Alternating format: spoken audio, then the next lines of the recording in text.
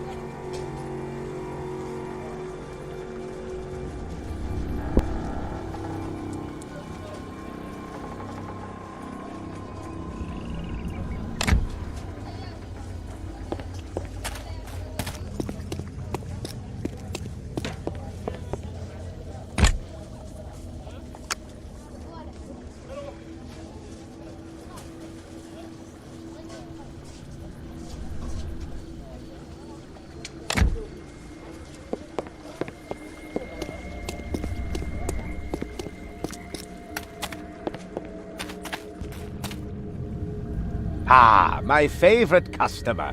Welcome.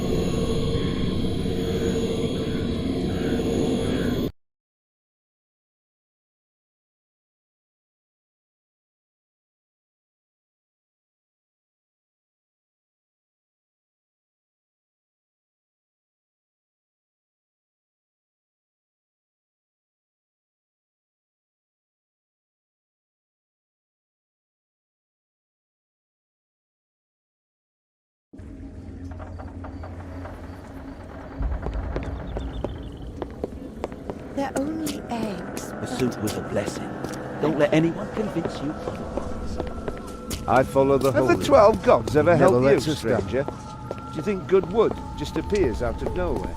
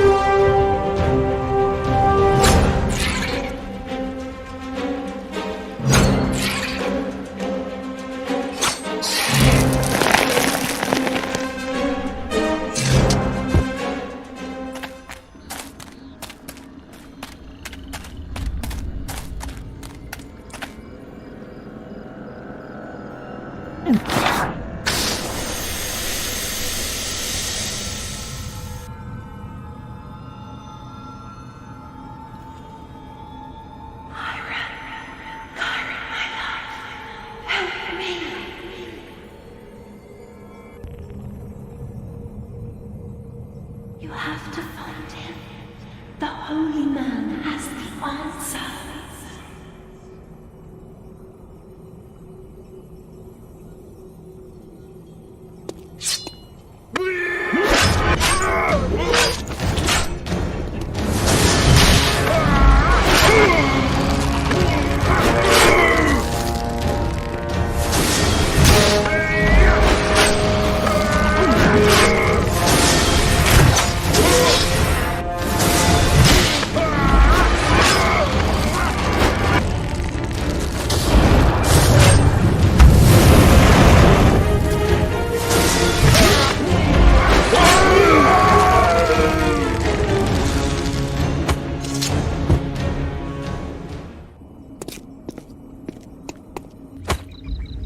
Chiron returned to Fernfield, heavily laden with the responsibility for the souls he had snatched from the lily.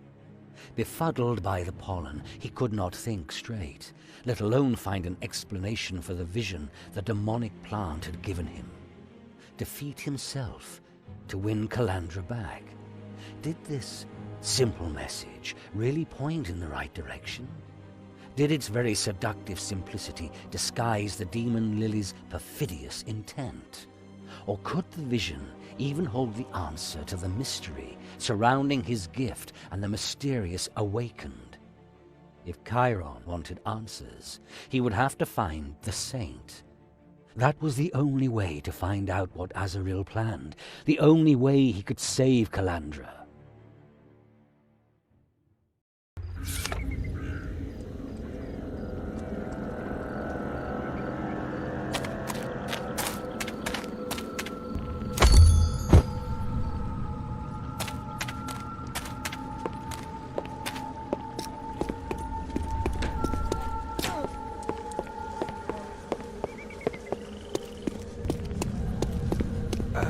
So, you're taking I Genna's want side. to finally go to I don't think that was paradise. just about some eggs. They're only eggs, but... Thank you. The wood arrived just in time, I'd say. Praise parade.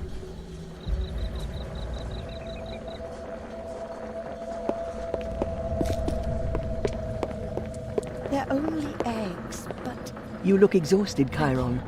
Did you find the lily? Here's the bulb. By Parain! Thank you, Chiron. I was worried that these poor souls were lost forever. You've proved yourself worthy of my trust, and if you're willing to trust me, we can save the poor misguided Fernfielders, but let's not rush things. I assume you still have questions.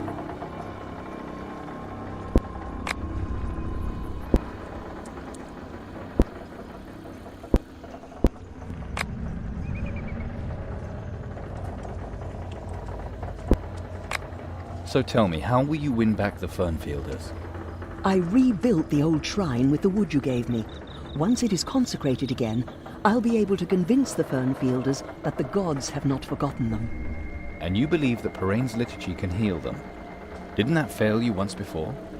The need has become even greater. When should the goddess show some understanding, if not now? There are many souls at stake. So many have fallen ill in recent days. It cannot be long before Gammat holds his next ceremony. But if my congregation is large enough by then, we can strike. We can win, Chiron. We only need a few more. A revolt against Gammat? And I'm supposed to be your attack dog? It's up to you whether you want to fight at our side. Now, all I ask is that you help us with the consecration of the shrine, as a protector and as a believer.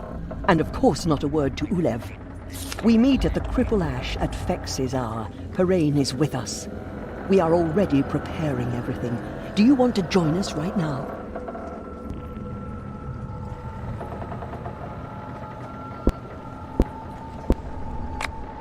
Let's go.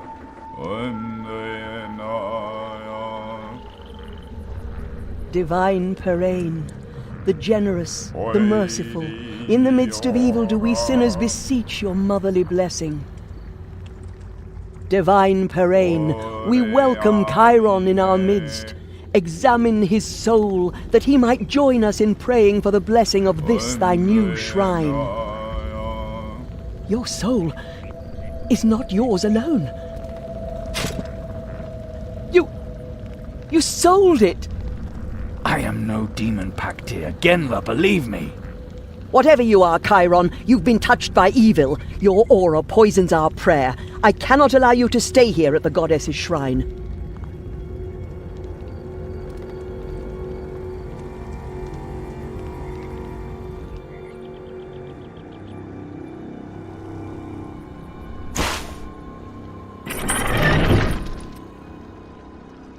Why are you doing this, Genla?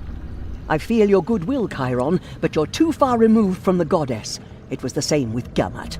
Ever since Macra fell into the pit with him, great calamity has befallen us. I will not be delinquent again. That's why I now put your fate in the hands of the goddess. Let her judge you. What can I expect in that gorge? Once, the gorge led to the Alhanian ruins. Bodies which we buried in the pit sometimes washed up there. Today it is a place of pandemonium.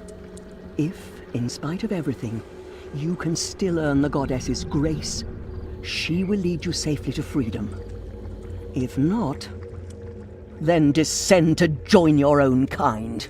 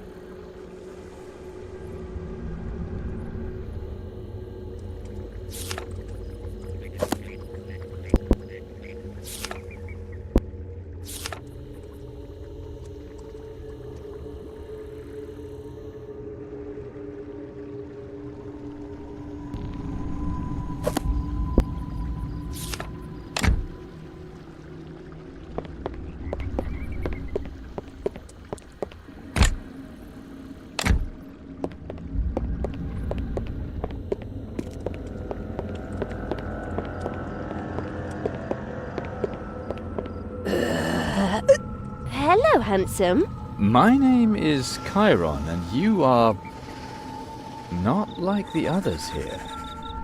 If you mean that I'm prettier, then thank you. I'm Latika. Ulef's daughter. You know quite a lot about me. What are you doing here? I think I have a few questions. So ask away, handsome. Do you know Gammat? What's all this about the cult of the Savior?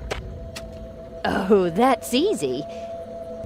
Gammat needs the undead to dig. He plays the savior.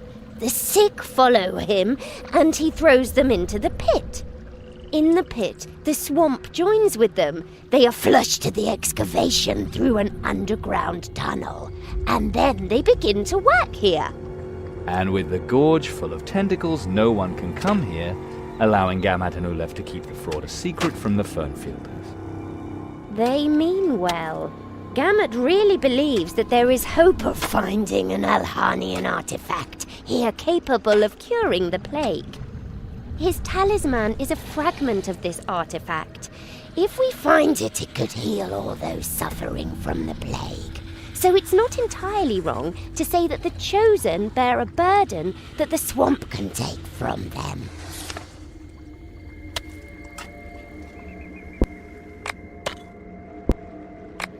Does the name Rio mean anything to you?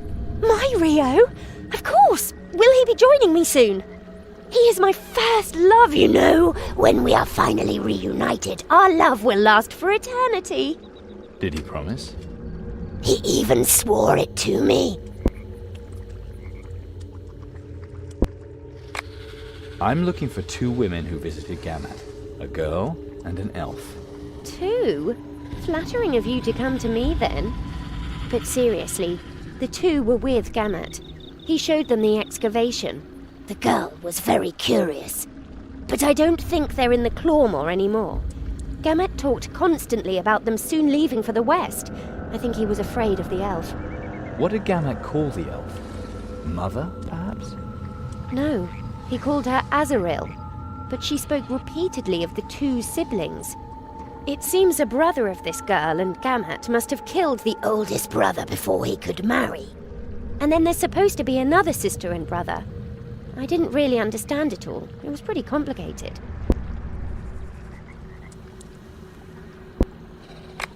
Can Gammat order you around because he's a necromancer? No, no one commands me. The power over the others rests here in the swamp and Gammat's talisman. A powerful thing that also alleviates pain. Then why are you digging? The ghoul, one of the mightiest of its kind. Gammat controls it, as he does many creatures in the swamp. I get it. You fear the ghoul because he eats corpses. He wants me for my body, like all men.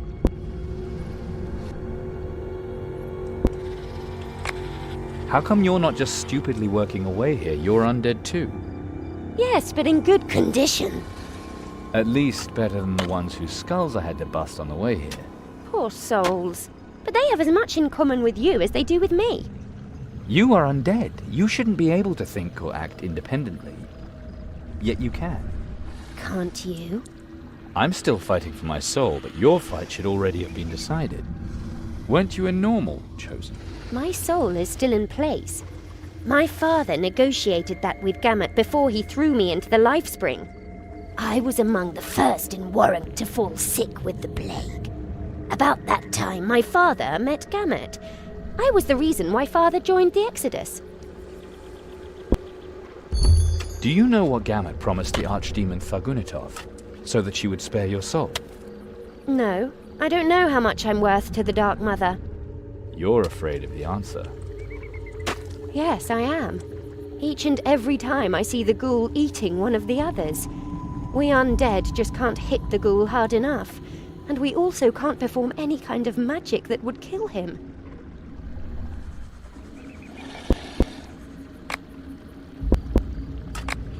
I need to talk to Gammat. How can I get him here? Do you see the old machines back there? We had a lot of trouble with them because the belts are broken. If the construction machinery were working again, we would make better progress with the excavation and hopefully find the artifact more quickly. Maybe you're brave enough to steal the webs from the spiders that live here. The threads of spider silk can be used as belts for machinery. Once the machines are running again, it surely won't be long before Gamut shows up. Ceremonial robes, drive belts. Hard to believe what can be made from spiders' webs.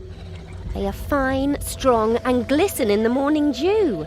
Those who create them do so full of hope, and those who touch them cannot leave them. A bit like love, you know? Aha! Just make sure you don't get stuck to the threads and get pulled into the machinery. What? Just a joke, Chiron. Well then, I'll just go deal with the spiders.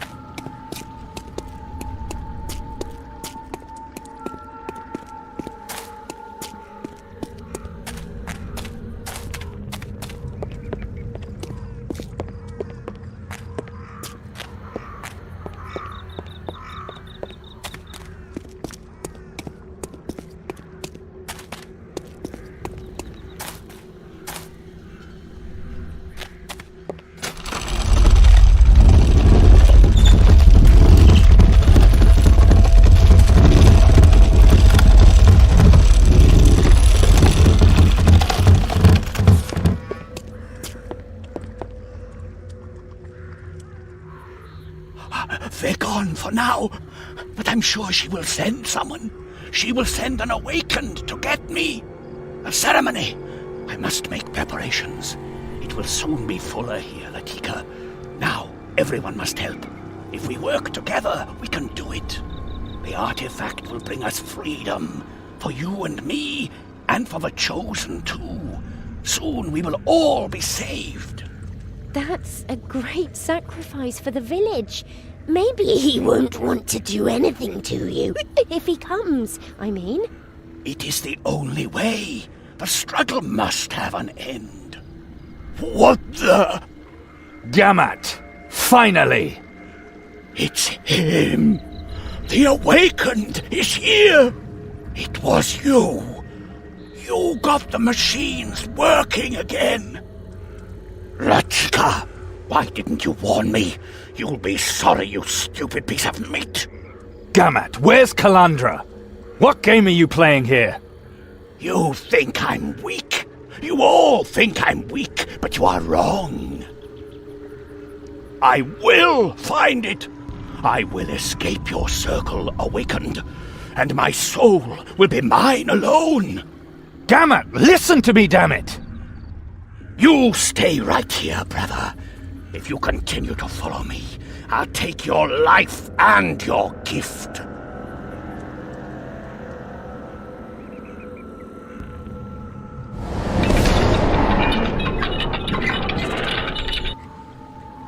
Be warned, brother. Be warned.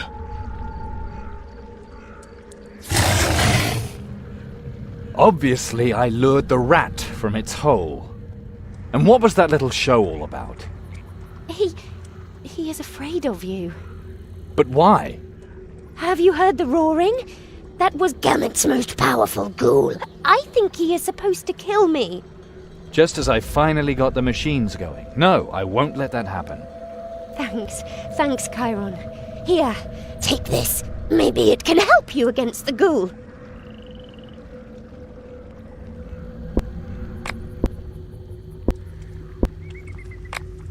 You seem to know Gamet quite well.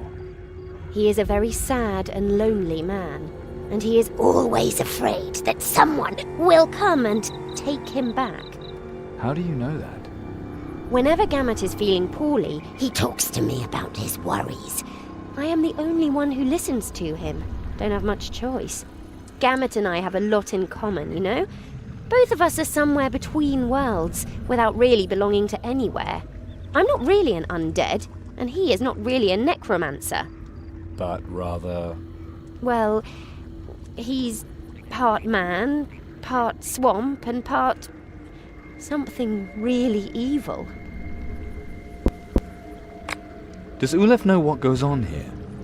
Not entirely. Gamet tells him that the Chosen are fine. He doesn't mention the bit about them falling apart while digging. Why? My father wants to believe Gamet. If he does not do what Gamet wants, the Holy Man will set the ghoul on me.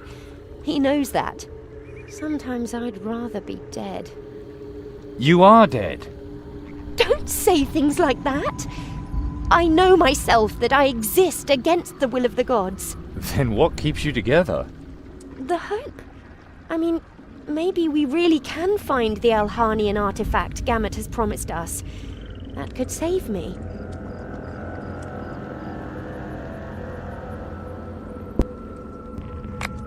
Wouldn't you rather go back to your father? You don't have to live here. I should return to Fernfield? Why not? Because I would destroy the illusion that gives the Fernfielders hope. On the other hand, the truth is important, and we don't know if the souls of the Chosen go to the gods or descend into the nether hells with Thargunitoth. No, I can't decide. Not right now.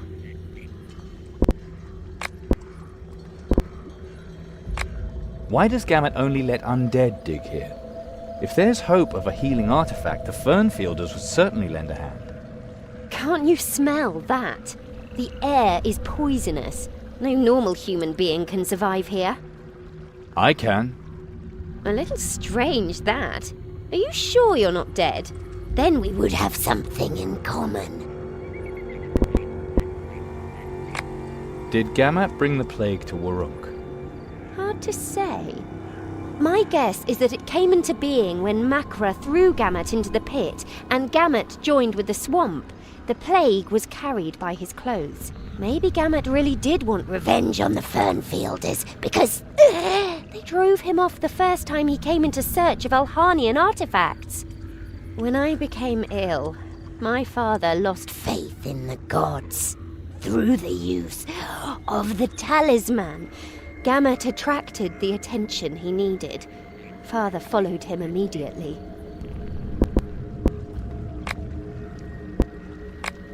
Do you really think Gamat has sent the ghoul after you? I talked to you.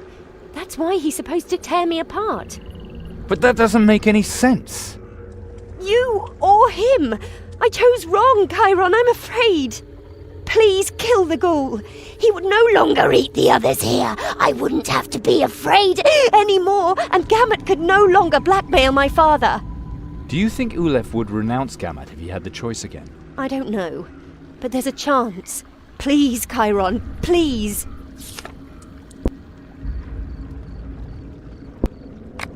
Time for me to go.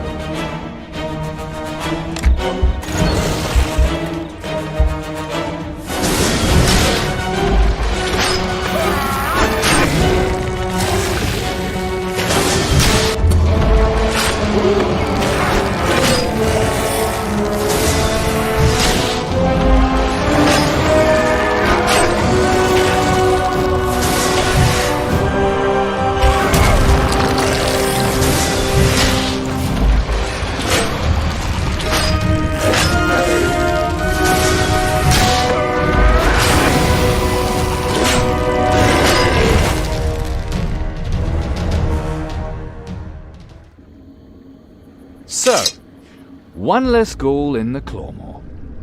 Thank you, Chiron. A pretty undead in trouble. Who could refuse?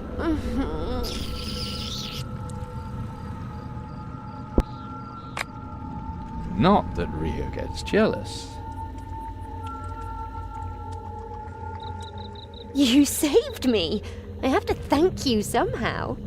But now hurry. Gamut won't wait much longer with his ceremony.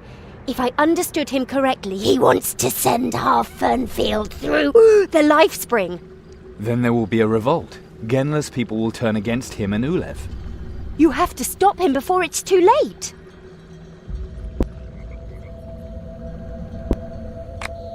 Don't you want to come with me? There's nothing I would like to do more. But I cannot stand between Genla and my father. That would only make things worse. Should the Fernfielders really learn the truth and lose all hope of entering their paradise? No, Chiron. That I cannot decide. It is up to you what you will do with the truth you have found here. It'll be hard to get out of here. The gate at the top of the gorge blocks my way out. You know, Gamut also didn't always need to die for coming here. There must be a secret exit in the ghoul's hideout. Now that the beast is gone, you can use it. Good luck, Latika. I'll see you later.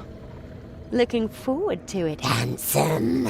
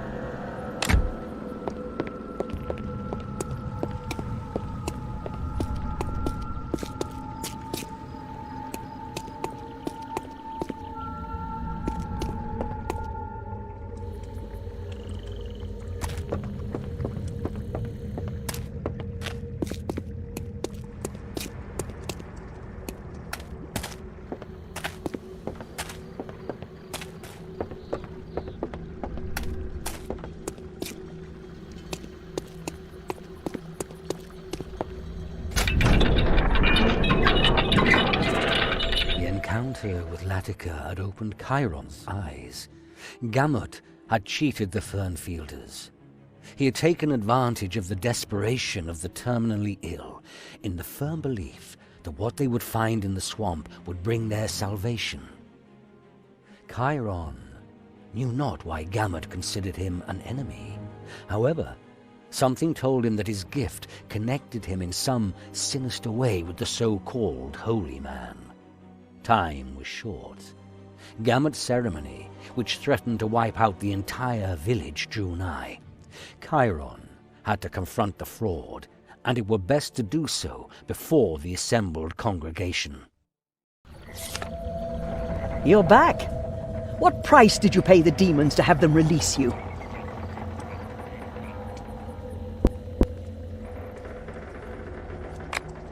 You haven't understood a single thing, Genla. I came back to help. You're not out for revenge? You see, when I discovered that your soul was not fully your own, I had to act. I feared that you would corrupt my entire congregation. I am no demon Pactyr, and if we don't work together, your village will find its way to the Nether Hells all by itself. Didn't Gamut just declare all Fernfielders to be chosen? How do you know about that? The ceremony has just begun. No one could have told you about it. What did you see on the other side of the gorge? Gamut doesn't save the Fernfielders. He turns them into the undead. They dig for an Alhanian artifact that is to cure all Fernfielders of the plague. And what does Ulev have to do with this? Gamut blackmailed him. He has bound the soul of Ulev's daughter, Latika. Gamut only became so powerful because Makra threw him into the pit. He has joined with the swamp. That explains much. But it makes his behavior worse. He spreads heresies, he plays with people's souls, even though he knows about the lie. I have to get to Gammat. That will not be easy. When he announced that he intends to throw us all into the pit, sick and healthy alike, my congregation rose up against him. Gammat will not be easy to reach. He is expecting an attack, and he knows how to defend himself and his followers. So be it. I will pray for their souls. Perhaps Divine Parain will forgive them. And Chiron. What? I will pray for your soul too.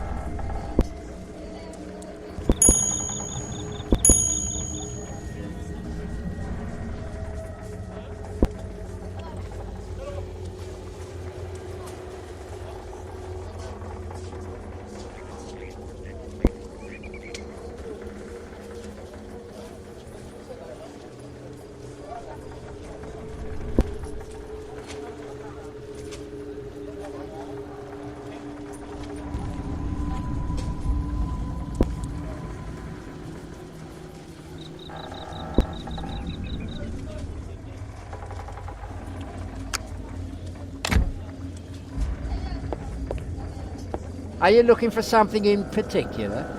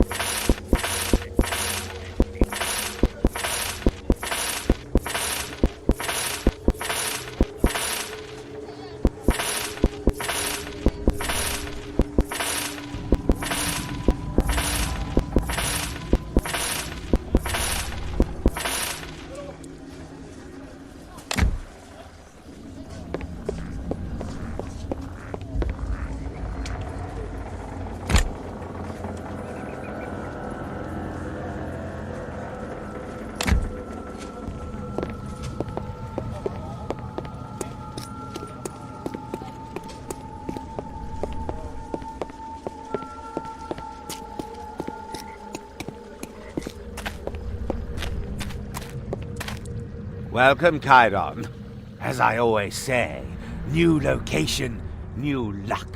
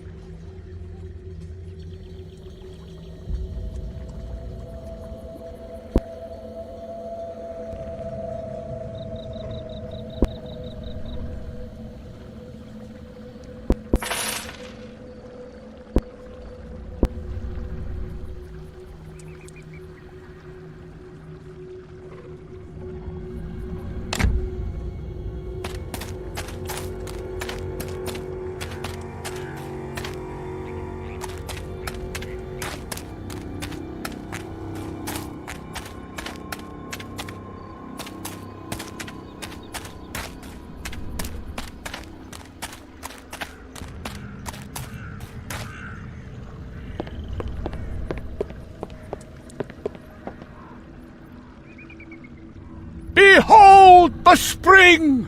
The life spring which taught us humility! The yoke borne upon our skins! The pain we suffer so patiently! Take it from us, O spring! Wash us of our sins and guide us to paradise!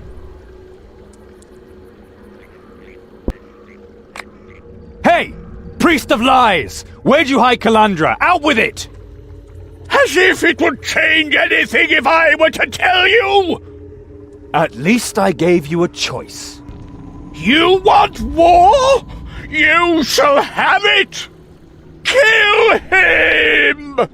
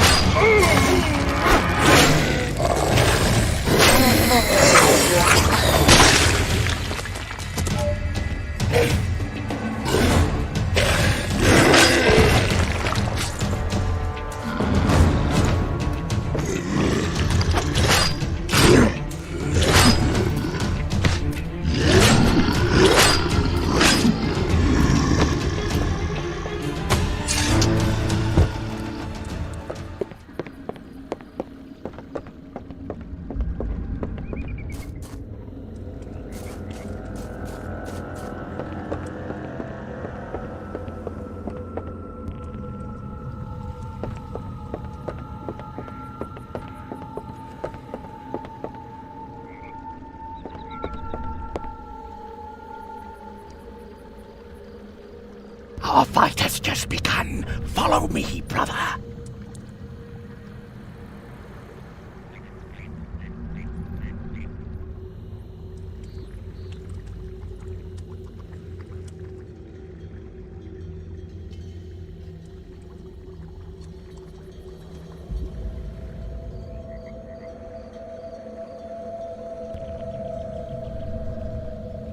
Gamut could not be allowed to escape.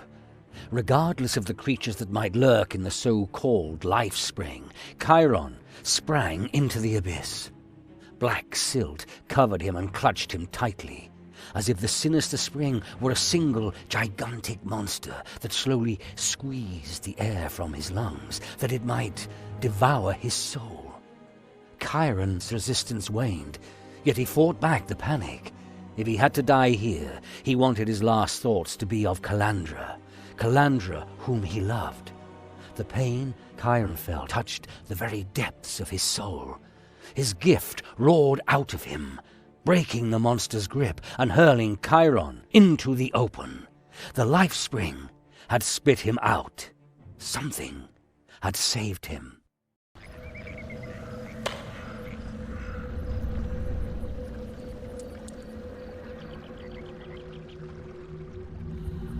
Are you trying to hide from me, or do you think you can keep me prisoner here? This isn't a trap, brother. I'm protecting you. I don't believe you. Why should you? How silly of me. You know nothing.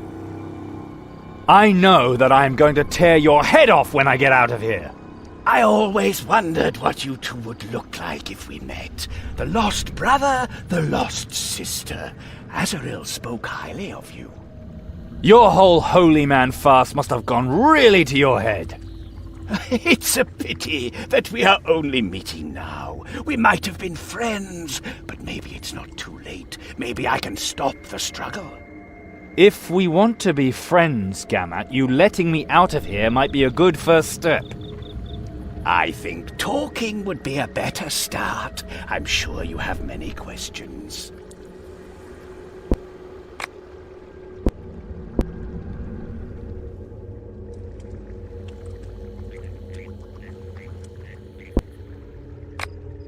Tell me more about the Awakened, and why do you think I'm one of them?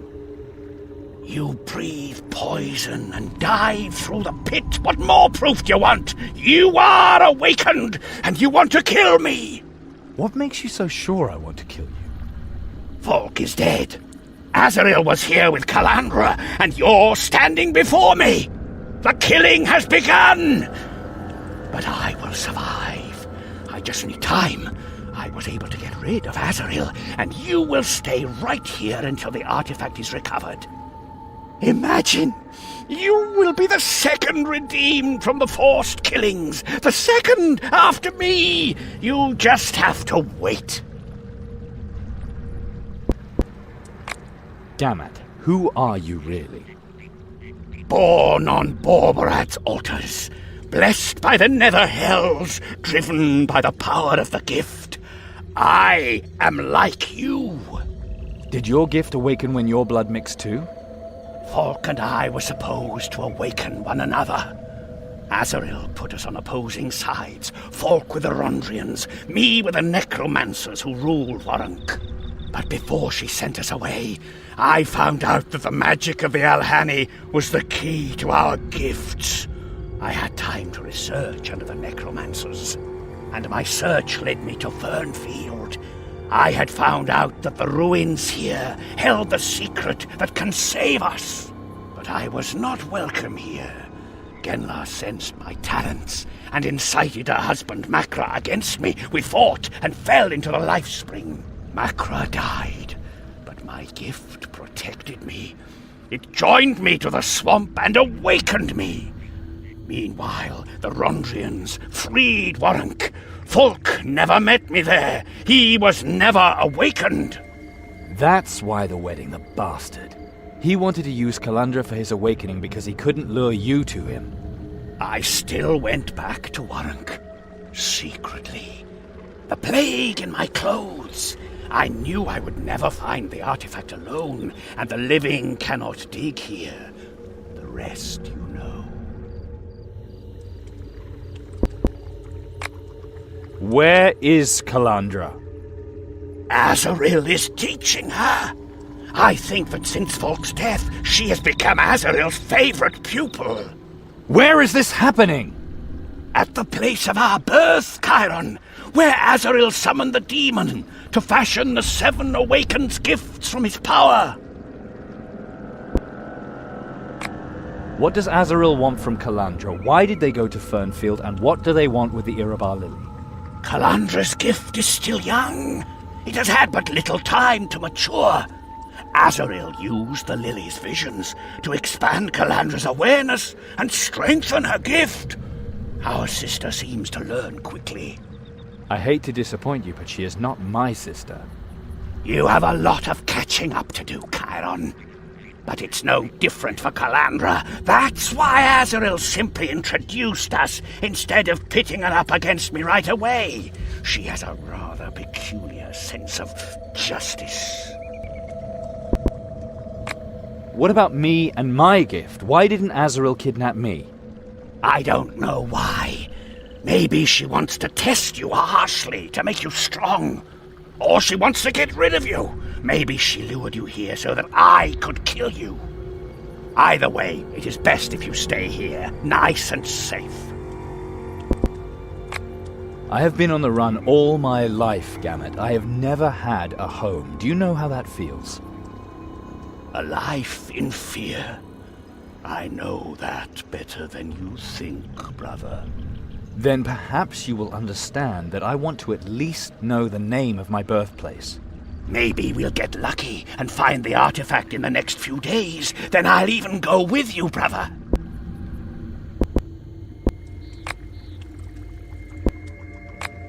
How did Azrael give us so much demonic power? I mean, sure, she's a powerful Borberadian, but her power must have limits. Alhanian magic. Azrael has somehow used it to channel demonic power. She must have negotiated a contract with a very powerful demon. So that's what drove you to Fernfield. You're looking for a way to free yourself from the forced killing amongst the Awakened. It will work, I'm certain. My talisman will save us all. No one will come to kill me ever again. A single artifact should have that much power? Do you hear what you're saying? You're grasping at straws, Gamut. That's what Azrael said too. That it can heal, maybe, but nothing more. But she's wrong. She must be mistaken.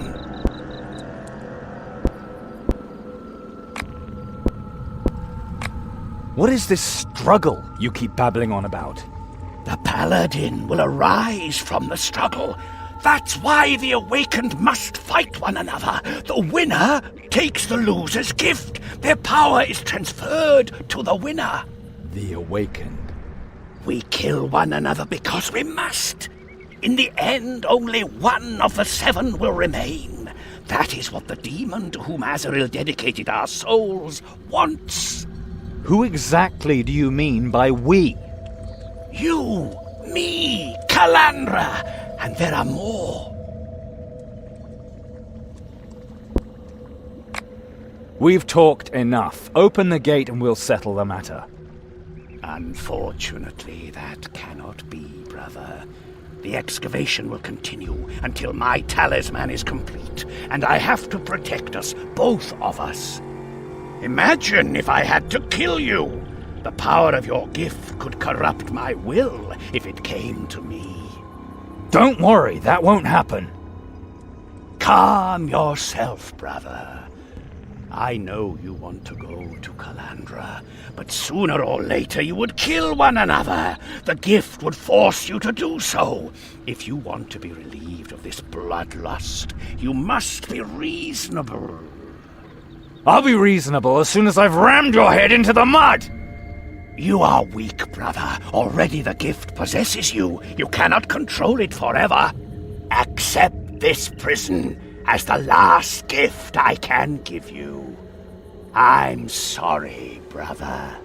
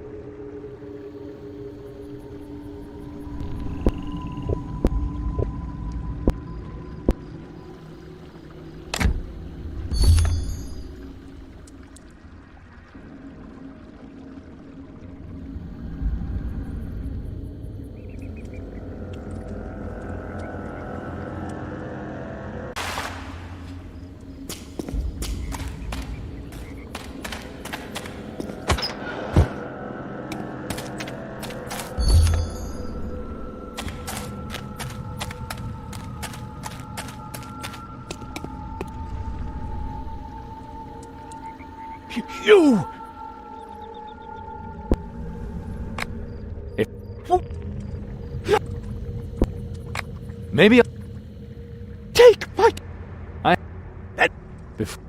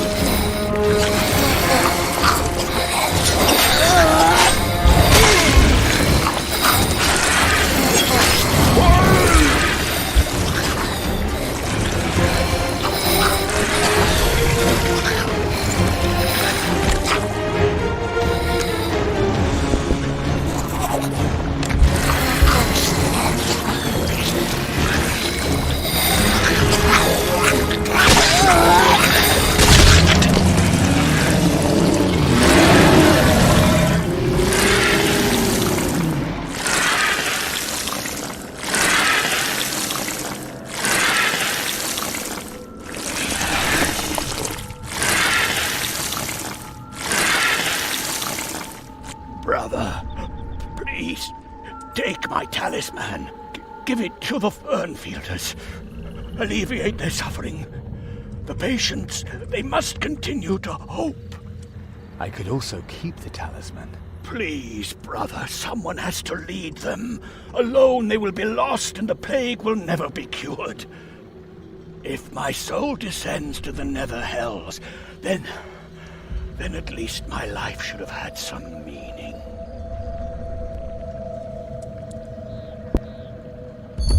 The talisman. What is its secret? I thought it would free me of the gift. But I was wrong. My death is proof that Azrael was right. The talisman is incomplete. It is only part of the healing artifact. If I give Ulef the talisman, can he continue the excavation? Do you really think that the Fernfielders will find the artifact and cure the plague? Without a ghost of a doubt. Good. I'll find a solution for Fernfield, but I need to know where Calandra is. It matters not, Chiron. When you see her again, the gift will force you to kill one another. Then tell me how I can break this evil spell. Only a demon can revoke it. I will break the awakened cycle. Azrael will never win. I didn't want it to end like this. Thank you, brother. Thank you for...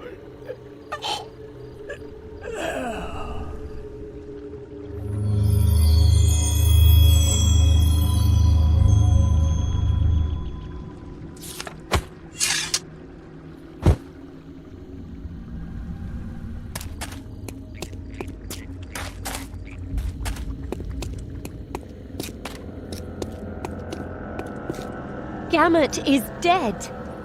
Yes, he is. Well, now I am surprised.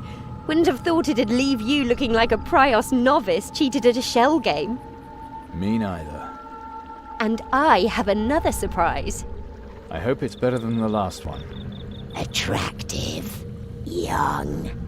Undead. You? Exactly. I haven't been cast down into the nether hells, even though Gamut is dead. Isn't that great?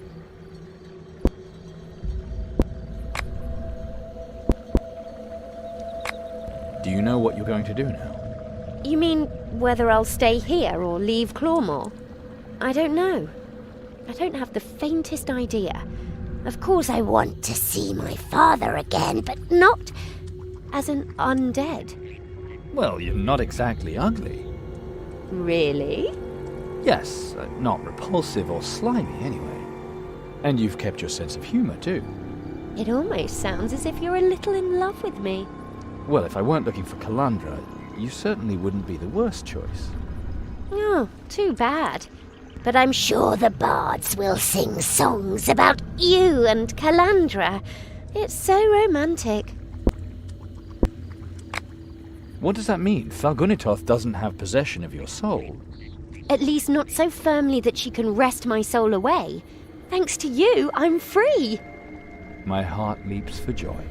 Do you think there's something like an afterlife for the undead? I can only guess, but you'll find out someday. Hopefully not too soon. Gamak gave me his piece of the Alhanian artifact. Will you use it? I'll take it to Fernfield with me to help convince the villagers. But maybe there are more of these fragments. Maybe I can use this magic to come back to life. I really don't know if the magic is that powerful. I'm afraid you'll have to remain undead for a while. Hey, that wasn't very sensitive of you. You didn't even bat an eyelash as Gamak gasped out his last breath, either. I'm just happy that I'm still alive. Well, sort of.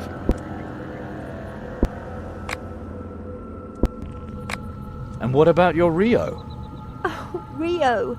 My Rio. Do you think he will love me as undead?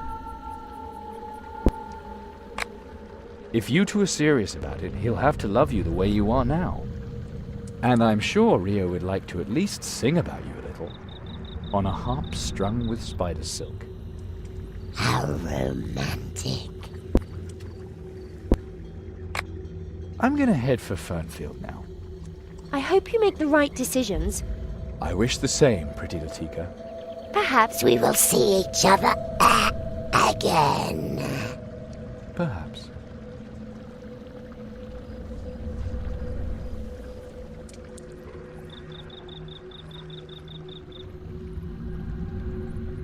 You're back! I am. From the pit! Yes. Like Gamut! And you're wearing his talisman! You're the new savior! Rio, I'm not the savior. Only the true savior denies his divinity. What? You have revealed yourself just in time, savior. Gamut's flight confused people. Genla has captured Ulev and preaches of the old gods. She wants to destroy our faith, savior. I don't have time for this orc shit right now. Take me to Genla, quick. As you wish, savior. Long enough have you lived in sin.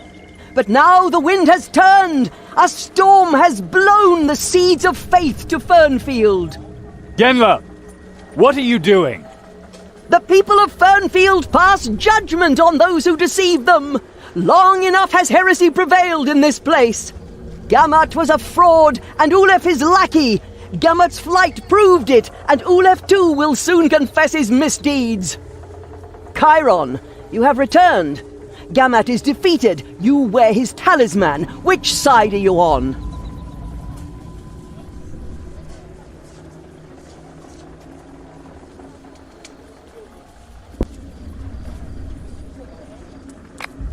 Gamut deceived you all. He was nothing but a necromancer who drew his power from this talisman. He used it to relieve your pain, but also to fuddle your senses. The paradise to which your dead were to go was a lie. Gamut used their undead bodies, making them dig for magical treasures beyond the Great Gorge. They were not buried according to the divine commandments. This enabled the demonic forces of the swamp to take possession of their bodies. No one knows what became of the souls of your chosen. The root of the problem was this talisman.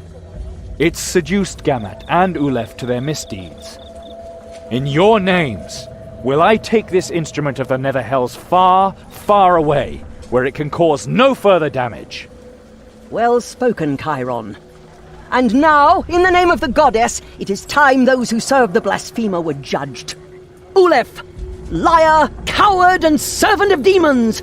With your words and deeds you have condemned dozens of souls to damnation! We can no longer tolerate you among us!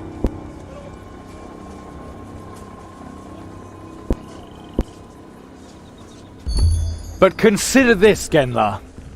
The soul of Ulef's daughter Latika was in Gamut's power. Ulef lied to you to protect his own child. A blasphemous trade! And the punishment for blasphemy is death! Do you really wish to condemn him for giving people hope? Haven't enough people died already? Gamut inflicted a wound upon the village. You are here to heal, not to take lives. The goddess Parain does not teach revenge. She teaches compassion. Chiron speaks with Phaxon's tongue. Even if you are right, the villain must be punished. I hereby banish Ulef, and all those who wish to continue following him are to leave the village as well. Never come back, that we may finally find peace again. I follow the holy man. He never lets us down. Chiron's intercession saved Ulef's life. Although he had lied to the Fernfielders for years, they recognized his good intentions, and so let him go in peace. Then they went to the place Gamut had described to them as paradise. With hoes and scythes, they delivered their friends and relatives from their miserable undead existences. For many of the ailing, this was the last thing they did. But at every funeral mass Gainler read after that, the Fernfielders knew their souls were saved. Once again, they could distinguish between good and evil. However, the ancient Alhania secret that could have healed the plague remained submerged in the Clawmaw. Chiron moved on. He had to know how and why Azaril had blessed him with the magical powers, thereby making him Calandra's mortal enemy. And Warunk would hold his answers.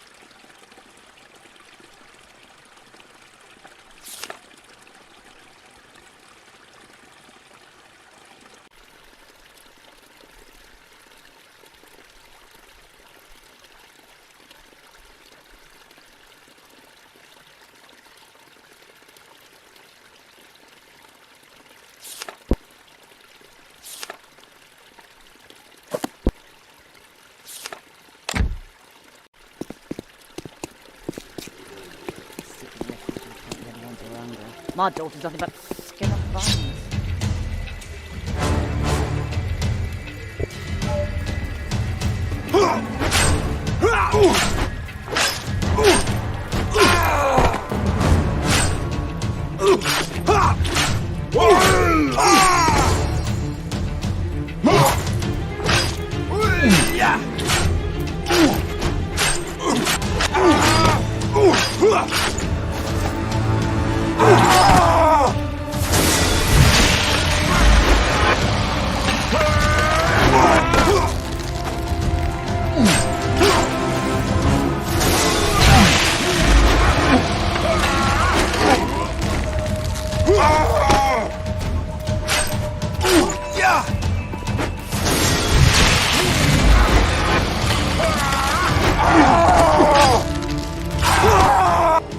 What? Good thing I ran into you. Finally, What's going someone's on? cracking down around Parel, the bastard. Now the dragon has a body and soul.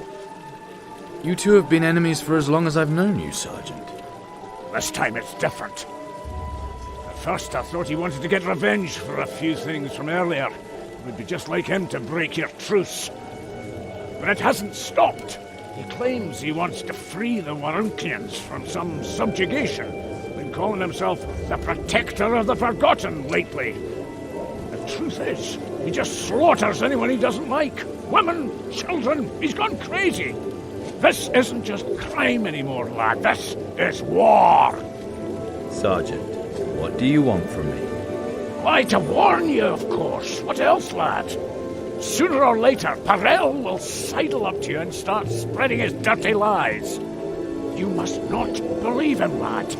Doggle and Dratchash. Don't believe a word that rogue says. I'll be careful, Sergeant. And if you run into one of Parel's brown nosers, make short work of them. They all deserve it. God, toss a most of us. That's Kyra, the one who annihilated that shadow demon in the marketplace.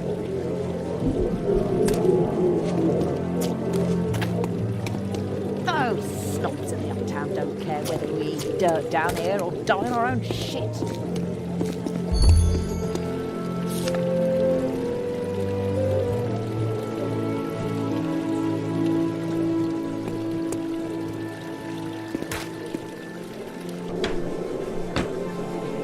Ah, Chiron.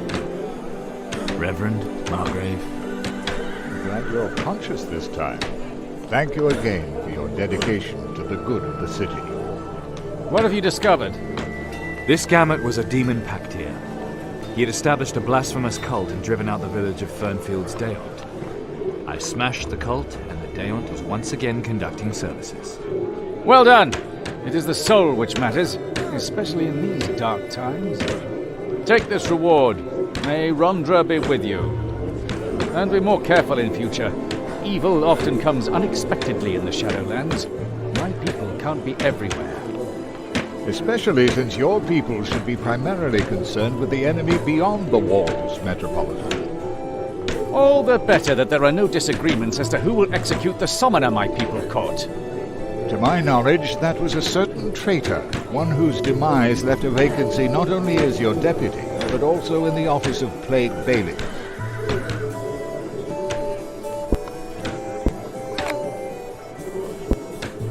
Metropolitan Turgilev, you're the leader of the Rondrians here in Warunk, right? If titles are important to you, the Metropolitan represents the Sword of Swords, the head of the Church of Rondra. Strange title.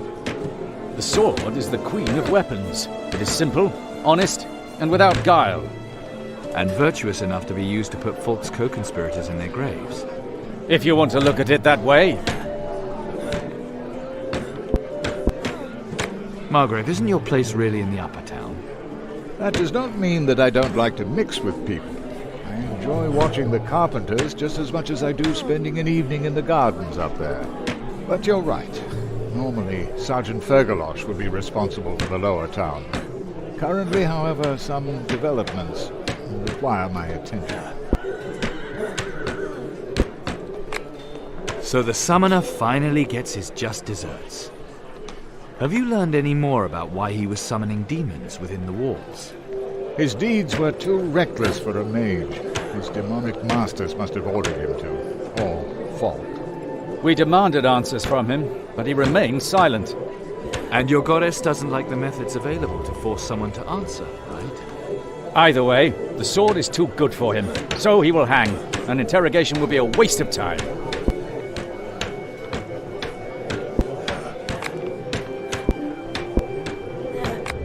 Where is this execution going to be held? Marketplace, second hour.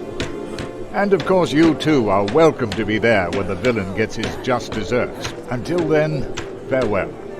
His hanging corpse will serve as a warning to those who still pact with demons. Fine. See you at the execution. And greet your father for me. I'm sure he's expecting you. You'll find him in the old pillory.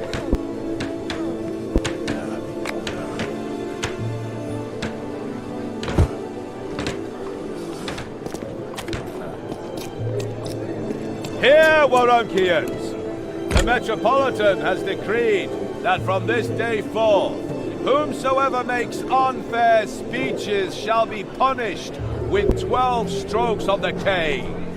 If they do so publicly, they will receive 3 times 12 strokes of the whip.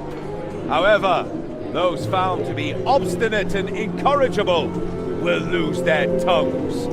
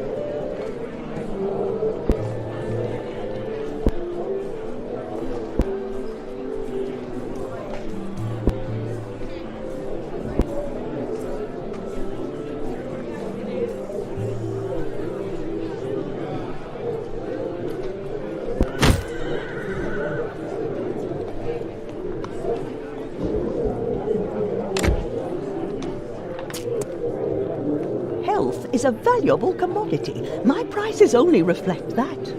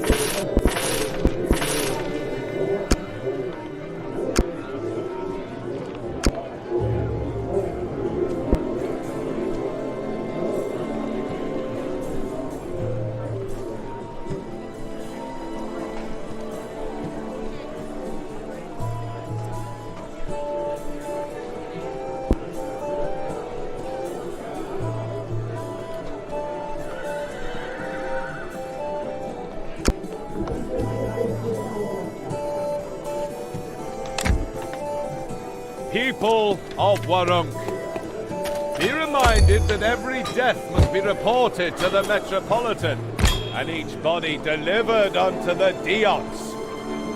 Anyone who refuses to comply and continues to exchange dead bodies for cash is now considered deaf, and will able do without one of their ears. Do you even know which end of a sword to hold? The days of the dragon are over! Mistress Rondra, be praised!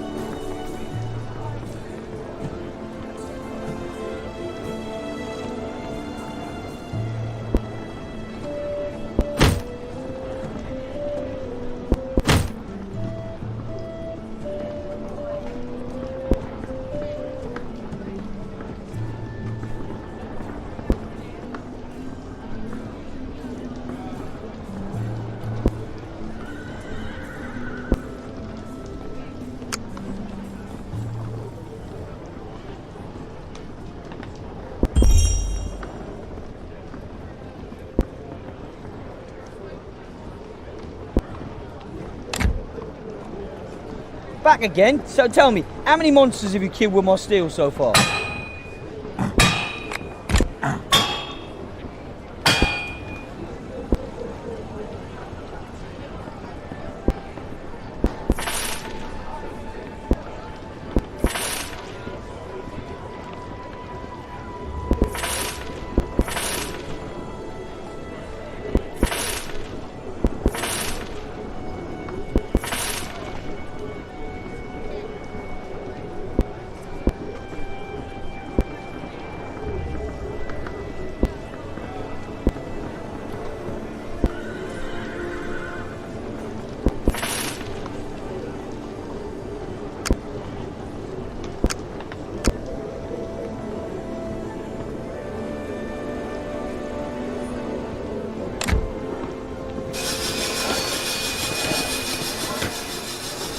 Ah, my favorite customer.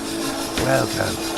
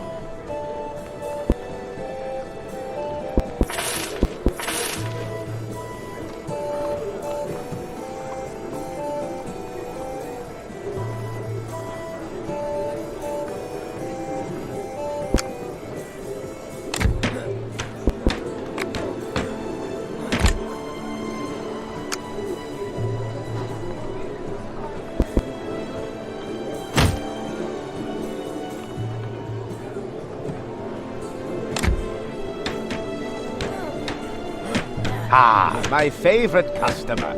Welcome.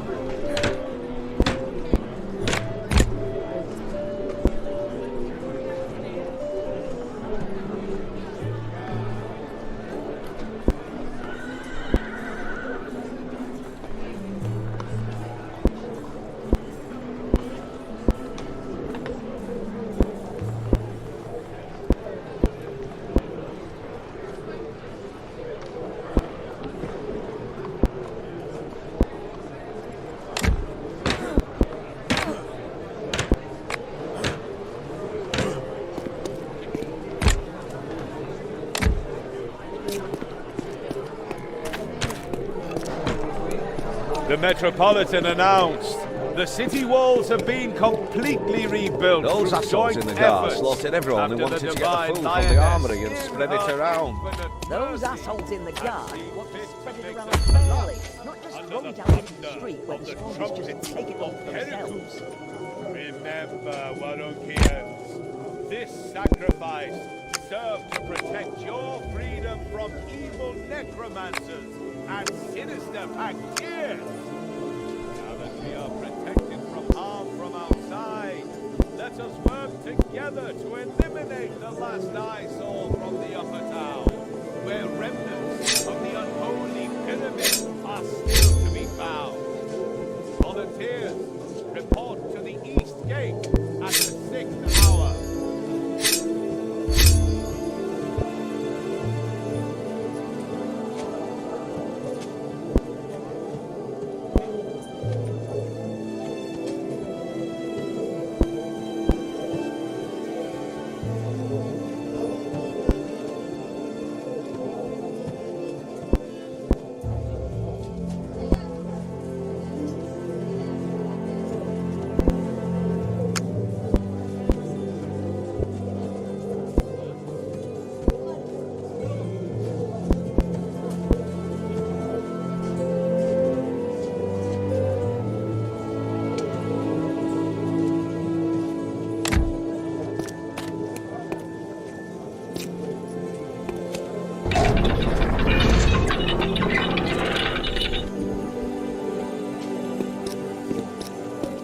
Those men with the armament look like demon skin.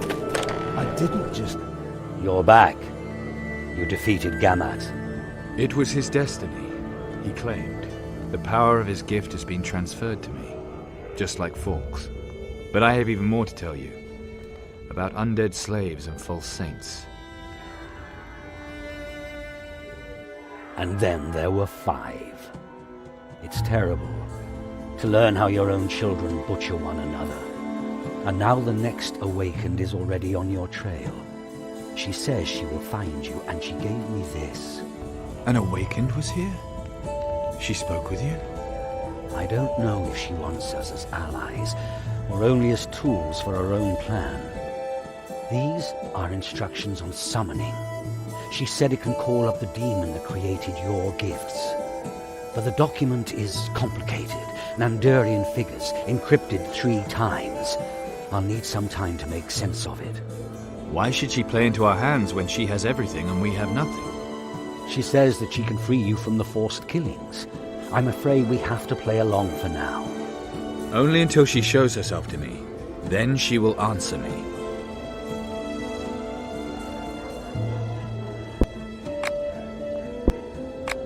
What does this awakened expect to get by summoning this demon? That's risky business. If she's telling the truth, the ingredients listed in these instructions really could help. Each demon has its own peculiarities, which must be taken into account during the incantation. The real danger starts when it appears. The demon's true name helps to keep it under control, but you can never be sure if they will really follow your commands or betray you instead.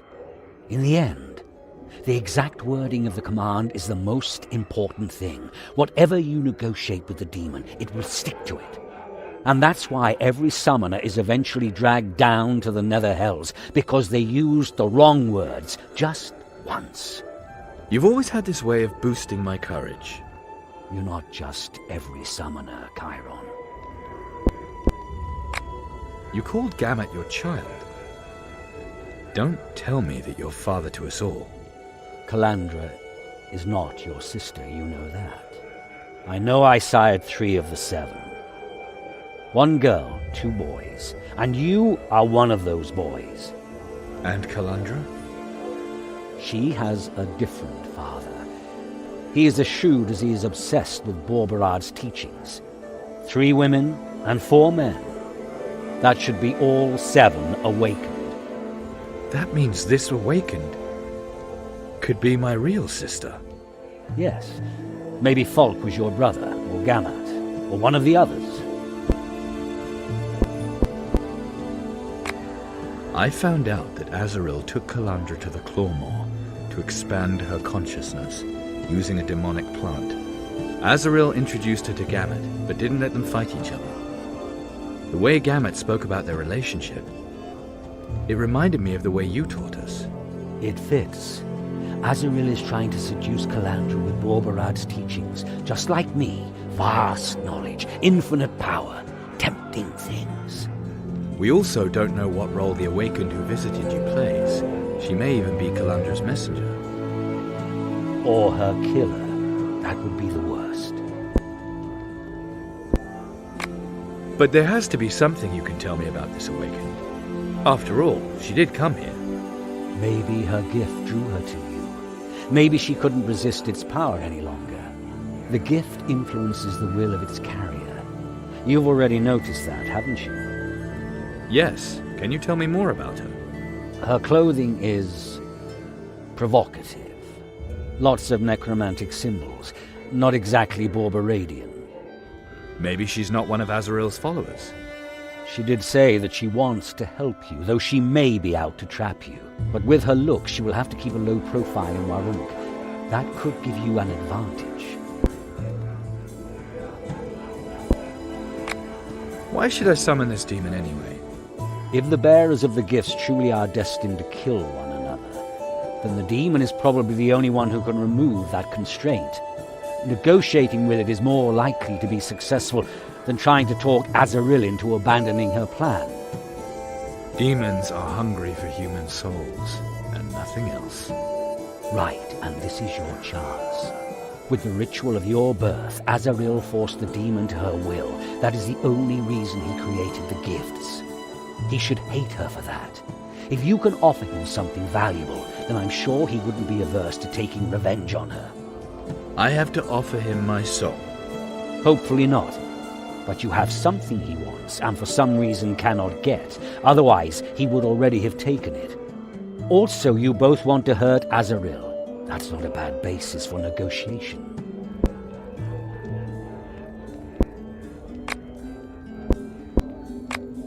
I've never summoned a demon. Even if I wanted to, I wouldn't know how. A summoning isn't something you just jump right into.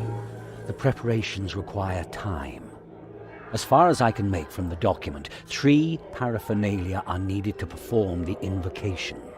Paraphernalia? Offerings to the demon. They make it easier to call and dominate. Summoning ingredients, if you like. It says, "First take unto thee 3 stones of the 3 great powers. From the manor rob then 3, of the world, of magic, and of divinity. Burn now the 3 in demonic scorching flame of the nether hells." Where am I supposed to get stones like that? Summoning instructions are basically a matter of interpretation. You'll probably have to improvise. It's best you find this awakened and ask her. Then you can still decide if you want to perform the invocation. If she isn't luring me into a trap to kill me. Either way, you can't really lose.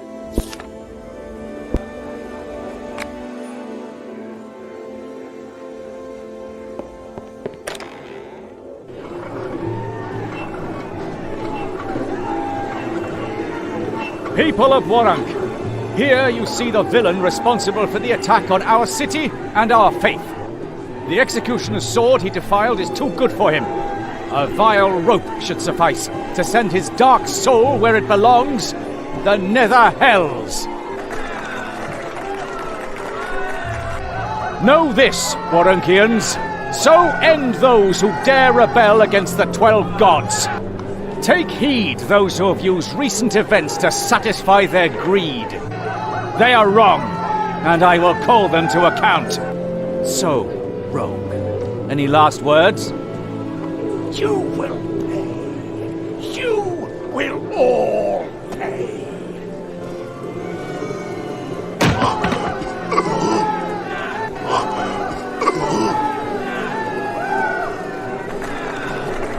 Fire! Fire at the old Rondra temple!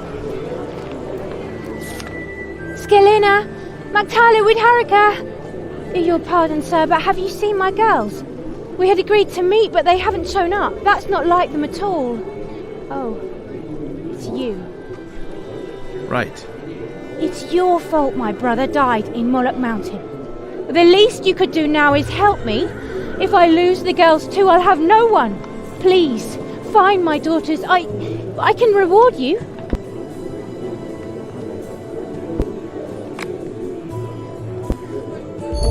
I don't really have time to look for your daughters now. What form of eternal gratitude were you offering?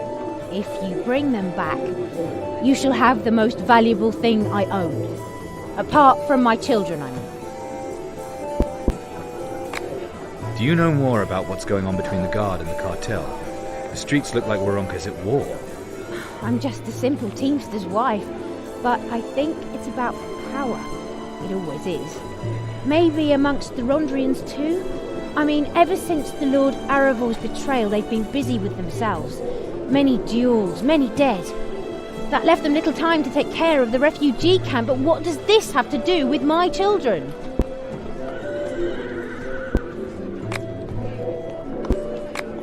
I noticed the summer stared at a child from the scaffold. Could your daughters have been at the execution? Or at least one of them? The execution? Possibly. They were always wherever there was something to see. Especially Magtala loved that kind of thing. Even egged the others into proving their courage at the prison, even though I always forbade it. Tests of courage near the cells of robbers, murderers, and defilers.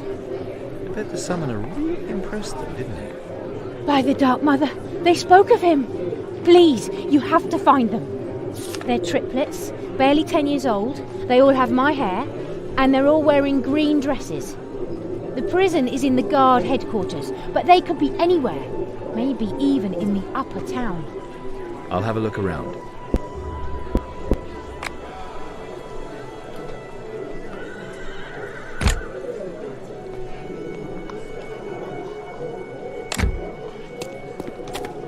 Dash it, those Rondrians.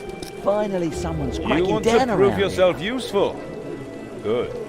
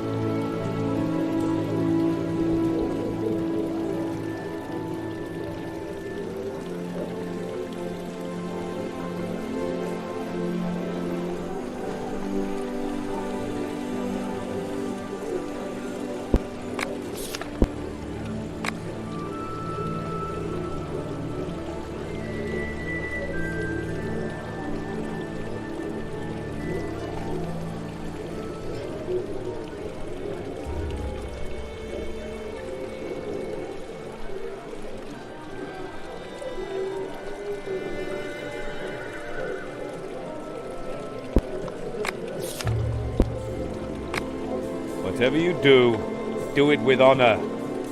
See me when you have something to report. That's kind.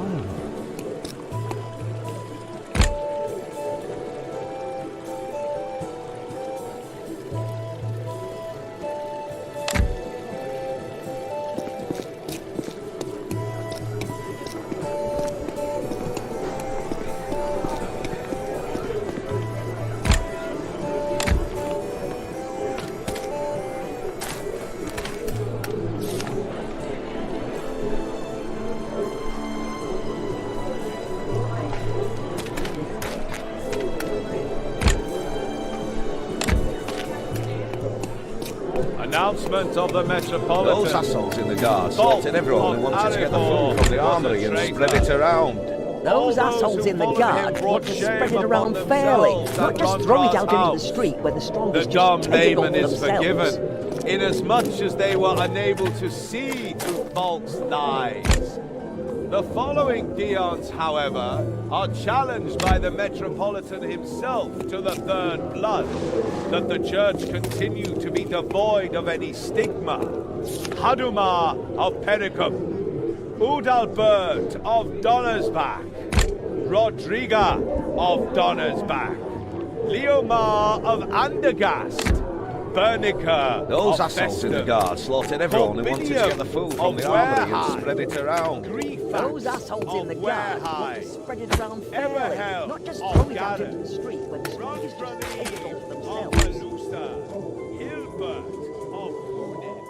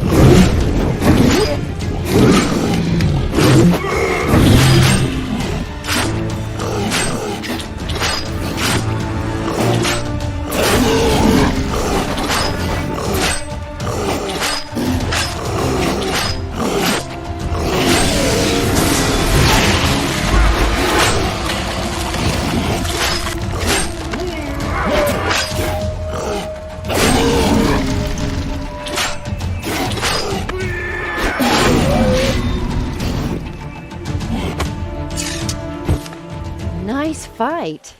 Chiron, I presume.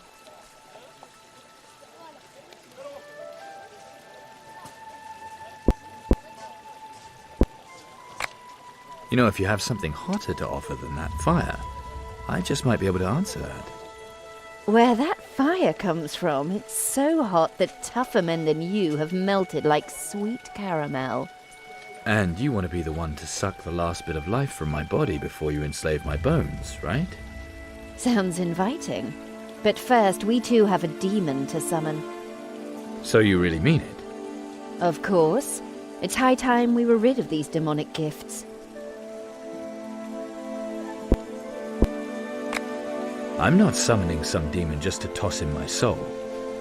Maybe you're only here to get it yourself. Listen, Chiron. Azrael created our 7 gifts. She had to promise the demon 6 souls in exchange, but she is allowed to keep the 7th. That last soul is supposed to become Azrael's tool, the first paladin. And of course, there can only be one. Azrael believes that life is but a constant battle, and she forced that battle upon us with the gifts. In the end, all of the prey has been devoured, and only the hunter remains. Borberadian philosophy. You gave me the instructions for a summoning. You tell me Azrael's plans, I have everything I need. That sinks your chances of survival. Damn it, you're just so cute. It isn't that easy. I have 2 secrets you don't know yet. The first is Zul'Garoth's true name. That is the only means of controlling a demon that powerful once it has been summoned. The second secret, if I ever give it to you, will be a gift. And I will have to earn that gift, right? That depends on how far we go, Chiron. The true name should do you for now. By the way, my name is Cassio.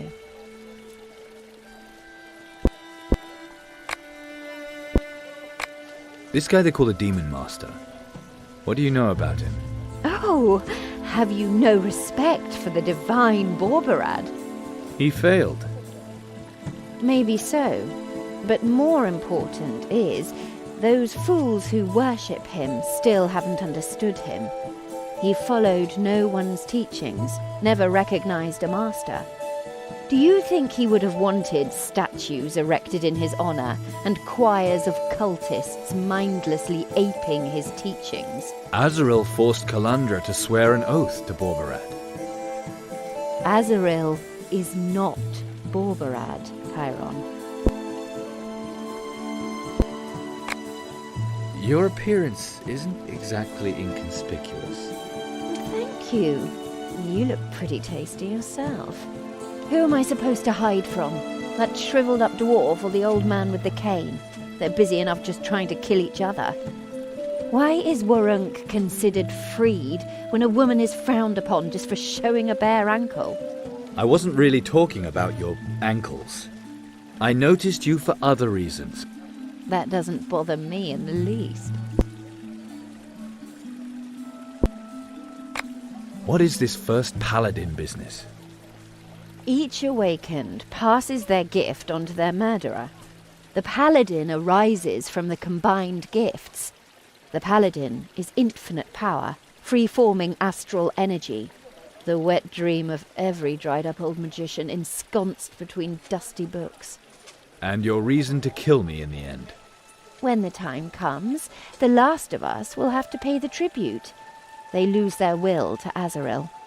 I don't know if you'd like that. I'd rather be dead than her brainless puppet. And I don't think either of us is stupid enough to keep playing into her hands by killing one another. You gave my father instructions for summoning. What exactly is this Zul'Garoth? A horror from the Netherhells. His power is enormous. It has cost me a great deal to steal his true name from Azrael. He is the only one who can free the Awakened from the need to kill and break Azrael's power over the gifts. He created them. He's Azrael's ally. Why should he listen to us? Because he is not her ally. She forced him to do her bidding, as one does at a summoning, provided they succeed. He probably hates her. And he doesn't know us. What could we offer him? Maybe he likes to watch. Imagine if he wanted a violent struggle in the summoning circle. What would we do then? Kalandra, does that name ring a bell? No, never heard of. Or, wait, isn't that terrible disease where you get all those bloody blisters under your skin? Shut up! And there he blows. Seems like the gift isn't the only thing that has you under control. Have you sworn something to her? Eternal, unbreakable fidelity, maybe? That would be a shame. What do you know about Kalandra? She is Azarel's new favourite, the new Portifex Maxima, the greatest portal opener of them all, the best of the awakened. What portals? Out with it.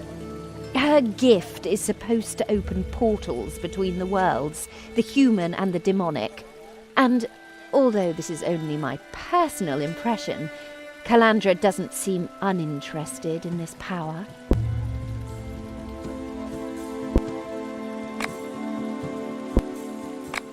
The fire demon, what did you have to do with it? 3 stones of dominion, burned by demonic fire.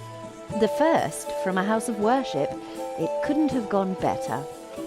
You summoned the fire demon. You'll have to find that one out for yourself, handsome. But if you are looking for advice, in this city, the truly wise are likely to be behind bars. All right, so we collect stones. Good luck, and see you soon.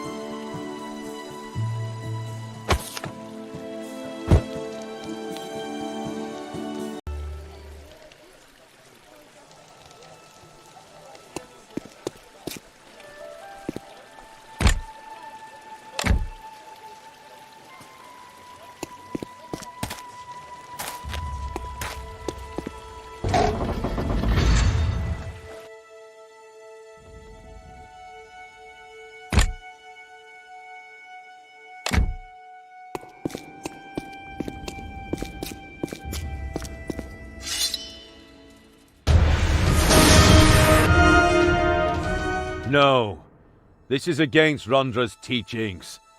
Return when you are willing to fight the honorable way.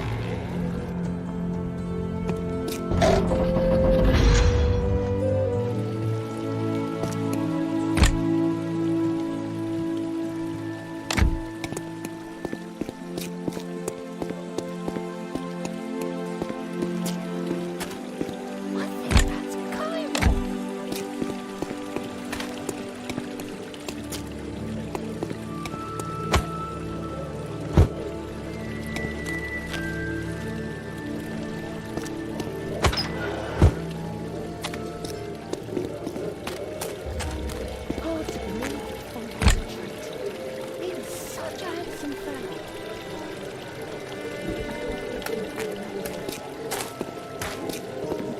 Dash it, those Rondrians. Finally someone's cracking down around here.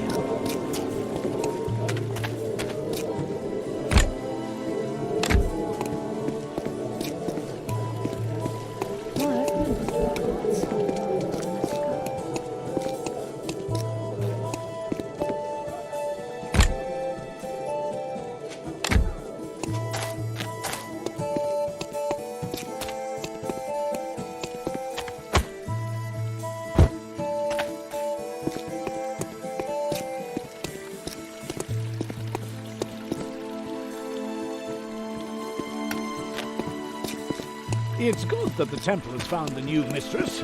Genla is nowhere near as fanatical as those narrow-minded Rondrians.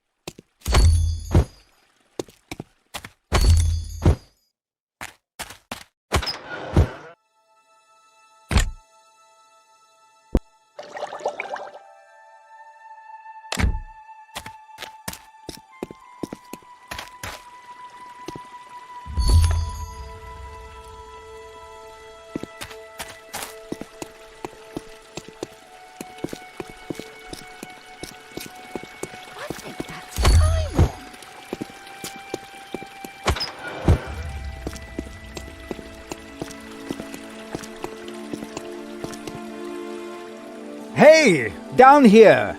Magus, as fresh and free as ever. Naive irony, how amusing. In actuality, I'm only staying here to ensure that my appeal proceeds properly. According to the Codex Albiricus, I'm a free man. Be glad you're sitting in that cell. There are fire demons wandering around out here. Are you serious? That amateur was actually successful? How did I know that you would somehow be involved? Sir, I did not ask to be quartered next to that bungler, and when I learned of his perfidious plan, I did my best to minimize any damage. A temple burned. A child is dead. Your help seems to have taken an unusual form, Theodore. I am in no way responsible for the fact that those brats failed to memorize a simple hopscotch. Tell it from the beginning. This summoner they just hanged. Presumably he wanted to take revenge on the Marunkians and use those innocent children as his tools. He wanted them to summon the Typhelel, the fire demon. Summon? How irresponsible. I thought my plan had countered his plan. 'Tis a fool who thinks he's smart.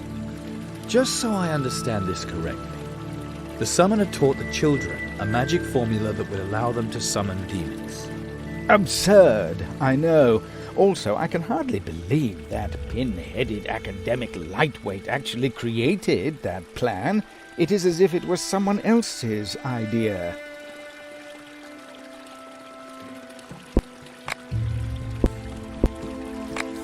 How exactly do you summon a demon? Each demon is unique, and the peculiarities of their summoning are correspondingly diverse. You need instructions for the summoning, very expensive and rarely of high quality. You also require a summoning circle in which the demon will appear, and a protective circle for the summoner. The demon is usually offered paraphernalia, offerings in order to lure him. These can range from crushed gemstone to the salt from a dragon's tear to a 16-year-old virgin. If such can even be found, should you not have any on hand, and this applies to all ideal paraphernalia, then you must improvise. Yet improvisation increases the risk, and a summoning certainly presents oneself with more than enough of that. One is safest when one knows the demon's true name. What could go wrong? If one does not draw the circle carefully, the demon will break out of it. Then he will skin the summoner alive, tear him apart, and smash some furniture, or houses, depending on his power. If the circle holds, you must bring the beast under your control. Otherwise, the demon will simply disappear once again, leaving you with naught but a new mortal enemy. Yet the most risk lies in the wording of the contract. The demon will follow it to the letter. To the letter.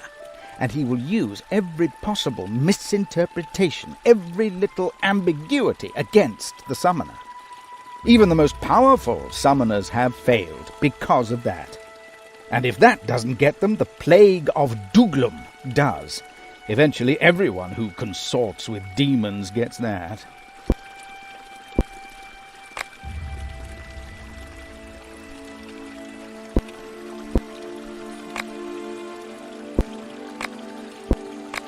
What could go wrong? If the... Yet the...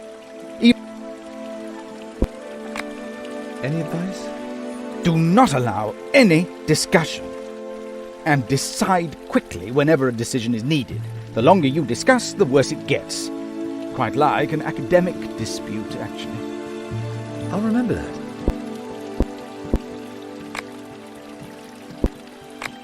How did you plan on keeping the children from performing the summoning? The demon servant gave them some summoning chalk and taught them some hopscotch. I listened and realized if performed correctly, those innocents would summon a Typhilel. I used Sleep of 1,000 Sheep to make him sleepy. Then I taught the children a few syllables of Zyad, the language of the demons, as you may know. If those snot-nosed little brats had memorized and recited those few simple syllables correctly, the demon would have appeared in a much weaker form, if at all. Not bad, for an eccentric bookworm. You do me too much honor. After all, it didn't work, did it? And a prohibition would have only encouraged them. Never mind the fact that the utterance of prohibitions is per se paradoxical. But, Nandus, forgive me, the villain was a better kindergarten teacher than I. Perchance you're interested in the Typhilel yourself. I could teach you the wording for that spell, just to be safe, of course. Then let's hear it. Malkor, Mashrak, Maragosh. Zijab, Typhel, Marashik. Marak, Maratai.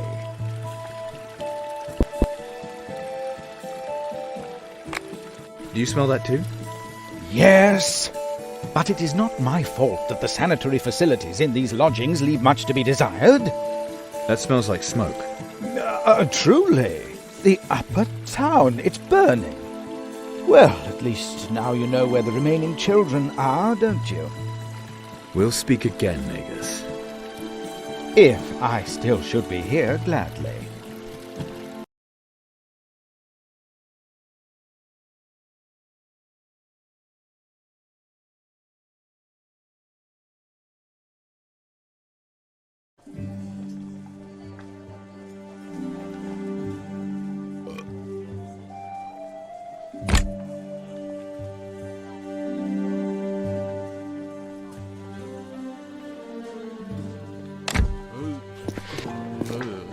A fire demon, out of nowhere. Pray us, help us. I'll handle this. Is the way clear? In principle, yes. Providing Perel's people let you through. Then speak on my behalf, Margrave. A child's life is at stake. And not even the cartel could want to see the upper town in flames. You really think they still listen to me? No, Chiron. A lot has changed since you killed Falk. There is no plague bailiff anymore. All those Rondrians who served the traitor fell to Yarkon's sword. And Perel and Fergalosh both want to prevail in that turf war before the Rondra Church can send more troops. Fergalosh wants to designate the new plague bailiff. He lied to me. Pharrell believes he is fighting for freedom. Fergalosh believes he is defending the law. But both are making a terrible mistake. They're putting their hatred above the good of the city.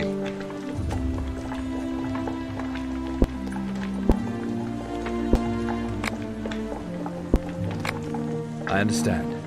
Guard is out of control, and that leaves you but a single man alone. There is one option. Perhaps Yakon's people are stronger. The remaining Rondrians are the only way we can get this town back together. And I would be very grateful for your help. Simple question. What's in it for me, other than the cheers of Wurruk citizens? I'm still the Margrave. I'm certain I'll think of something appropriate. Time will tell, Margrave. My next target is a fire demon.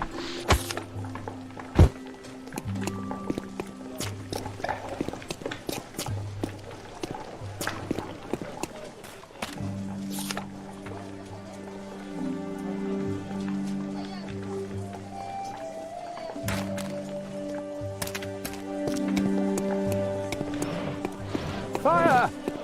Fire! Fire!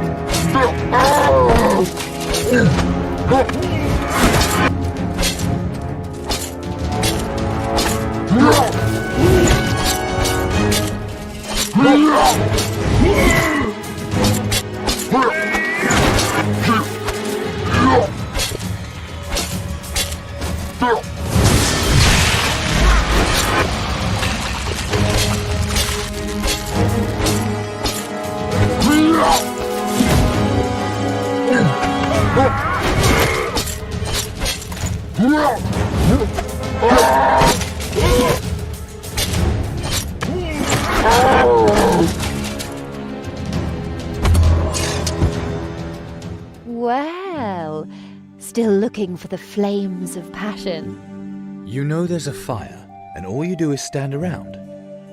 I didn't lock the summoner up and thereby awaken his thirst for revenge. He would have called the Typhonal anyway. But here he's at least useful.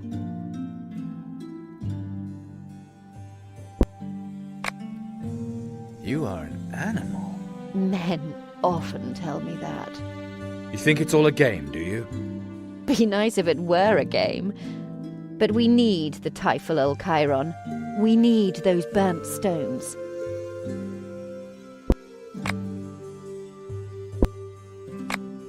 The Dark Mother. You sold your soul to her. Yes. First Zul'Goroth, then her. Granted, the first time I had no choice. Sounds risky. And exciting. Maybe I'd be a little nicer to you if you were to tell me what gift Thargonitoth gave you. You've got this charming way about you I just can't resist. So, when push comes to shove, you can make zombies fight for you. Nightmares, Chiron. Deception, illusion. I'm a playful kind of girl. And the smell of rotting bodies bores me now. You work blood magic, right? Then your soul belongs to Borbarad. I admire what he did. Playing the archdemons off against one another. I like his teaching and use his spells. And if he can lay claim to my soul from where he might be now, for all I care, then the three entities can fight over me. When it comes down to it, the Dark Mother is likely to be the most powerful. You want to be an undead? I've already done so much for the Dark Mother. I'm certain she has a better use for me.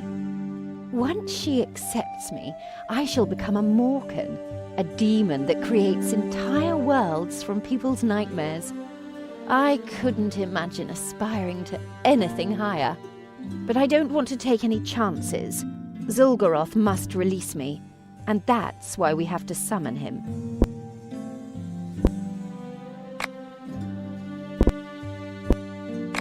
This monastery, tell me more. The monastery was our birthplace. It is dedicated to none other than Borbarad himself. And where is it? High in the cliffs of the Black Sickle. We all come from there? You and Calandra, you were kidnapped by our father. But the rest of us grew up there, trained ready for the battle that awaits us. The two other awakened, do you think Calandra is with them? Azrael will have introduced them to her. Naturally, her new favourite's gift must continue to grow. Of course, I have no idea who survived. You mean our father? Looks like it. But you really take it that seriously, gorgeous.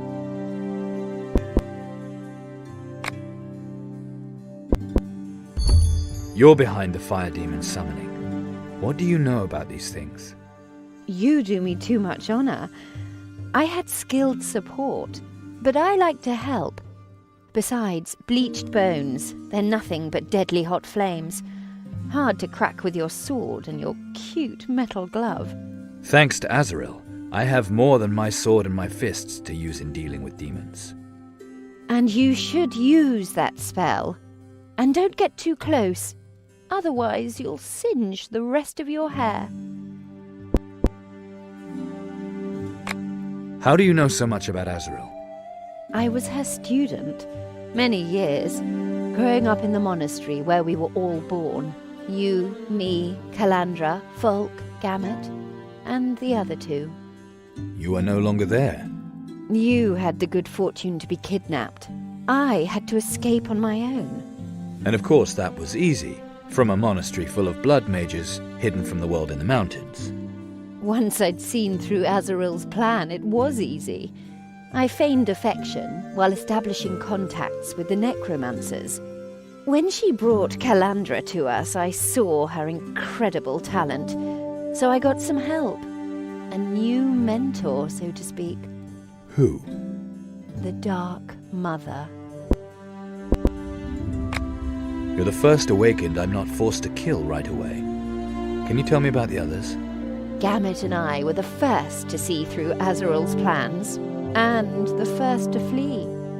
To the necromancers. Right. They have taught us much to help us resist Azrael's influence. We felt safe until the Rondrians came to Arunk, and Folk. Gamut wanted to cut a deal with Folk. I knew it wouldn't work. Poor Gamut. I liked him.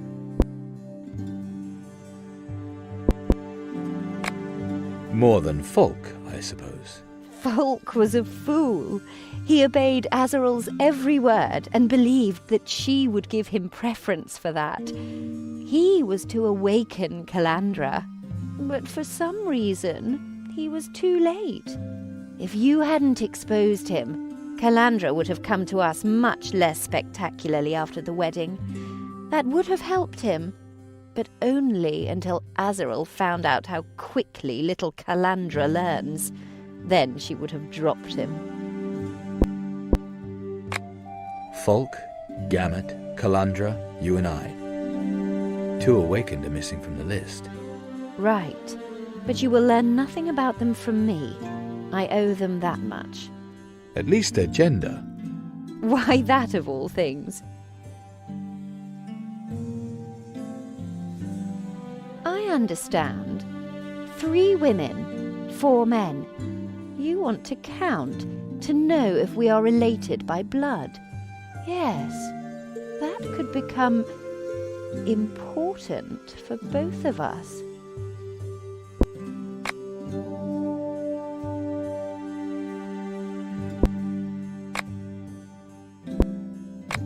How could you do that? Give that summoner a crazy idea like that? Letting children summon demons. Well, we are in the Shadowlands. Better too early than too late. One of those children is dead. Perhaps yet another shall soon die, if you do not rescue it from its plight. You also know where the last child is, am I right? The ruins of Razazor's pyramid. That would definitely be an exciting place to play, wouldn't it? You're doing that to provoke me, to see how I react. I have to know who I'm getting involved with. You wait here, you still have some explaining to do. I love it when you give me orders.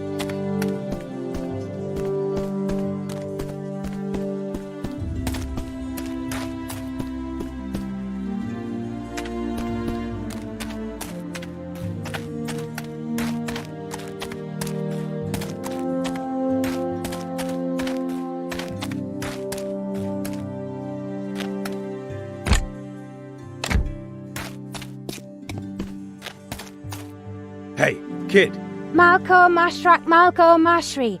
I'm talking to you. Maragosh Mashri, be there in a minute! Stop that and listen to me. What do you want from me? Come here. Very slowly. Mama told me not to go with strangers.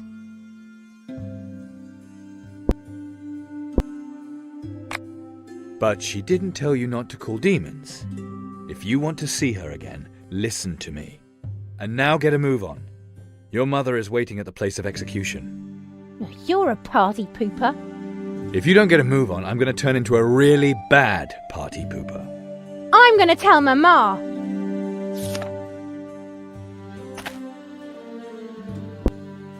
Mashrak.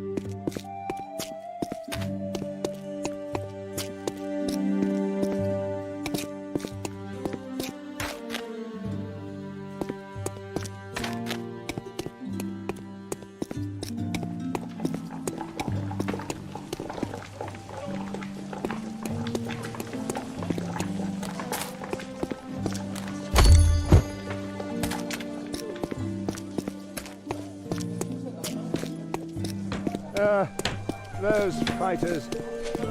That's Chiron. He's the one who took that fire demon down.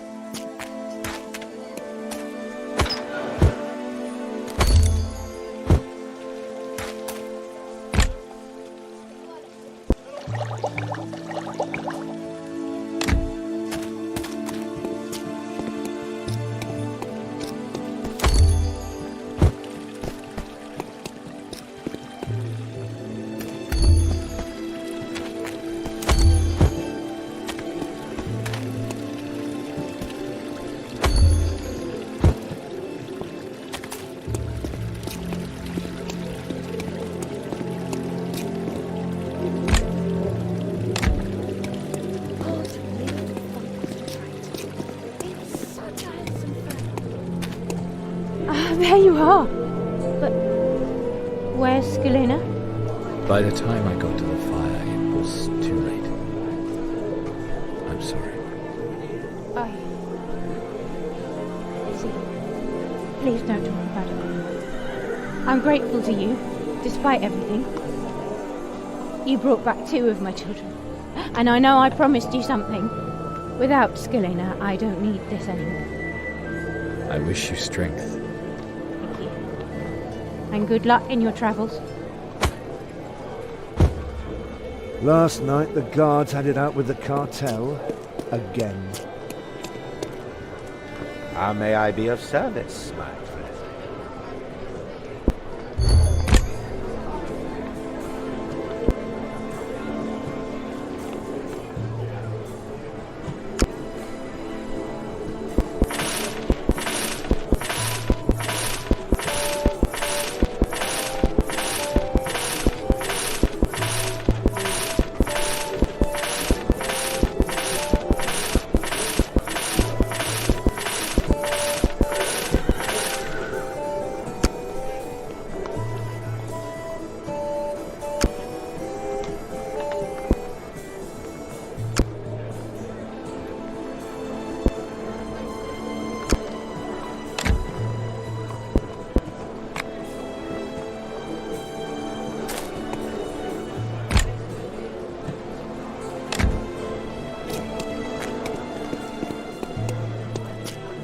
Now my brother's in jail. You want to prove yourself the useful? bloody guards wanted to have Good. someone guilty to show.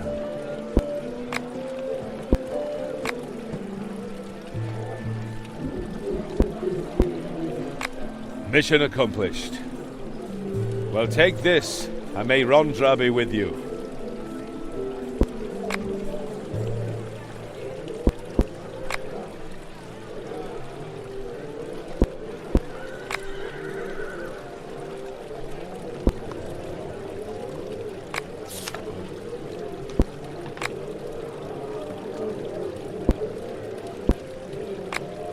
Whatever you do it with honor. See me. Those men with the armor that look like demon skin. I didn't just imagine them.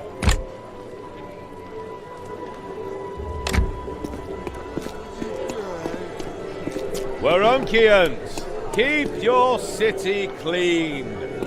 Whoever kills Those a dozen in the guard undead rats slaughtered everyone who wanted to get the food from the armory and spread it around. Those assholes in the guard want to spread it around fairly.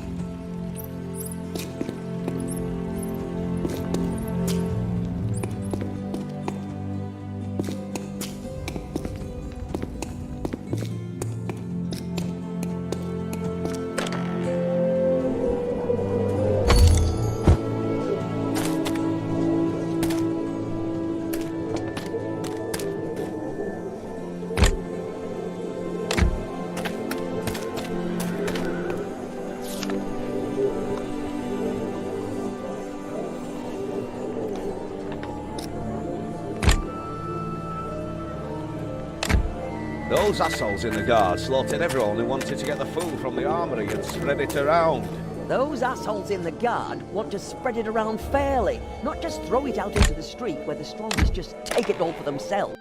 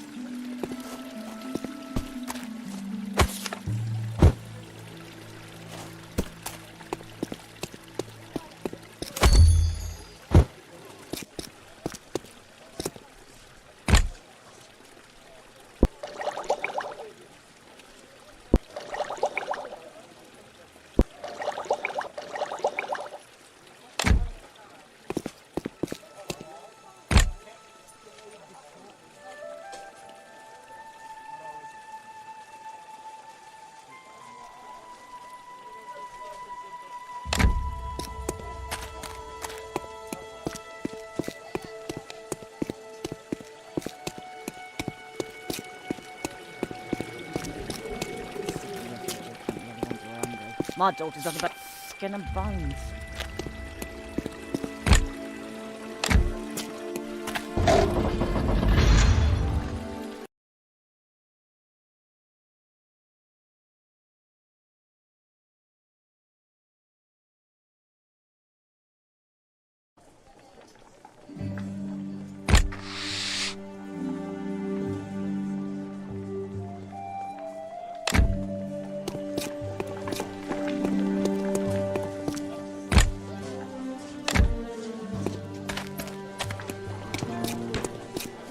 The view from up here is breathtaking, is it not?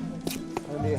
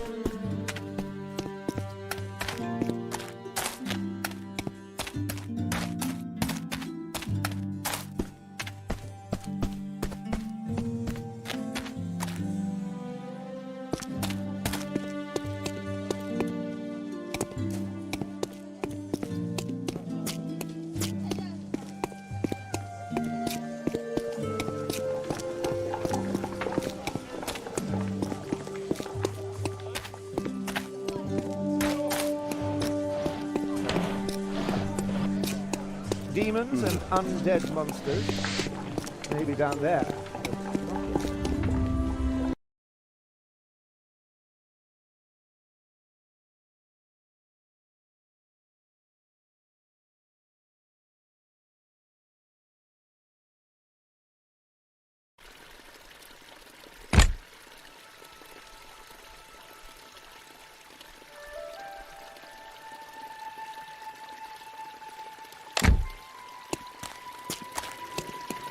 Good morning, Chiron.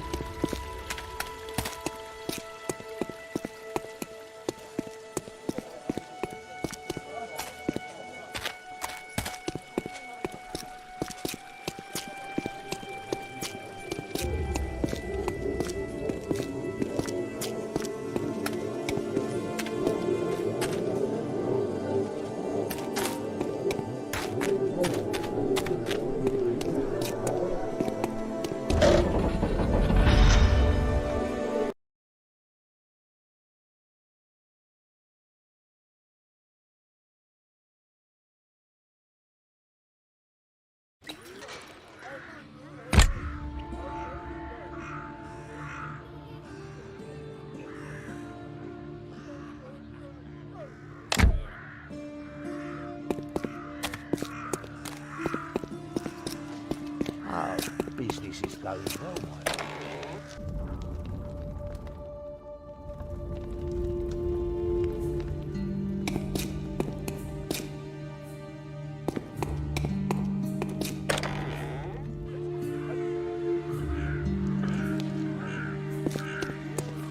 You should put your money pouch in your shirt. No need to make it easy for the cartel.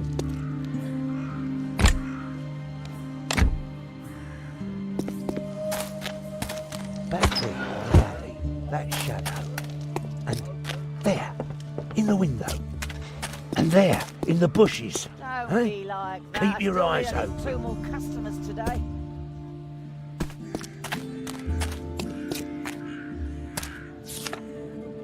Don't be like that. I still need at least 2 more customers today.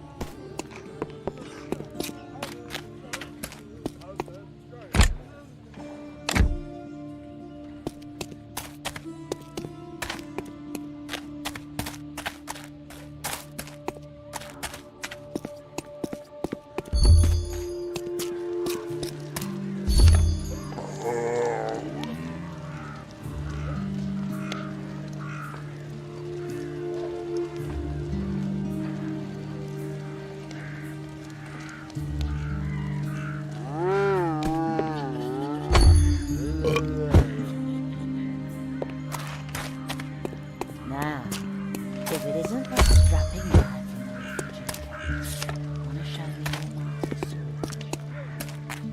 A trip to paradise.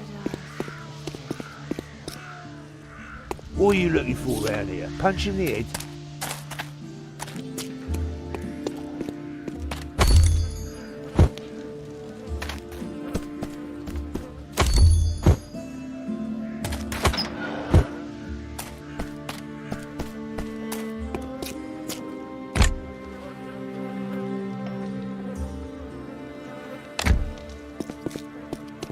What are you looking for round here? Punch in the head?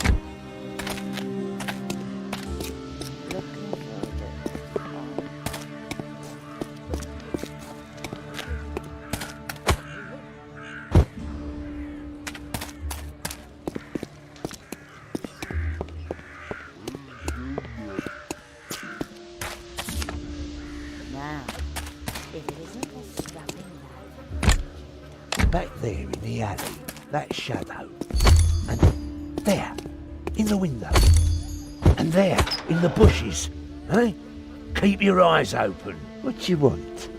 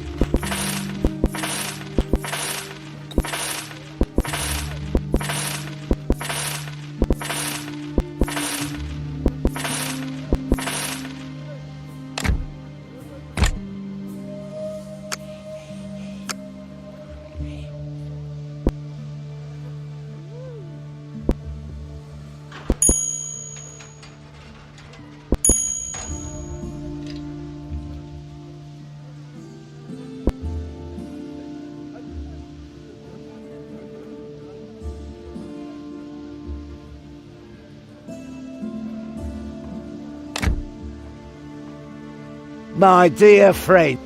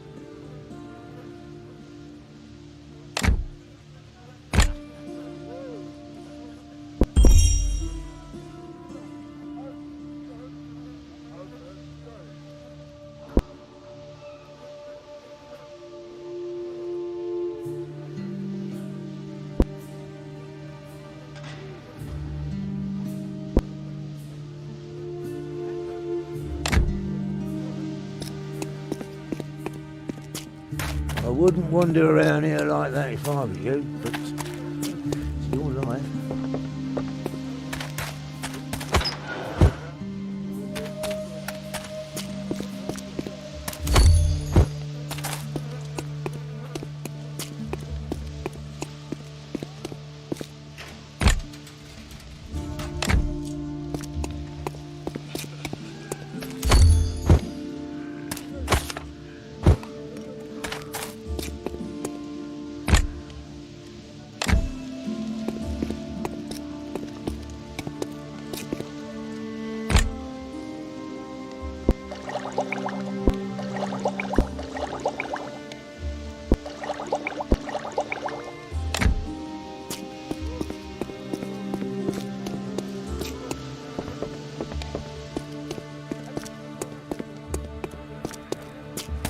should put your money pouch in your shirt.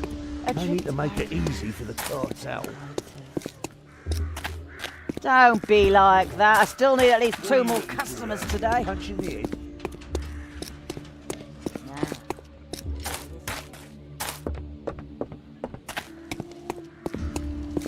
Better to keep your head down. Here, you can have a knife across your throat faster than you can say for effect's sake.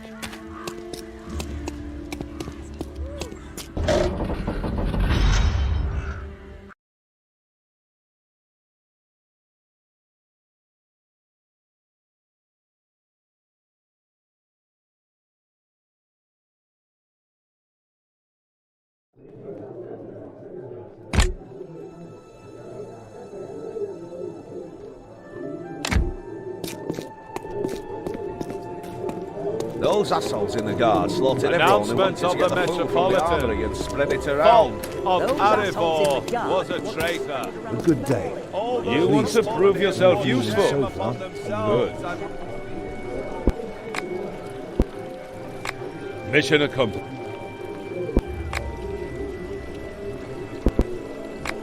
Mission accomplished. Well, take... Mission accomplished. Mission accomplished. I think I'm going to leave it out. You want to...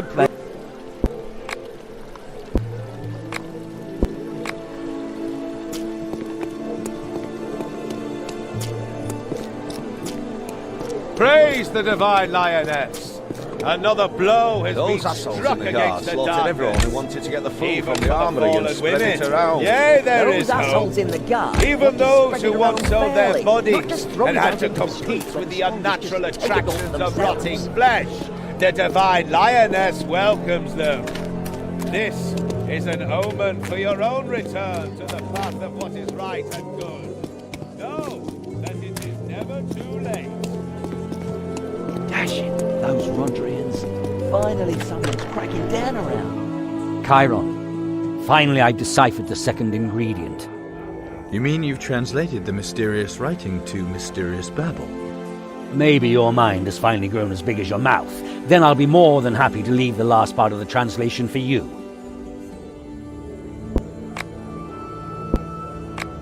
What does this awakened expect to get by summoning this demon? That's risky business.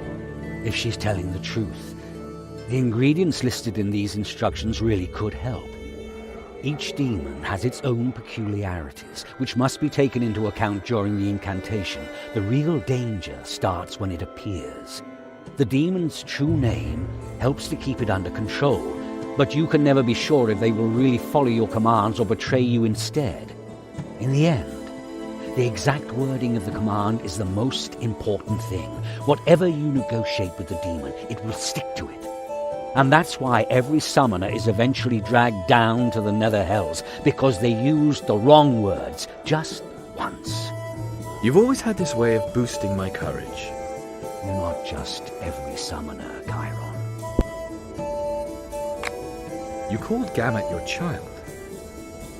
Don't tell me that you're father to us all.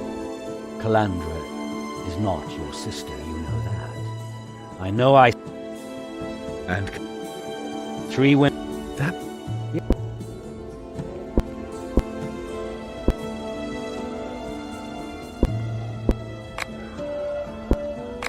The next ingredient sounds even more sinister. Pluck thee a root that doth arise from the drops of vilest nightmare and convulsions most pernicious. Another riddle for us. I would imagine the heretic Theodore could solve it for us. The Magus. Yes, he shouldn't be hard to find.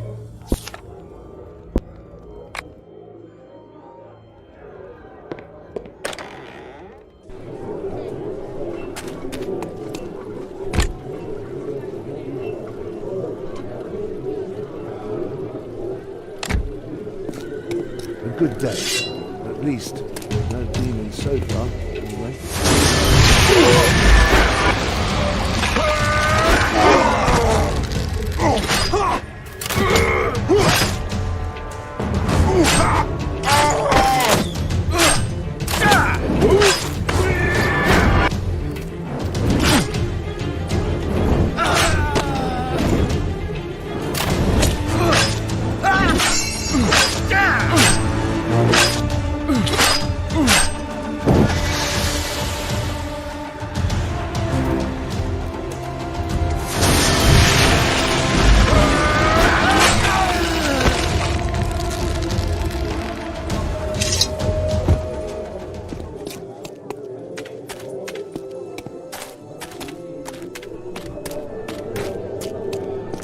Those assholes in the The guard Metropolitan announced to get the food the from city armory walls and have spread it been around. completely Those rebuilt assholes in through the joint guard want to efforts spread it around after the fairly. divine.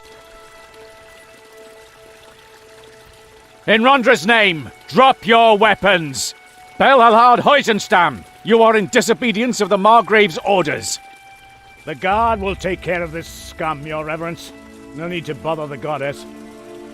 Pull your people back and drop your weapons. This is my last warning. Chiron, always there when you need him. What's going on? Parel thinks he can get away with total insolence. Just sends his people into our territory under the pretense of wanting to negotiate. Ah, good old Belhalhard sure gave those cartel toadies a swift kick in the arse. But the Metropolitan showed up before we were able to finish them. Parel snuck out of the tunnel, left his bootlicker Ulrich to face the music. I mean, if you were to help just a bit, lads, it would be too bad if we were to lose Belhalhard. And I can't interfere, understand? You want to use me? Which demon shat in your skull to make you think we were still allies? Come on, lad, this is war. You can't explain every little thing. Get Belhalhard out of this hole, and we'll see how we can set things straight. Is that a deal?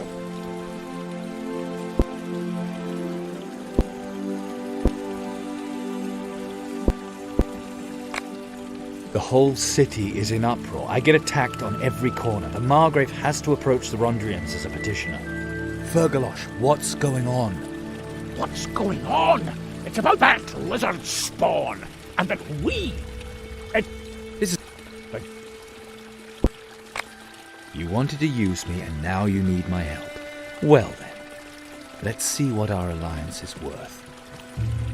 Metropolitan, have your brave warriors come to mediate? In the goddess's name, and on Warrank's behalf. You're siding with Parel? This is not about intrigue.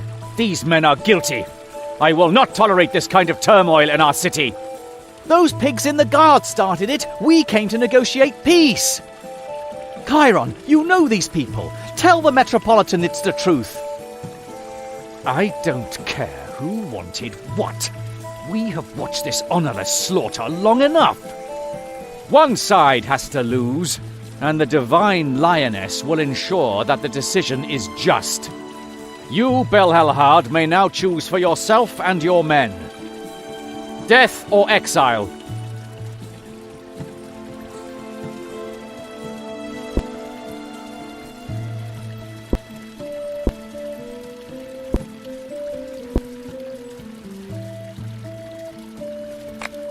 You have been deceived, Metropolitan. Yes, both have caused their fair share of death and devastation. But the cartel is here for no other reason than to murder Fergalosh. If anyone is to be banned, then it should be the men of the Kreutzer cartel. Is that true? You can believe me or not. All right then, I will trust you on this. In Rondra's name, I, Yarkon of Turgelef, Metropolitan of the Middle Realm, Rondra's chosen in Warrank, proclaim, these men from the Kreutzer Alley are hereby forever banished. You have until dawn to leave Warrank, or you will face the executioner. Me? Why me? Until we meet again. Rondrians, we're leaving.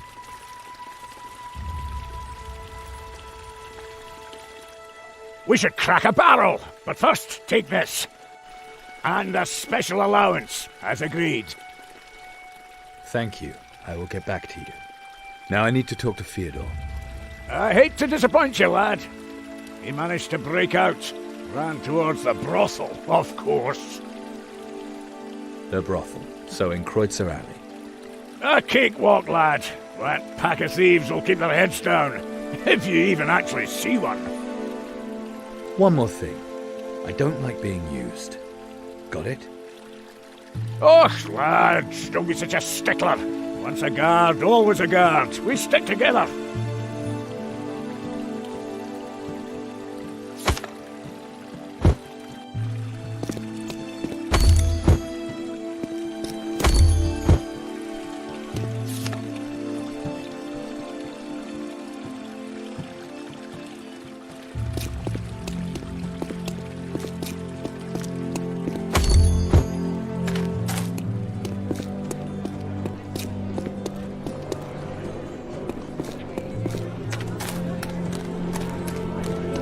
Here, Waronkians! Please, do not touch The that.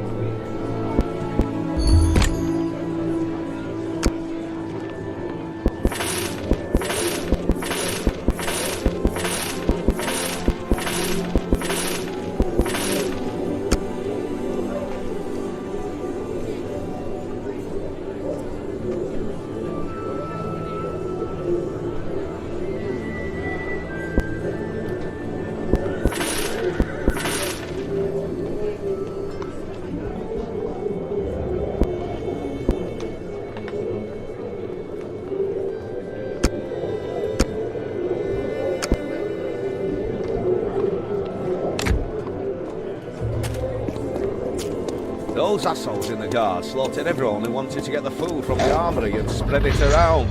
Those are...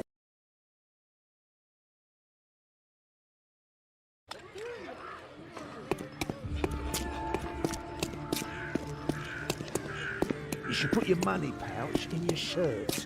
No need to make it easy for the cartel.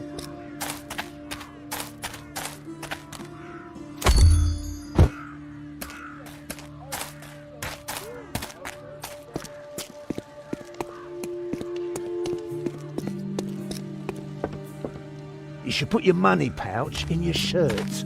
No need to make it easy for the cartel.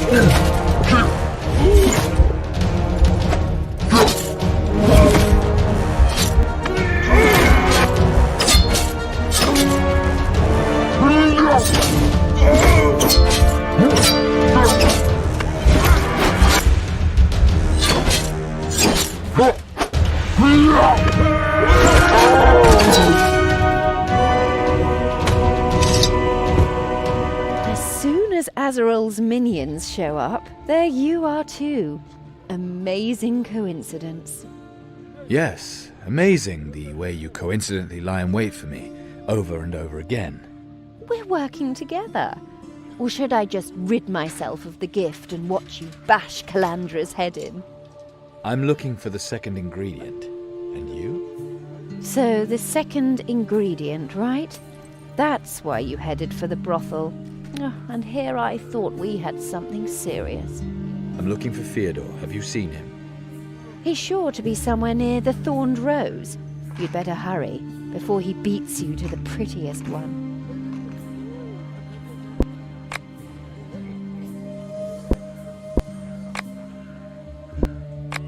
You seem nervous. Azrael is on her way here, and she knows that we want to summon Zul'Goroth. We're still alive. Once she's here, that could change quickly, at least for one of us. So, go to the brothel and get your ingredient, and whatever else you want there. What are you going to do in the meantime? Stand around half naked? At least here you won't be noticed. I'll take care of the last ingredient. I've been doing that all along.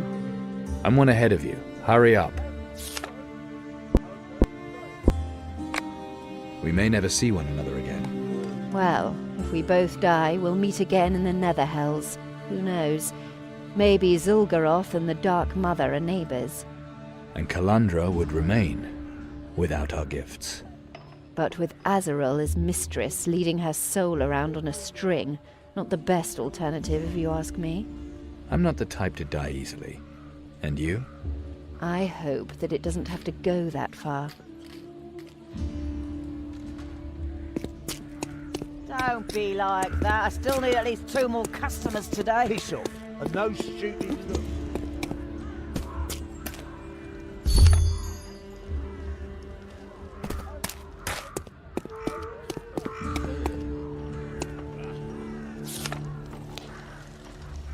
Adeptus Feodor, either in prison or in the House of Pleasure. Ad primo, this is currently the last place the executive would allow themselves to be seen. Ad secundo, I am drawn here by purely intellectual temptations. I have discovered an extremely rare phenomenon of demonic provenance. Time for that later. First, I need your help. An analysis of your astral power? That may be of burning interest to you, young man, but consider the effort, time, temporal impensation. It's a mystery. Interesting. Let's hear. Pluck thee a root that doth arise from drops of vilest nightmare and convulsion, most pernicious. Radix appears Adrimothian narco-fictional in origin. Humid hypnotic cohesion with aspects of spasmodic contraction. Invocation ingredient possibly substitutable. Sounds like simple mandrake, or with a bit of interpretation according to my newest discovery, the dwelling of a creature from the Nether Hells, one of Thargunitoth's brood. This tree.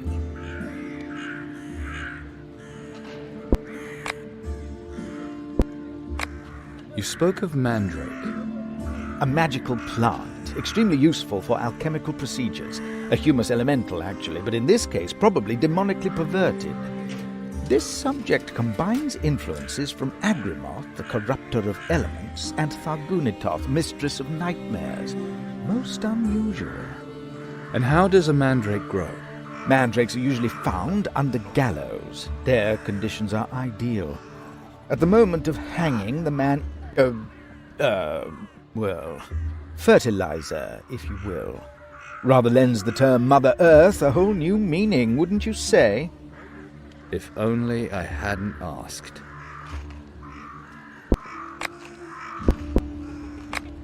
Right, we chop down the tree and I'll take the roots. Not so fast. The ladies who offer themselves in the thorned rose like to lay their children to sleep under this tree. Under a demonic tree? They have to go about their daily work. Screaming children would scare off the customers. Especially now, where the whores are starving because Fergalosh no longer tolerates clients with unusual desires. The children sleep soundly under a tree controlled by the archdemon of nightmares. Well, they are outwardly quiet.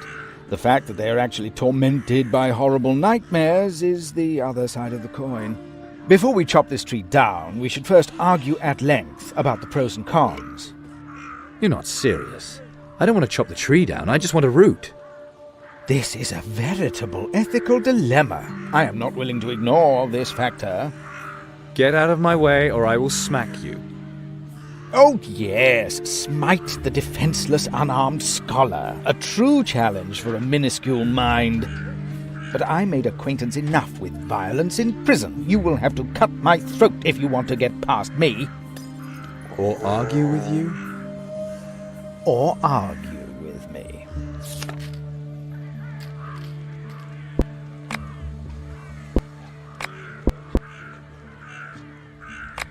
We are facing a serious moral decision. 42. What? Does this relate to our discussion? It is an answer, isn't it? Get back to the topic. Too bad people don't like the easy answers. So then, should the children suffer nightmares and be well fed, or should they sleep soundly and drive off their mother's clients with their cries? When I look around here, I sometimes just want to close my eyes and never open them again. Maybe the children are better off having nightmares. Forgive me, but I have the impression that you find this discussion unpleasant.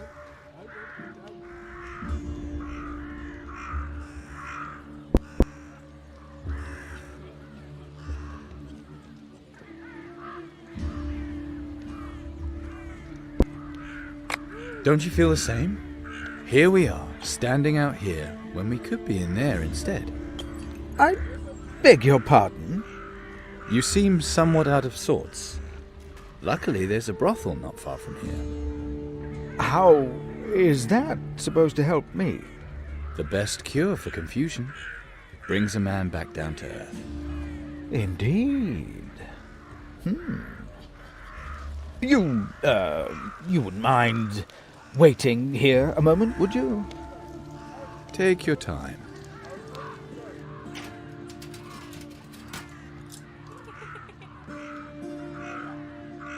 And a smile upon, regarding our dispute. What have you... Oh, thank you, I have everything I need. And I didn't even have to chop down the tree.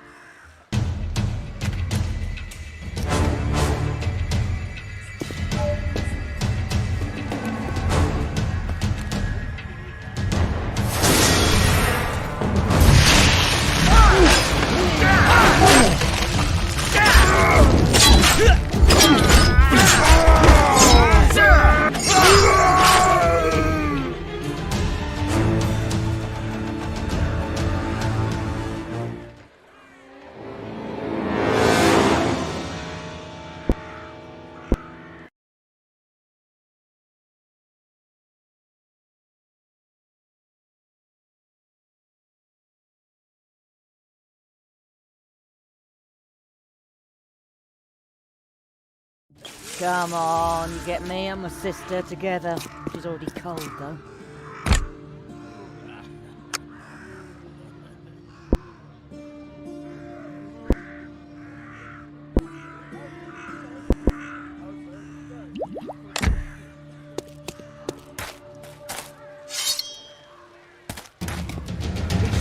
A no stupid look. If it isn't, scrap it.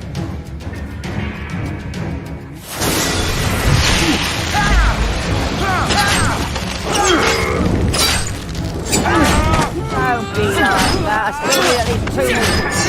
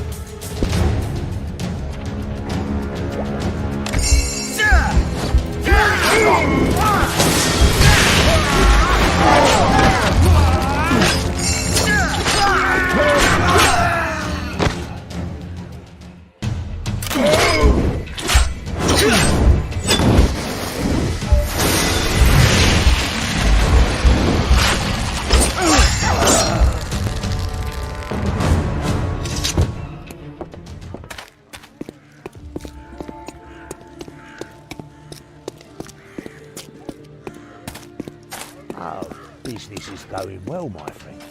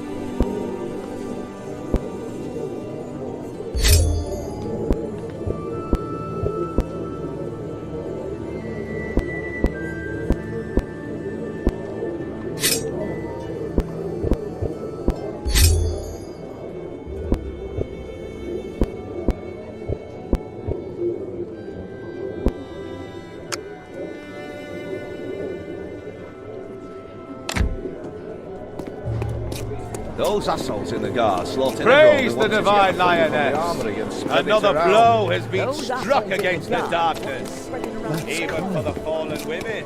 Yea, there is hope. Even those who once sold their bodies and had to compete with the unnatural attractions of rotting flesh.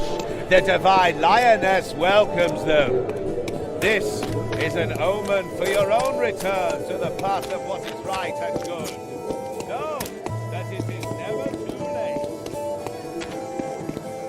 Those men with the armour that look like demon skin. I didn't just... I have the roots. Very good. We're close, Chiron.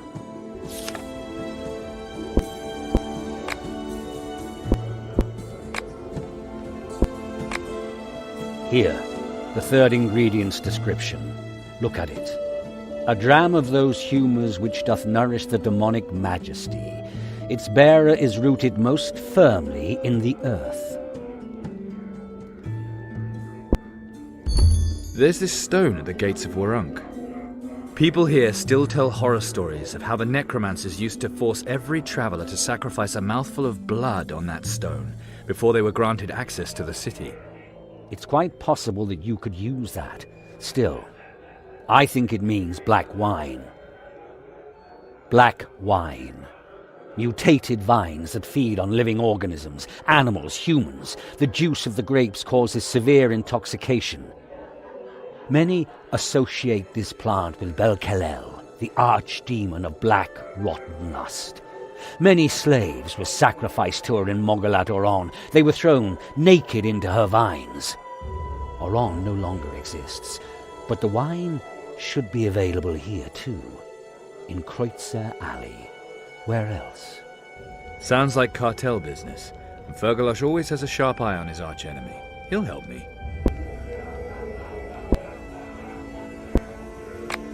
Show me that third ingredient again. A dram of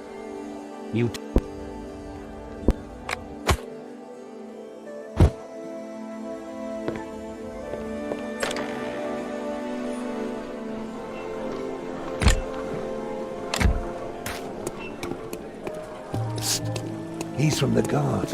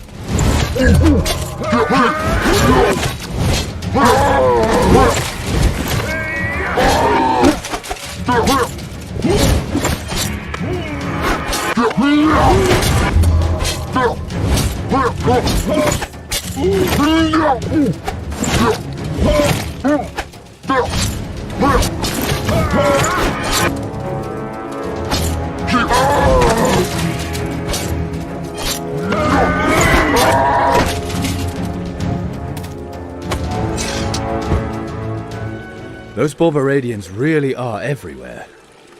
Bad news. Azarel has arrived in Warunk. Damned elf. So what do we do? Do you have your ingredient? No, there were complications. Cassio, what's going on? The invocation will take place. You can rely on me, Chiron.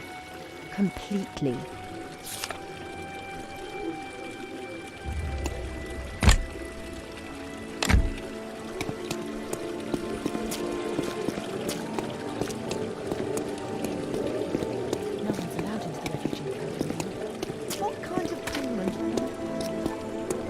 Those men with the armor that look like demon skin. I didn't just imagine it. Praise the divine lioness! Another blow has been struck Margaret. against the darkness. Metropolitan? Even for the fallen Good. women. Still Yea, alive. there is hope. Just Even barely. those who once sold their Warunk really bodies isn't the and safest had place to to be in. compete with the unnatural attractions Unfortunately, of rotting I was flesh. misguided The enough to divine believe that the power lioness struggle between welcomes Pyrel them. and Fergalosh would be This over after the is fracas an of the omen prison. for your own return Their to hatred the is path so of what great is that right no and setback good. will keep them from Know fighting. that We it know is that never now. too late. It must come to an end. They will go on fighting until one eliminates the other. Then why are you talking to me? There are rumors about you, that you are taking sides in this conflict. Some say you are changing sides.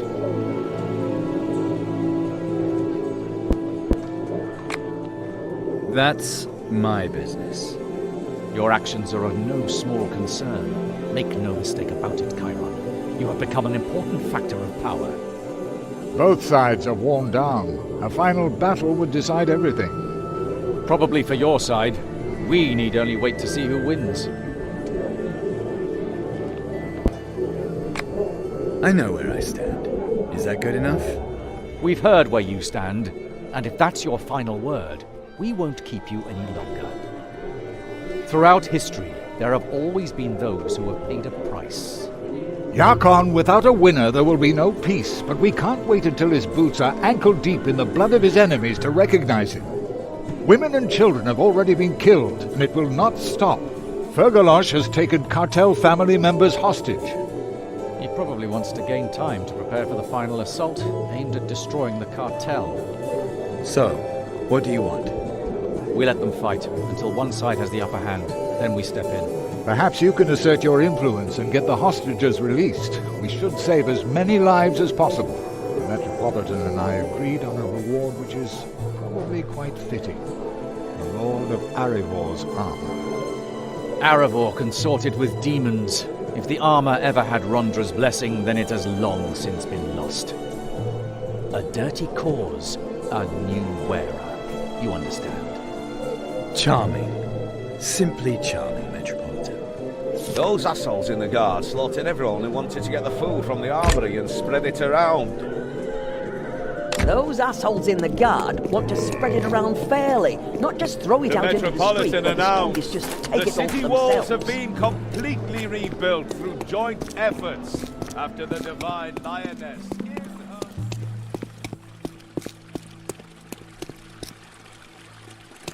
Good morning, Chiron.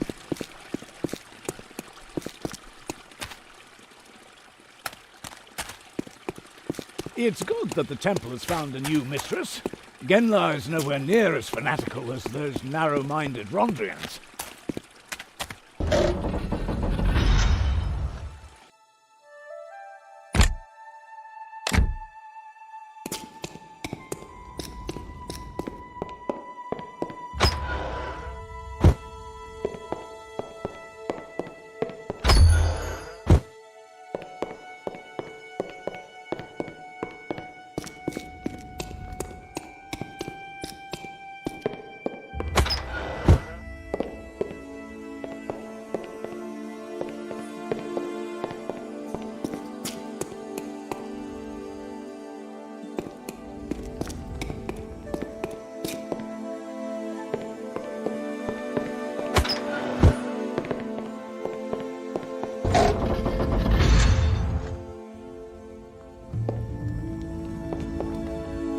Always a pleasure, Chiron.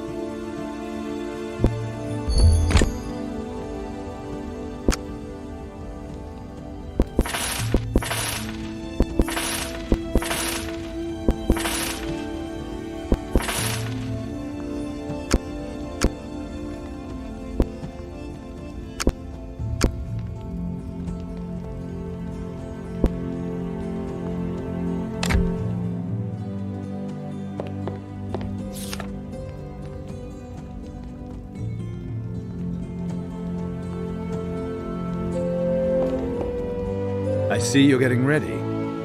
To look that snake that crawls through Warrank's underground in the eye, yes.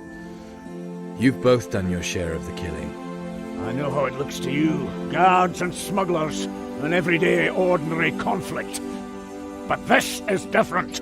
Robberies, assaults, burglaries, all just to get my people to come to the scene, where the knife artists lie in wait for them.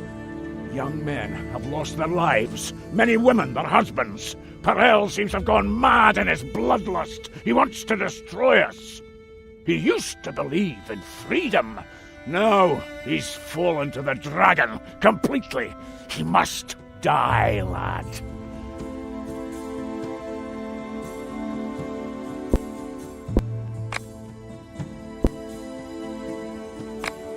Dolorosa grows black wine in the backyard of the Thorned Rose. Nasty stuff that costs human lives. The brothel is under the guard's supervision. Did you know, Sergeant? I cannot look after everything, lad.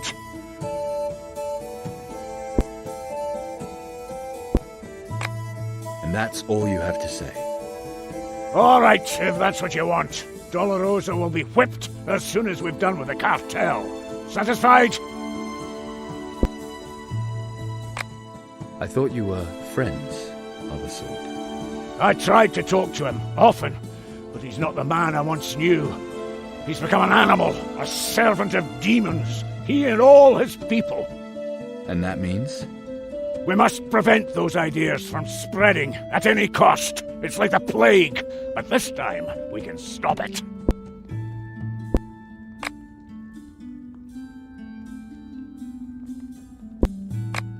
I have to go see Dolorosa. Relax one last time before the battle, eh? You'll meet some of my boys there. It's about black wine. I know that the brothel is dealing in it. And you want some of that infernal, soul-eating brew? It's not like it's any of my business, but I would find a decent beer better. I need the wine for an alchemical ingredient, nothing more. Know what, lad? Having the life sucked out of you by a demon plant is something different from falling in battle. I'm sorry, but I can't take any chances. If we're going to wipe out the cartel, I need you clear-headed. You'll get your demon's brew after the battle. All right, but there's something else. I heard you've taken hostages.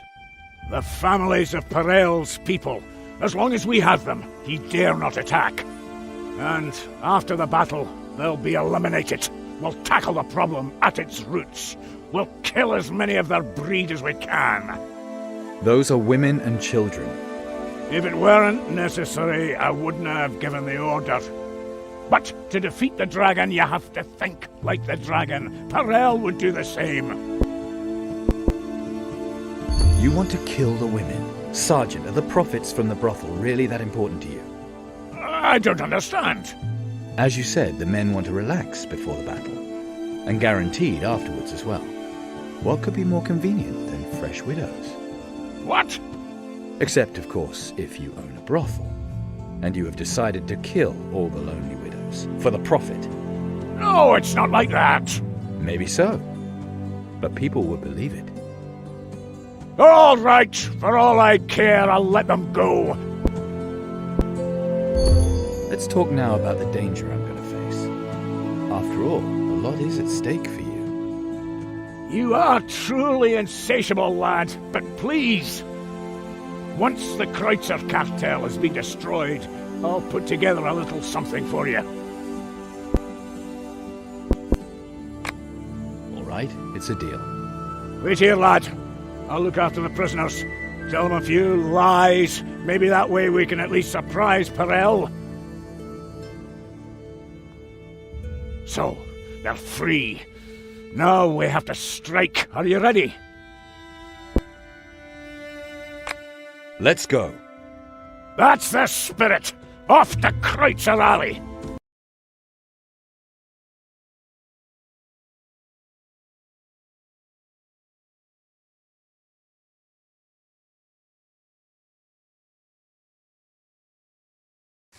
Don't be like that. I still need at least 2 more customers today.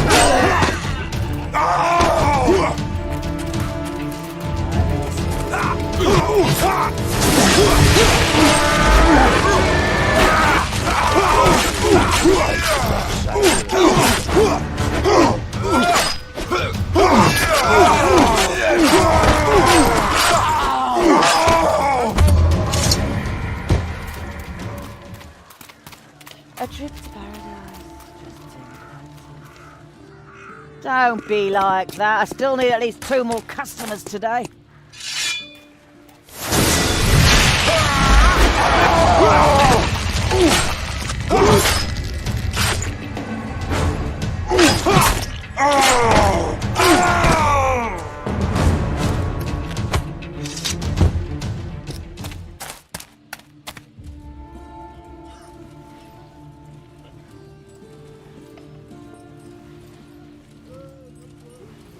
That's enough blood. At last, Metropolitan, this is contrary to all the rules. We're not here to help you. You yourselves have chosen the law of the sword, and by that you will now be judged. Fergalosh has won. He will choose the new plague bailiff. Parel is defeated. His life lies in Fergalosh's hands. In his of all peoples? Not so fast, Metropolitan. Naturally, the victor is always free to temper justice with mercy. Haven't you had enough, Margrave? Do you think these fools will ever make peace? The balance of power was disturbed, yet with a little common sense, we can restore it. But as we all know, it is the victor who must decide. Not bad. What do you think, lad? Banish him. Margrave, make a fresh start. The office of Plague Bailiff started the dispute, an office which has brought Warunk naught but misfortune. It is hereby abolished. Yakon, mundane matters have kept your people from their real task for far too long, the protection of the city from foreign threats. As thanks, your church is to receive a new office. From this day on, you select the military bailiff. We learned a great deal from the massacre in the refugee camp.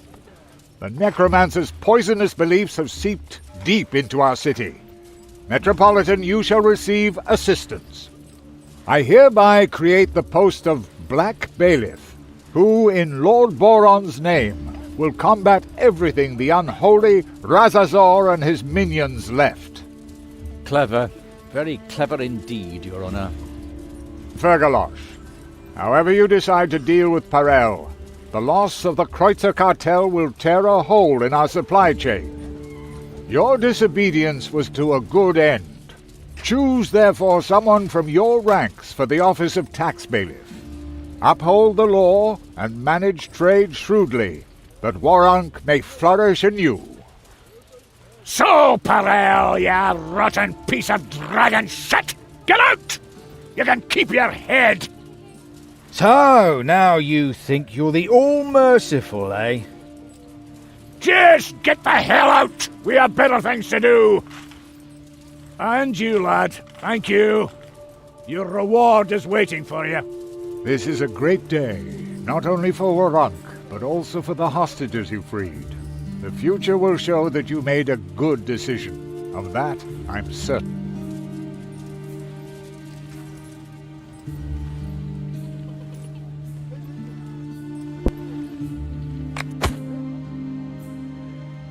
There had been enough deaths in the feud between the Guard and the Kreutzer cartel.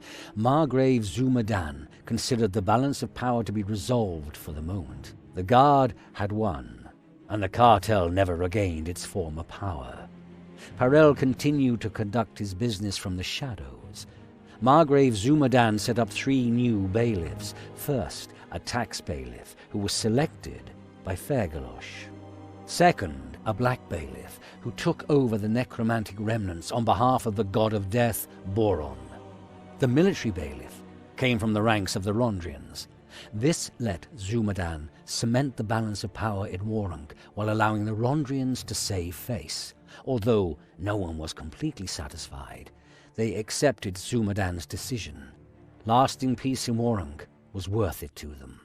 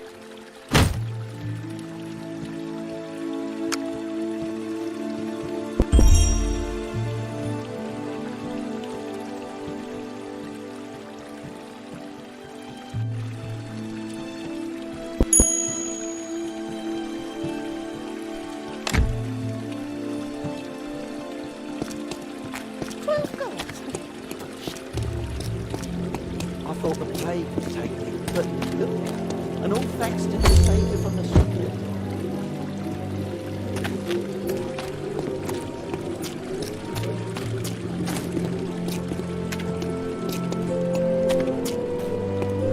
I think I'm gonna leave town. Outside, Bainham, wherever.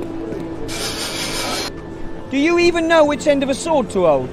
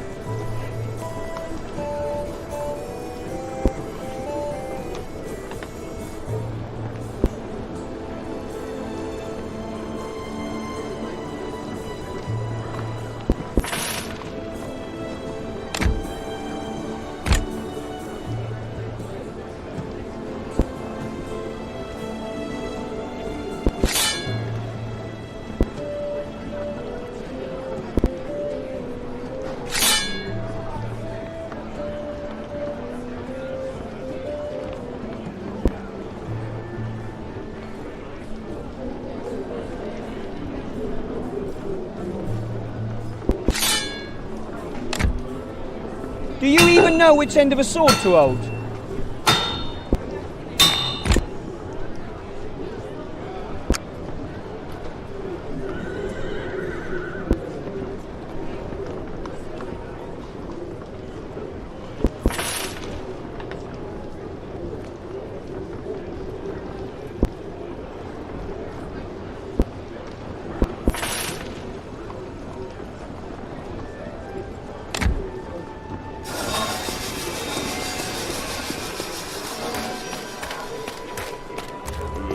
The Metropolitan has decreed. Don't say a Whosoever word. packs I can or see from commu- just...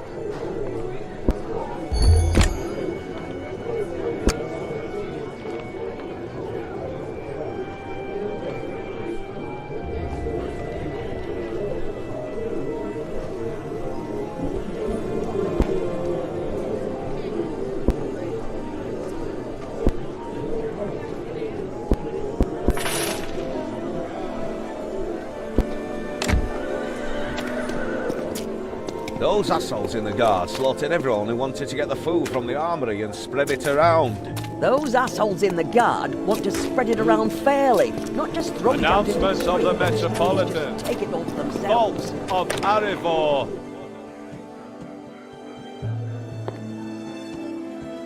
Sacrifice one of thine own blood, but they must needs choose their death of their own free will.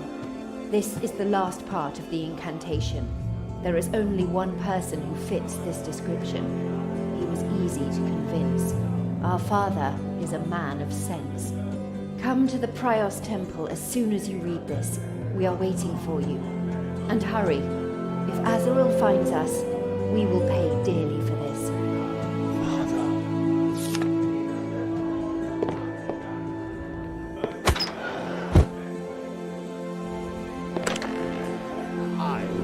Grifax of Warehigh, Eberhel of Gareth, Now my brothers are Rontraleave of It's because the Valusa. bloody guards wanted to have someone guilty to shoot.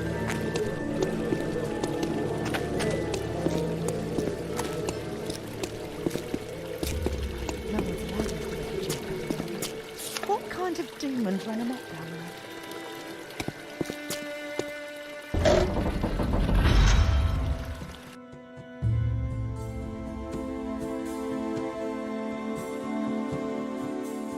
One false move and I will stuff your blades down your throat. Chiron, don't. It was my decision. You put a spell on him so he didn't defend himself. He is the last ingredient. There is no other way, Chiron. I won't allow you to just be stabbed like some mangy mutt. I'll be the last who has to die because of the Awakened. Be reasonable, Chiron. Don't destroy everything at the last moment. You both knew all the time. That's why it took you so long to find this ingredient. It wasn't easiest to wait until you had found all the others.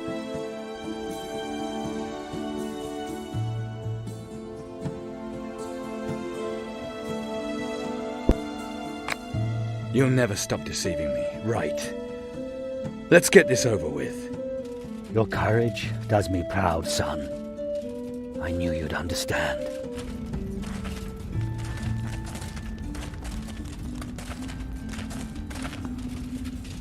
Chiron, Cassio, the whole happy little family together. Azaril. Now, don't be sad when I have to take an old friend of mine with me. You think you'll get away with it? You are wrong!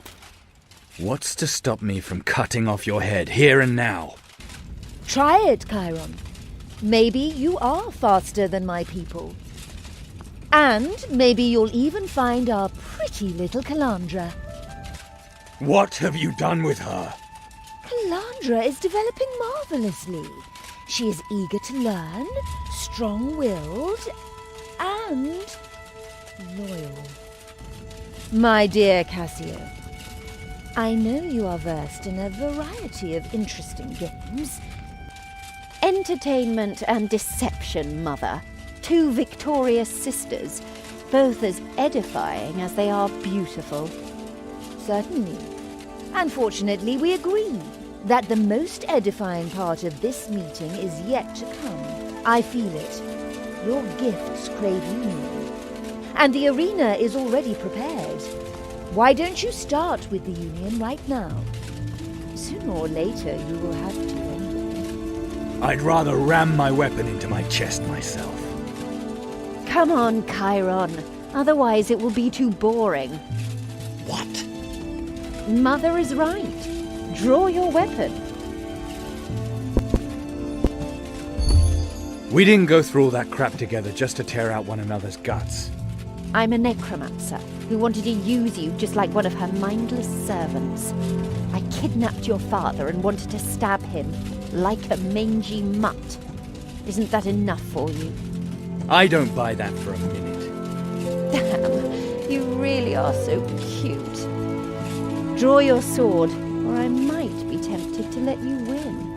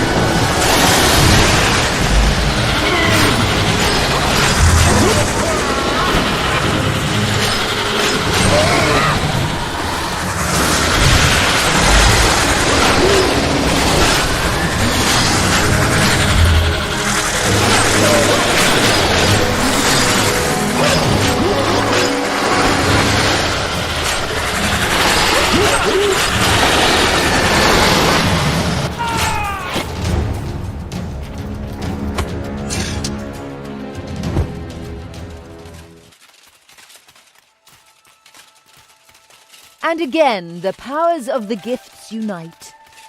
I look forward to our reunion, Chiron. I'll laugh in your dead face, and soon. Damn soon. Well, not just yet. Calandra has to get a little rest first. Unions are demanding, as you know. How many awakened has she already had to kill for you, Azrael? Maybe one, maybe two. Anyway, your next meeting will be under the sign of the first paladin. Until then, all the best, my child. Prepare yourself carefully.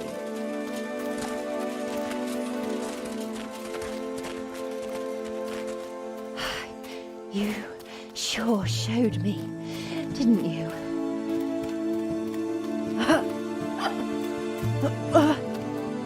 You left me no choice. I know. Everything went according to plan. What are you talking about? What plan? My second secret. Sacrifice one of thy own blood. But they must needs choose their death of their own free will. I had already accepted that before you had even drawn your weapon. The summoning. What would you have done if you had won?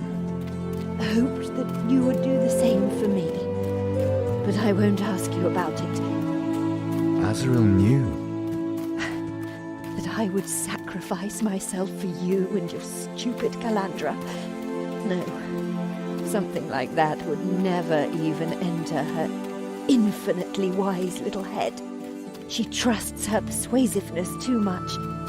But you can't preach freedom and enforce obedience. And that is what Zul'Goroth will teach her. You shouldn't talk anymore. Never mind, Chiron. The Dark Mother is stronger than Zul'Goroth. She will take me in. I'm looking forward to it. It is unfortunate that I'm going to miss our little date now. But my body will still be here. You can tell me about it later. Shit. If you knew how many people I've tortured and killed, this would be easier on you. Come here. I'll reveal my first secret. Zul'Goroth's true name. Just remember, we can win. And now, drag me into that cursed circle. Stunned, Chiron stared at Cassio's lifeless body. Never before had a stranger sacrificed themselves for him and his own. Her trust in his ability to defeat the demon and thereby save Cassio's soul must have been unshakable. Her trust, or her hatred of Azrael, all was prepared. If Chiron wanted to defeat the Borberadian and save his father, if he did not want to be doomed to kill the woman he loved, there was but one thing he could do. Just what Azrael had done decades ago, when she gave the awakened demonic powers and pledged their souls for it. Chiron lit the candles. He strode into the circle of protection and said the magic words. At Oki Orok Zul'Goroth, Og Saraminja Ides, Raki Zul'Goroth.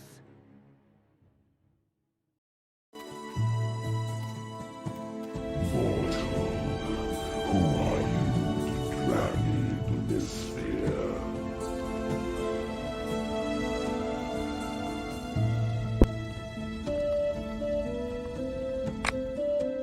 You should know me. I'm Chiron. Chiron! How nice that we finally get to meet in person. I know your true name, demon. You will serve me. Certainly, Master, certainly. Forgive my disrespect. Please accept this gift, a new set of armor as a sign of my submission.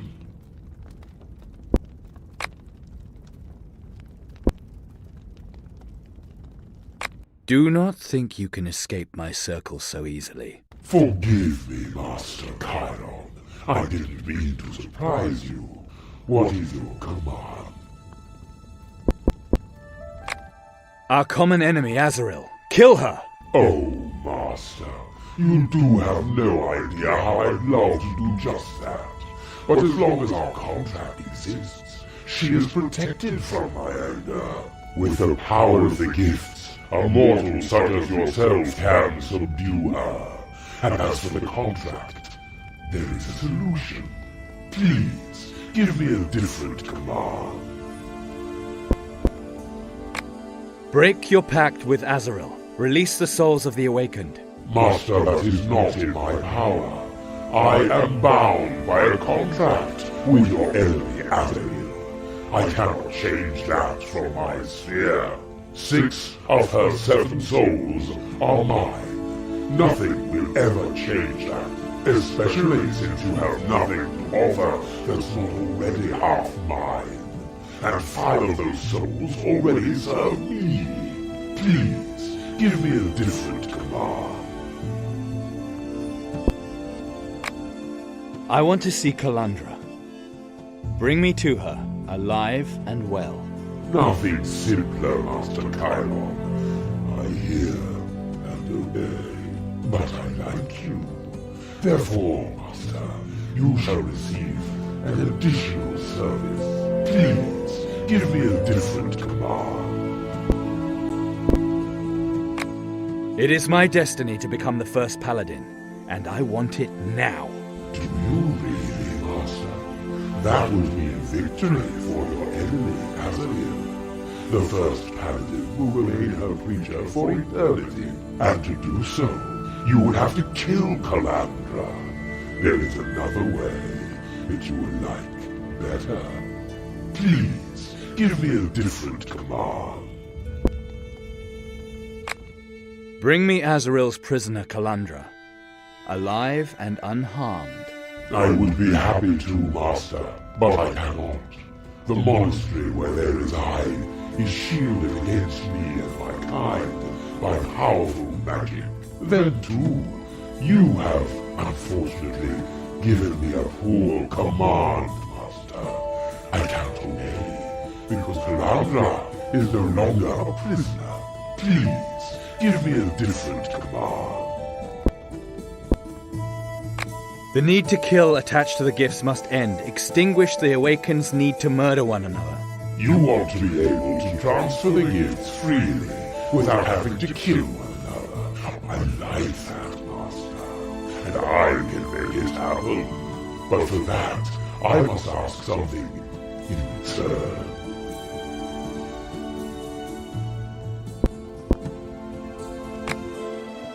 I know your true name, demon.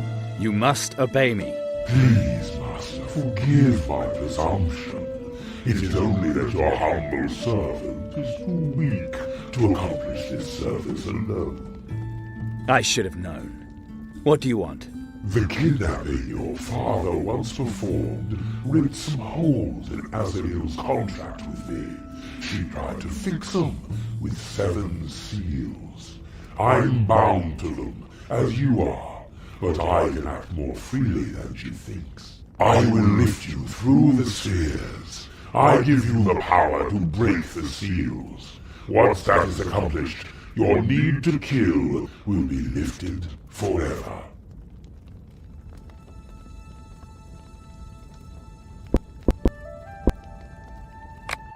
What happens once the seals are broken? The need to kill will end immediately. You, awakened, will be able to transfer your gifts as and when you see fit, should you so wish. That would even give rise to the first paladin. And our souls? The one that Azrael claims for herself will be free. But the other 6? What's mine is mine. 5 serve me already, but whose soul will be last? And just when it will come to me, that is yours to decide.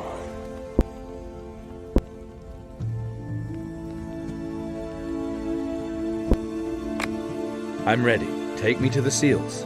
I hear and obey, Master. Prepare for a long trip through the limbus.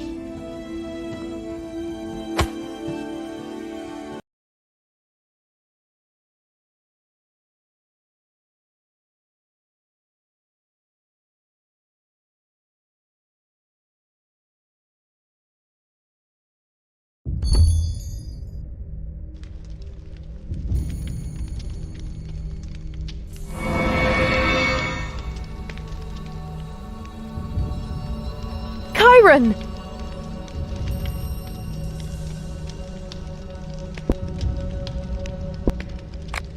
Heard you're having elf trouble. Pointed ears bring good money in Wurunk. Oh, you damn fool! It really is you! Come to me!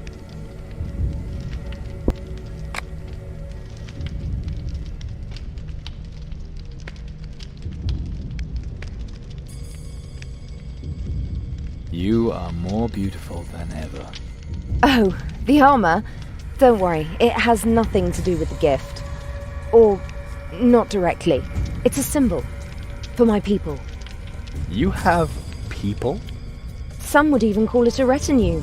But we haven't caught Azrael yet. We'll leave her for last. Kalandra, what's going on here? Revolution, Chiron. The end of the old, the beginning of liberation. I'm so glad you're here. Together we will prevail. Zul'Goroth's gifts will not succeed in dividing us. The need to kill. Azrael's plan to use us to create the first paladin. You know about it. Azrael taught me a lot, more than was good for her. I had to do terrible things for her. Yet she instructed me in demonology, in blood magic, and in the teachings of Saint Borberad. That truth stands above everything. The fact that we are free, and that we can even overcome gods and archdemons if our will is strong enough. Every human a mage. Imagine how the world might look if Borberad's promise were to come true. Total freedom.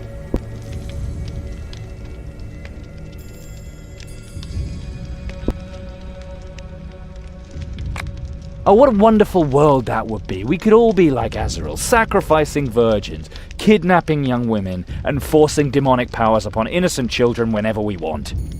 That was Azrael's first mistake.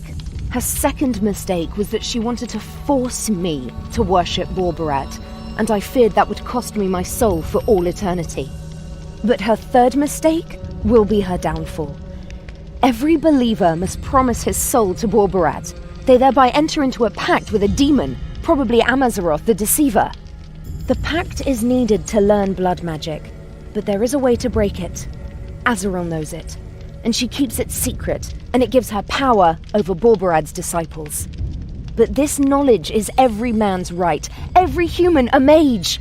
Never again should anyone have to sell their soul to a demon for that promise. That's what we're fighting for.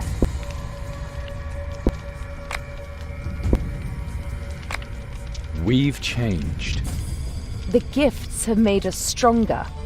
And they have become even more powerful. Eventually they will dominate us. We will not kill one another, Chiron. We will be stronger, simply because we must.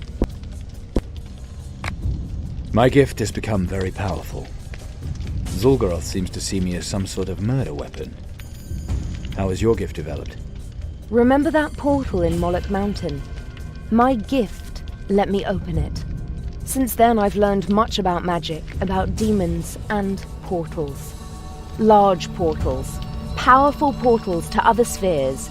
I can open them and pass through them. Once Zeran led the Borberadians. He called himself Portifex Maximus, the greatest portal opener. That is now my calling. Then you could just transport yourself into Azrael's headquarters. Unfortunately, no. The Sanctum is protected from my portals. Probably also part of her contract with Zul'Goroth. Borberad's dogma, what are its exact words? As Alvaranian of the Forbidden Knowledge, Borberad is revered by those who refuse to be forbidden to think. His ideal is freedom, but only a strong mind will attain complete freedom. And a strong mind comes only from a strong will. And there are no limits to this ideal of freedom.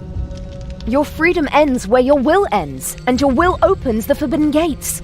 Who passes those gates can achieve anything. You mean blood magic, spells with your own blood or with the blood of others? In the name of justice, the old gods distributed magic completely arbitrarily. Borberad's spells make people more equal. And encourages them to fight constantly. Our gift's a prime example. The law of the world, the eternal struggle. Only through it is there development. Only through it does each give their best. 3 awakened had to die for my gift to grow. Is what Azrael says true? That we're the last 2? We are. My gift had to grow as well. And their souls? Zul'Goroth will have claimed them. The price of your and my power. They were our brothers and sisters. At least some of them. That doesn't matter. Not for you and me either, my love. Morality is what we declare to be true. Father never understood that.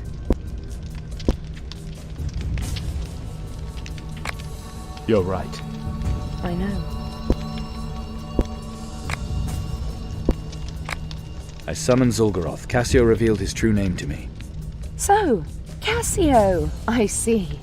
And you're the one who was victorious in your struggle. Or did she reveal the true name out of the milk of human kindness? She died so that I would not have to fight you. For an end to the awakened struggle. The true name was part of that plan. That was truly noble of her. Did the plan succeed? Zul'Goroth told me that there are 7 seals in this monastery. I must destroy them all to break his pact with Azrael. Then we will no longer have to kill each other. We'll be able to share our gifts as we please. The seals! I knew it! This is the answer! Chiron, I have to speak with Segal. Who, where, why... I'll explain that all later. Hey, that's a little fast. I love you, Chiron, but this is really important. Please be patient and look around my camp a little. The next attack by Azrael's people will come soon. Maybe you can help us to secure the outpost. My people will adore you once they've seen you fight. We'll meet back here when you're done. I'll see you soon, Chiron.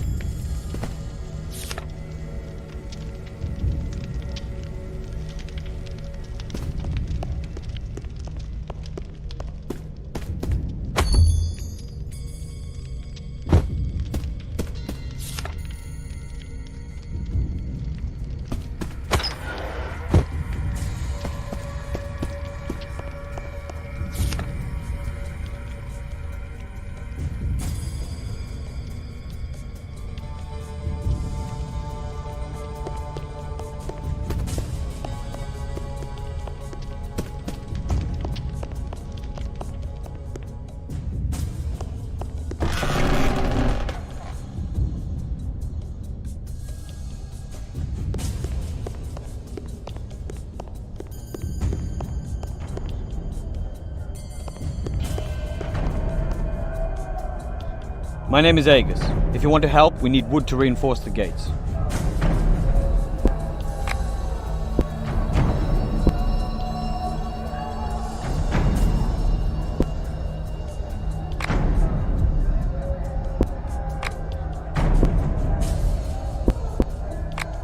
What do you think of Azrael? She's your enemy, right? Not everyone here hates her, but there are reasons to bear sword for Calandra. The secret Azrael hides, for example. The power to release the Borberadians from their demonic pacts without losing the gift of magic. In other words, you're not fighting against Azrael. Not against her as a person. I spoke of others, not of myself. I think it is time she reaped what she has sown. That is why I'm here. Sounds like she pissed on someone's leg, all right? It's a bit deeper. Another time, Chiron.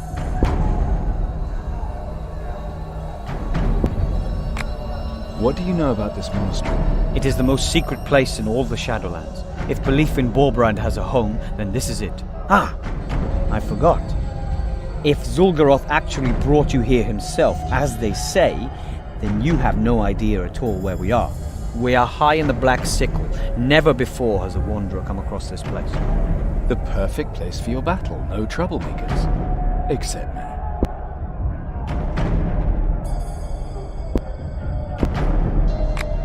What do you know about my gift? It was created here, just as you were created here, and apparently it ends here.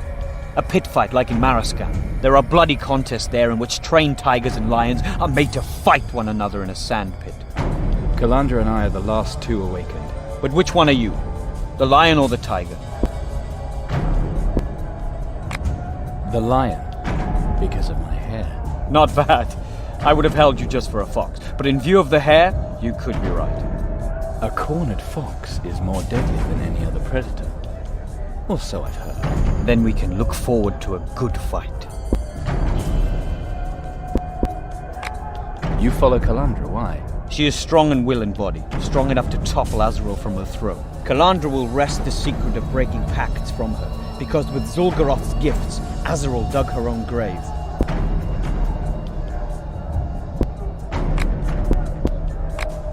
Kalandra sent me. How can I help? Search the rebel camp for some wood. Take your time, have a look around, and then bring me the wood. Whenever I'm new somewhere, the first thing I have to do is get wood. Do it or don't. Once you find enough, you can give the wood to Solace. He's manning the second gate. Or you reinforce the second gate yourself. That would be faster. Yes, that's actually a better idea. Solace isn't your best friend, huh? Maybe not. In any case, you have to hurry. We don't know when the attack will come.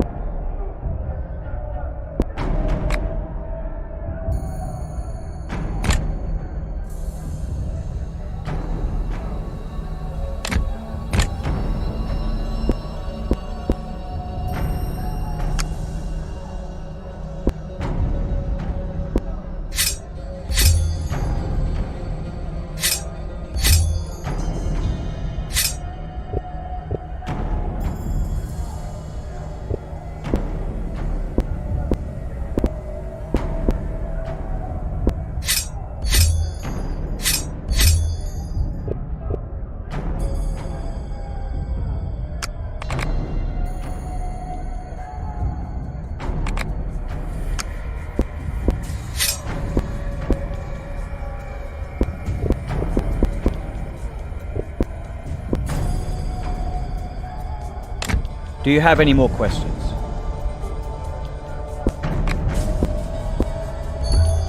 And who are you? Behind the name, I mean. Just an ordinary man who threw Borberide rose above his fate. You play this I am so mysterious game pretty well. Names are sound, drowned out by the sound of iron on iron. Professions are smoke and disappear into the fire of battle. But if you really want to know, demon spawn destroyed my farm and killed my family.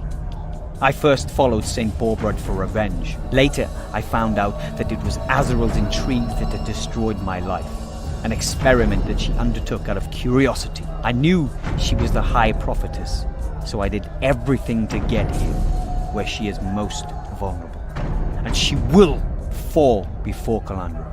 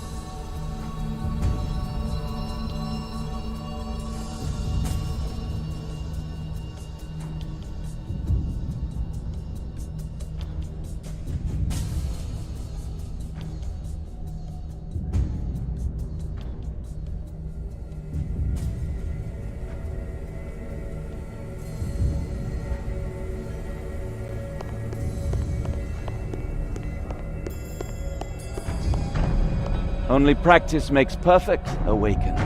Only practice.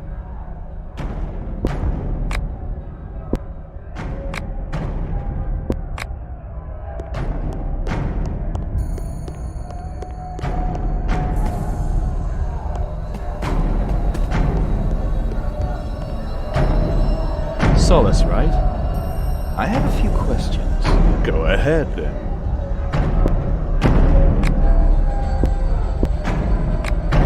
Why do you fight Azrael? Pragmatism, loyalty, as you wish.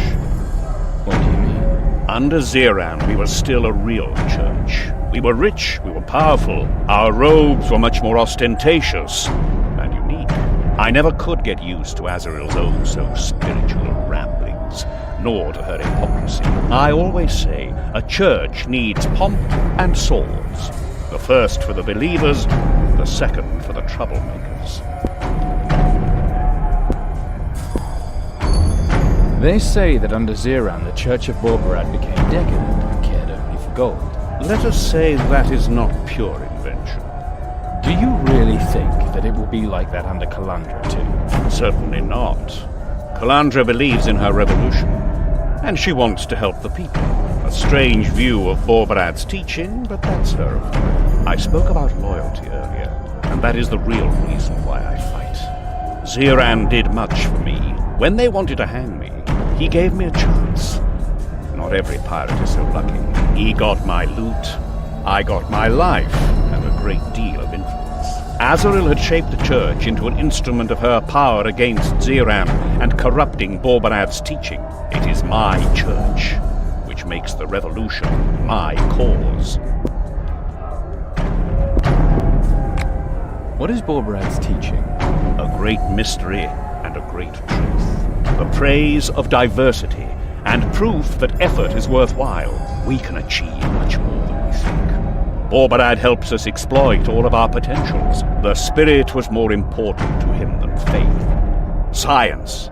Borbarad was a thinker, not a preacher. Anyone who wants to can defy the horrors of this world with blood magic. Not by birth, but rather through his will. Borbarad's magic gives us true nobility. Through him, we can overcome all the princes and magi moguls.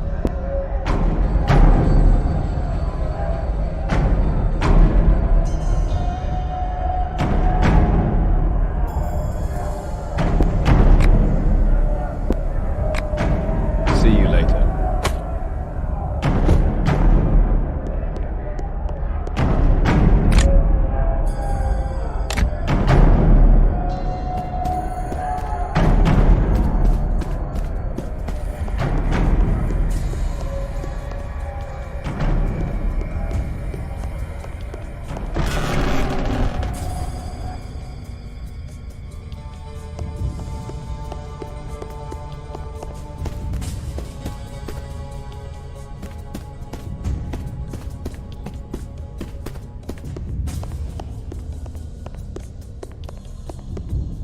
All these things were lawfully acquired by the law of the jungle.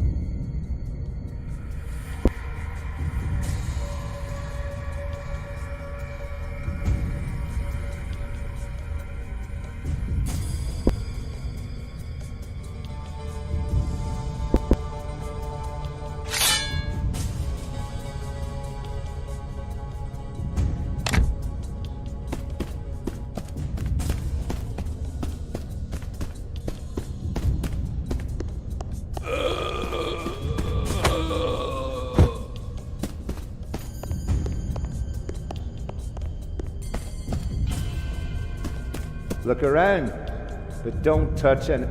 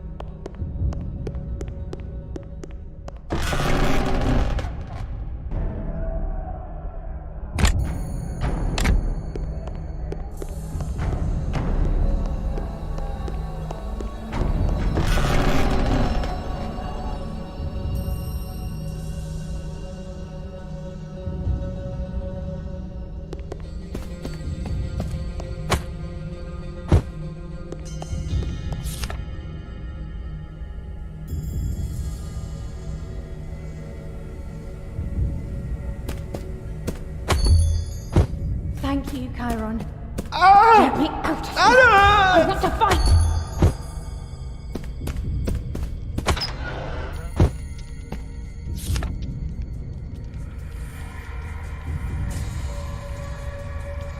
I don't want to die here. It's better now. Thank you. Why is it always me?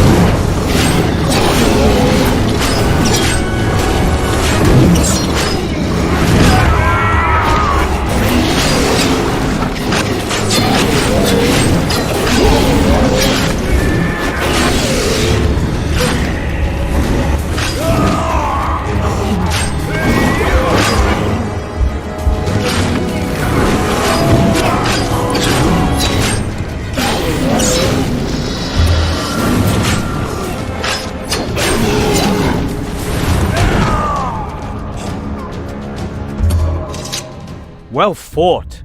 Even better than I thought. Here, your reward.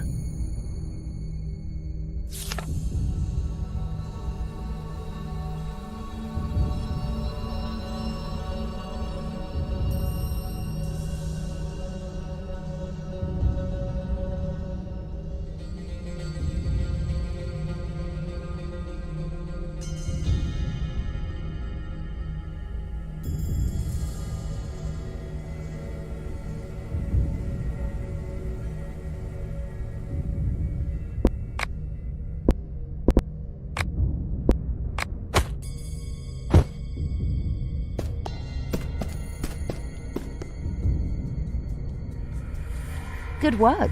With the portals, I mean.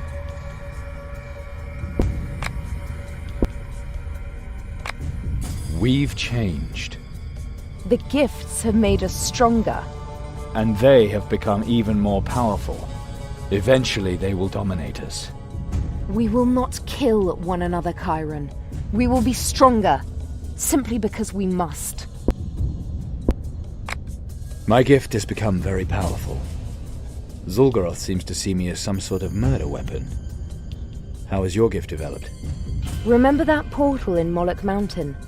My gift let me open it. Since then I've learned much about magic, about demons and portals. Large portals. Powerful portals to other spheres. I can open them and pass through them. Once Zeran led the Borberadians. He called himself Portifex Maximus, the greatest portal opener. That is now my calling. Then you could just transport yourself into Azrael's headquarters. Unfortunately, no. The Sanctum is protected from my portals, probably also part of her contract with Zul'Goroth. Borberad's dogma, what are its exact words? As Alvaranian of the Forbidden Knowledge, Borberad is revered by those who refuse to be forbidden to think. His ideal is freedom, but only a strong mind will attain complete freedom, and a strong mind comes only from a strong will. And there are no limits to this ideal of freedom. Your freedom ends where your will ends, and your will opens the Forbidden Gates.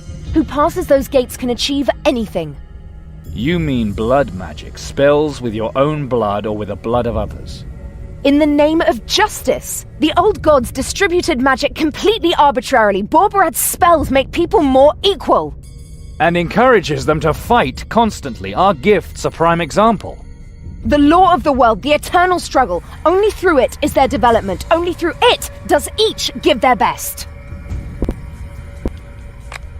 3 awakened had to die for my gift to grow. Is what Azrael says true? That we're the last 2? We are. My gift had to grow as well. And their souls? Zul'Goroth will have claimed them. The price of your and my power. They were our brothers and sisters. At least some of them. That doesn't matter. Not for you and me either, my love. Morality is what we declare to be true. Father never understood that. You seem cold. You seem soft.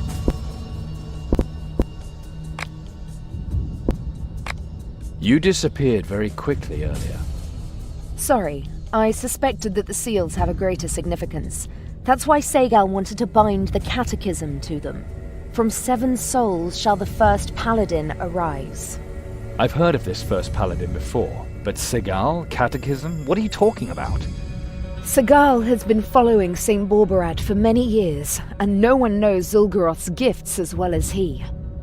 Segal is... well... Chiron. Segal is our real father.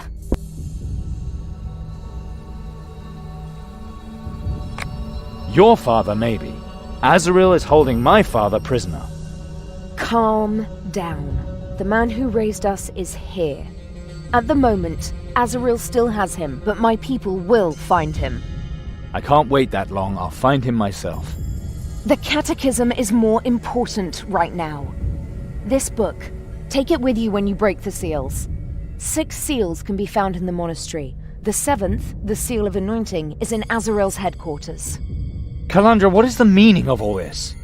My people believe in me. They follow Borbarad's teachings, and me. They consider me Borbarad's successor. Be precise. The revolution. This is not just about the souls of a few cultists, Chiron. We're founding a new church. A new church, the two of us at the top, free of Azrael, free of the need to kill. It sounds really good. I knew you would say that, and that's what I want you to decide for me. The new church of Borbarad should be your work too. Segal says that each seal will force you to make a decision. Whatever you decide will appear in this book. When you're done, this book will become the foundation of our new church.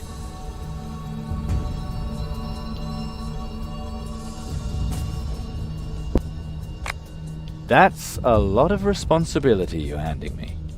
Many good men have died for this book. I don't know anyone I would trust it to more than you. Go to Segal, talk to him. He can tell you more about the seals. And even if, in the end, you decide that the book must be burned, I will accept that. That I promise you with all my love.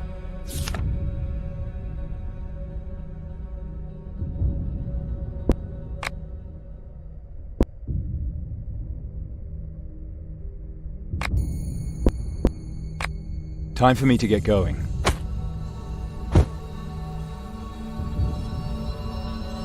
What is it, Chiron?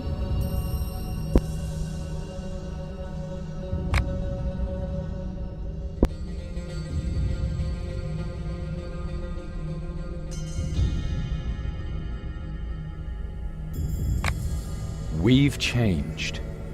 The gift. And they...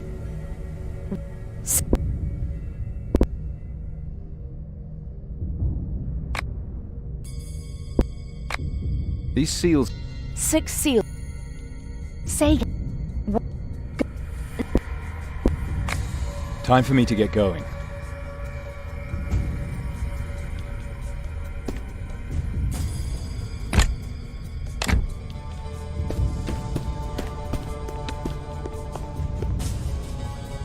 Well?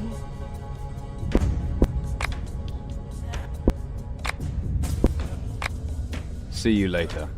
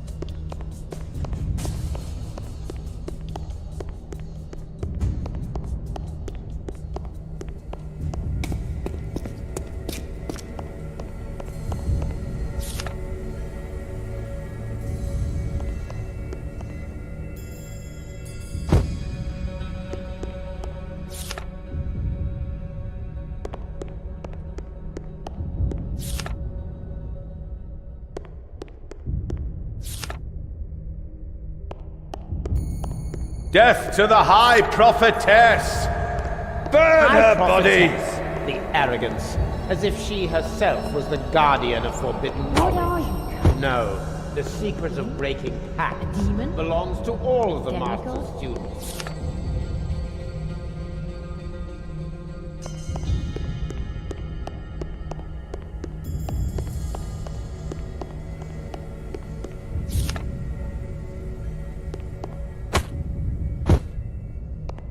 Hail the first paladin. He will renew the world. Sapere Aude. Thus spoke the Master.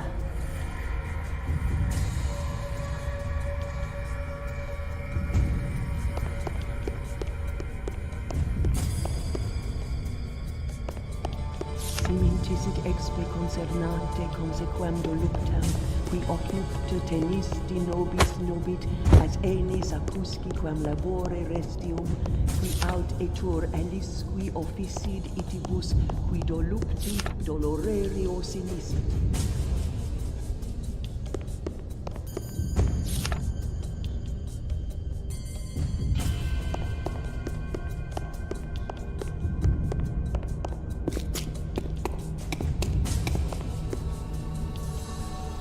You're Segal. Chiron! Finally I get to meet you. Calandra has spoken much of you. She says that you call yourself our father, and that you'll help me. I sired her. I have instructed her since she appeared here. I taught her the Master's word and the power of her gift. I believed in her when she was alone. I made the girl a leader, and she accepted me as a father. I know I cannot ask this favor of you. I have to earn it myself. But I can hope, because I believe in you and in what you are destined to become. You want to be my father? I know the other whom you call father, a man with a soft heart and little faith in goodness. That made him a liar and traitor. To you, to Azrael, and to me too. Azrael has captured him. Maybe he's here. Her hatred runs deep. She is having him tortured. Where exactly, I don't know. You want my favor? Then find him. You want to save him? At all costs?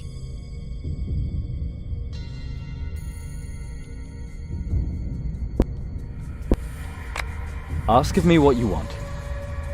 All right. I'll help. We can talk about the price later.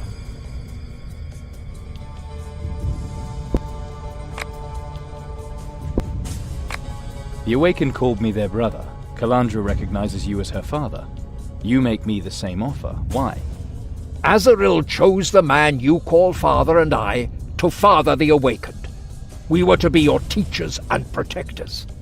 He went away, but I stayed. 5 of my children died. That was also my fault. How so? I believed that education was everything, that the gifts should mature close to me, because no one had studied them longer and deeper than I. But all fell away one after another. Gamut, Cassio, even the obedient folk threatened to defect. Only the 2 of you returned.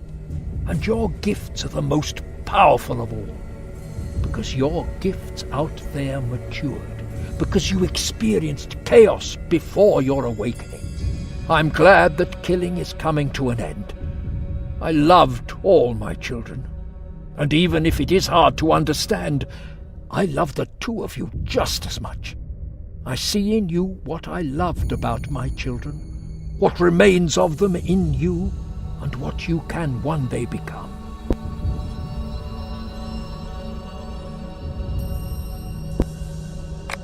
Segal, tell me about this first paladin Azrael wants to create from us. The first paladin is Borbarad's greatest promise, a being that stands above the people and yet is still human. His superior intellect, his unbridled power. Azrael wanted to own it all. The paladin was to be her tool. A stupid creature who was to crush entire empires, only to be stared at by awestruck believers just as stupid. But Chiron, imagine what you could achieve if you were the paladin, or Calandra. And you could both live on. Only a couple of seals to break, and then it is within your grasp. It sounds not all bad. I understood that right. You were Calandra's teacher. At first, she was stubborn. She didn't trust me, but her curiosity was stronger. She lost her shyness and became the best student I ever had. She inspired me to rebel against Azrael. Through Calandra, I realized that bondage is not the essence of the gifts. The nature of the gifts is freedom, free creative chaos. They are demonic. Demonic? Raw magical, fairy, kobold, call it what you want. No one can make them his tools. They arise and grow on their own. And they grow in the way you mold them. That, Chiron, is true creativity. You say my father betrayed you? Maybe he told you how he stole you out of compassion, out of humanity, perhaps. The truth is that he wanted revenge. He was infatuated with Azrael. He didn't realize that her spirit strove for something higher than sweaty sheets. When she did him and me the greatest favor, allowing us to sire you all, he was furious. His pride was hurt. He felt rejected. And in revenge, he stole you. He's come a long way. How could that happen? Look at my face! I protected him, sabotaged the search for moons upon moons, until Azrael found out and had my face burned. Why did you do that? Because he fled with your mother, and her life was worth more to me than my own.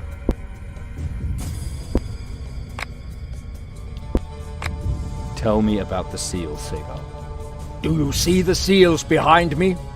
Zul'Goroth's power is held within them through Azrael's contract with him. Each seal represents a gift. 3 are here, and another 3 lie beyond the garden. And Azrael guards the last one herself, I know. But how do I break the seals? You need the keystones.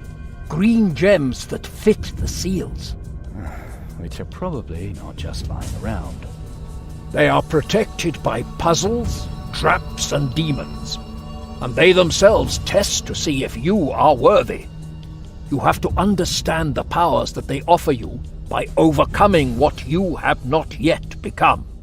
Azrael wants to use the seals to exercise control over body and soul of the last awakened. But the seals are not without will. They contain deep mysteries of our faith. They are subject to whoever breaks them. They shape the first paladin's power according to that person's will. That is why every seal will ask you a question. And the answer is inscribed in this catechism. As a sign for the faithful who read it, it is Calandra's wish that you endow the sacraments of our new church. So choose wisely which sacraments the church needs and which not. The spirit of the seal will help you. It will show you spirits from your own mind who will give you more insight into advantages and disadvantages. And in the meantime, you'll find a way to free my father. You can count on me, and if you need any further advice, I'd be happy to help.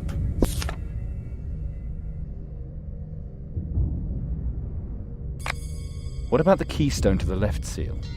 The seal deals with marriage in Borboradianism. What do I have to do to get to the keystone? Get married? A door in the arcade leads you to the Room of Gathering. There you will find a stone pillar, which will present you with a puzzle about this issue. And where are the deadly traps you mentioned? Just try not to fail. Where's the keystone to the middle seal? The Seal of Ordination.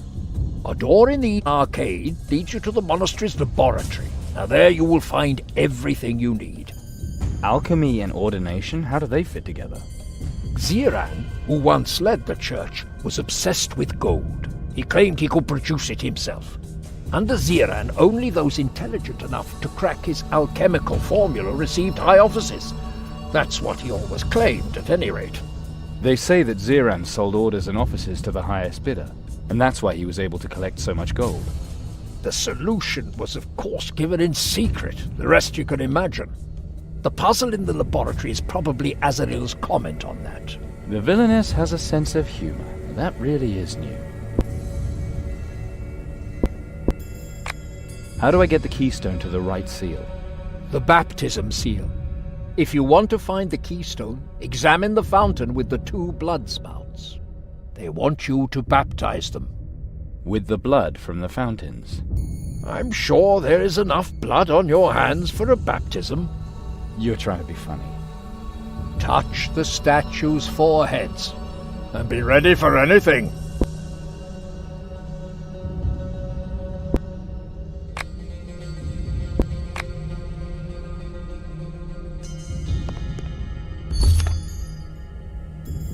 Are you still hesitating?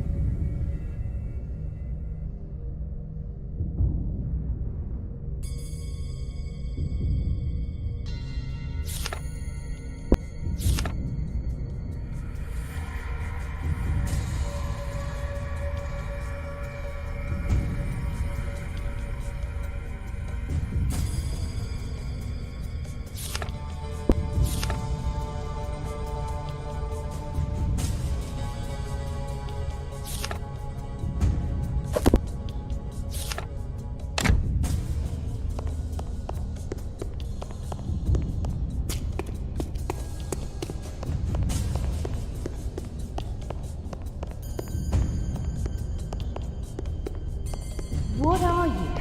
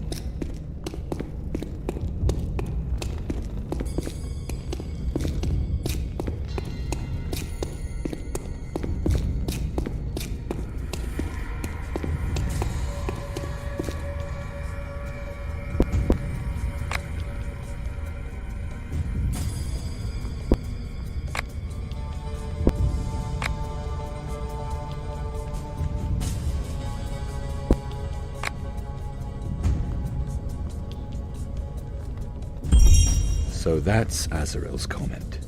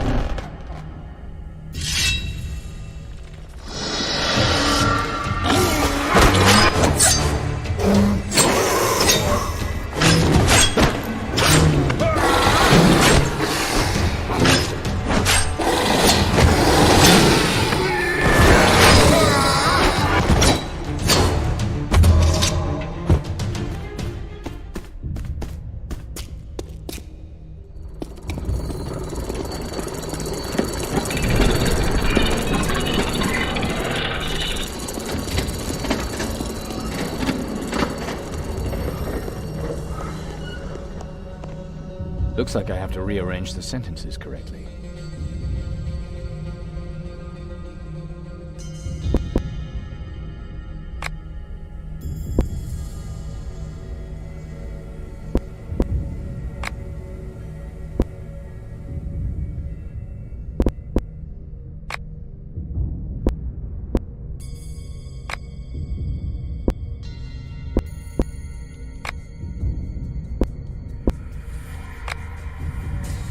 Did that do it?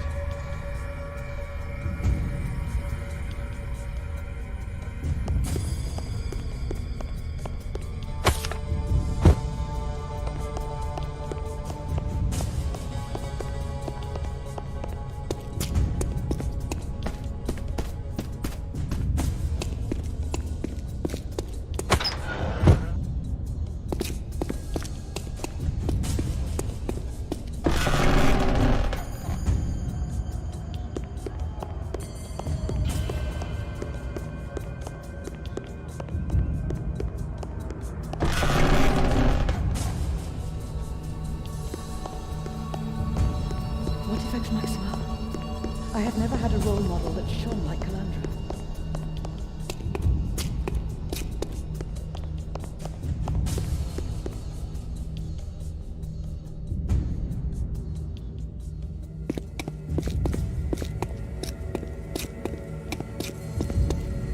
You broke the seal. Very well, Awakened. Decide for the new Church of Borbarad. Should the Church have a marriage ritual? Should two faithful be allowed to enter a lifelong bond out of love? They would find themselves in eternal struggle with one another. But maybe this struggle and their love could make them better students of the Master's word. Marriage is a structure that cannot last. No couple will maintain this struggle forever. They'll get used to one another and resign themselves a little more each day. Then only their inertia and fear of losing common property will still hold them together. And if not, then their marriage will break down. The temptations are too great. Love is nothing but a mask of desire. In addition, Only cowards will marry, the ones willing to put up with whatever they could get in money and sex. The sacrament of marriage is contrary to Borberad's doctrine of freedom and the will to power. Therefore, we do not need it.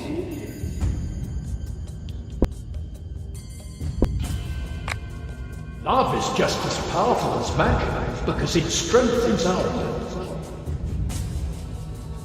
It brings two people to live together in eternal struggle while at the same time offering the greatest fulfillment. When both spouses are equal, their spiritual abilities will grow together. Equality is the essence of Borberad's promise. Every human a mage. Through the children that arise from these relationships will the church flourish. That is why we need the sacrament of marriage.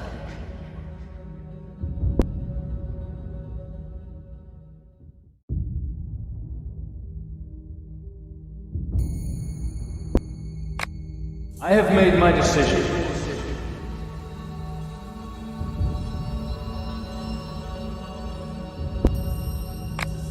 Borberadians should be able to marry.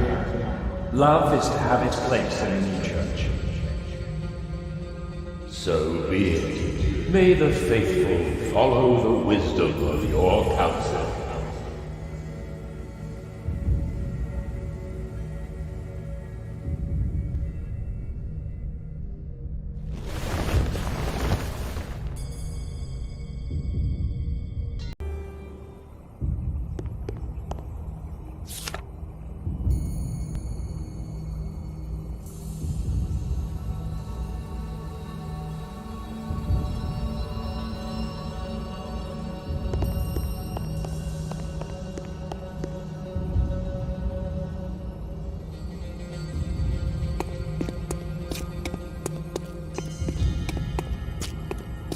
You broke the seal.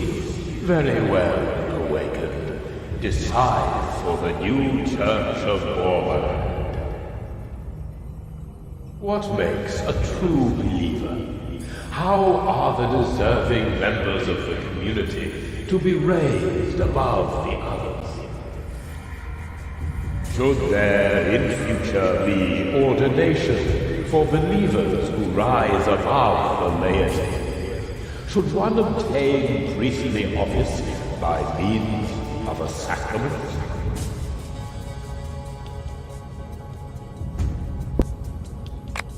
Order is part of Borberad's teaching.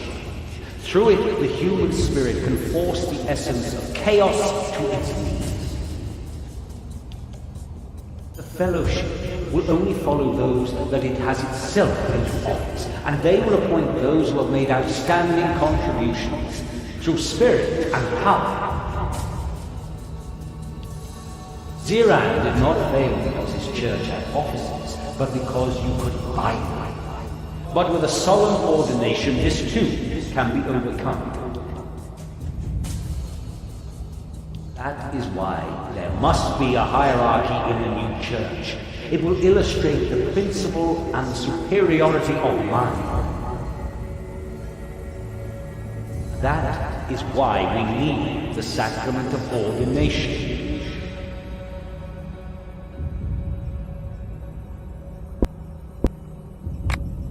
Our spirit conquers the chaos, but only when we fight it.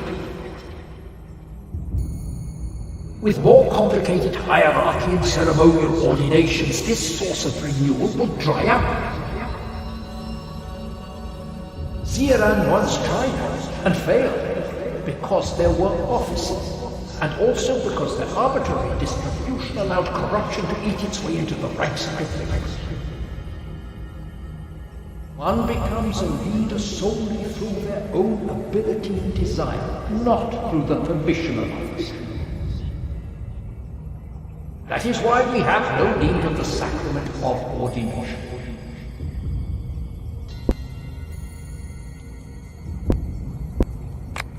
I have made my decision.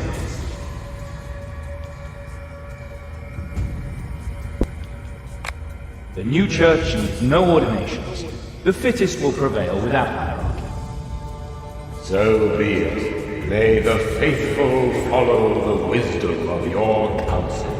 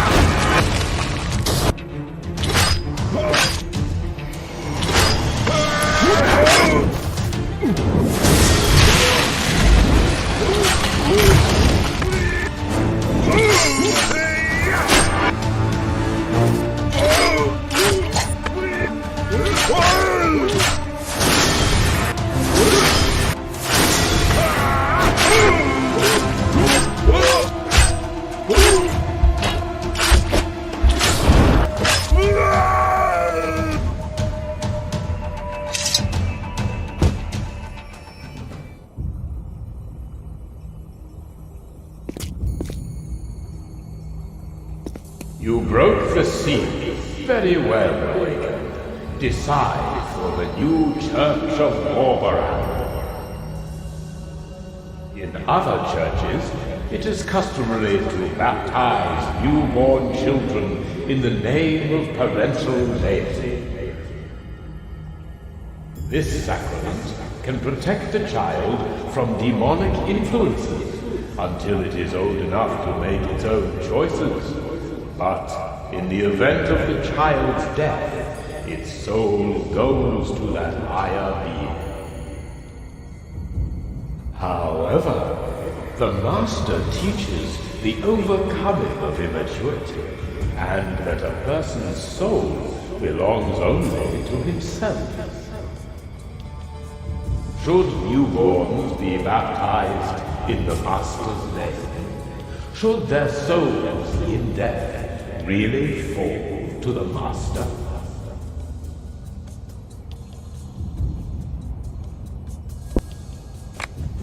Cannot start teaching a child early enough. It must therefore be brought into the fellowship of the faithful quickly. A baptized child is more likely to be brought up as the Master would wish. That way, the virtues of freedom, spirit, and discipline become more deeply internalized, and great power is attained more quickly. As Borbaradians, the child's parents will be dealing with demons. It will be difficult for them to protect the child from their influence. But in his divinity, the Master will know how to protect the child. And if naught else, the soul will be better off with him than with the demons. That is why the new church needs the sacrament of baptism.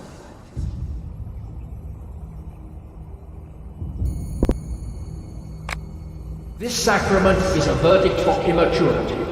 A true disciple of Borbaran decides for himself to whom he dedicates his soul. And as Borbaran, he should do so only if he is sure he does not have to keep this promise.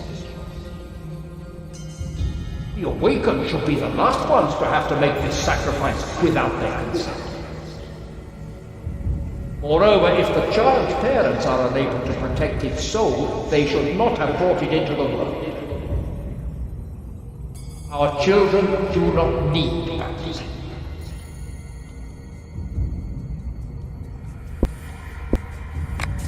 I have made my decision.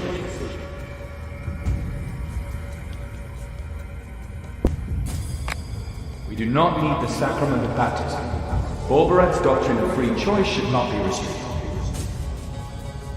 So be it. May the faithful follow the wisdom of your counsel.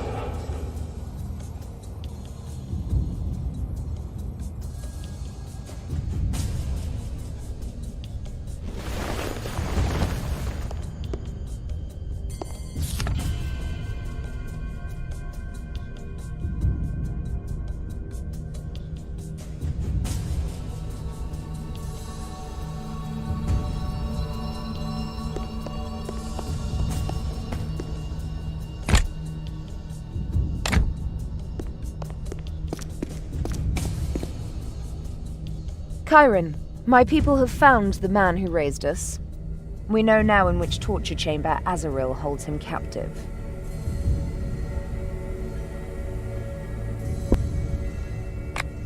You can't beat good people.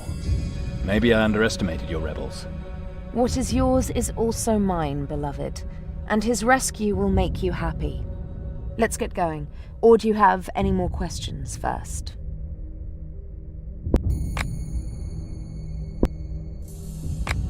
What father must have endured? Let's hope that they only questioned him.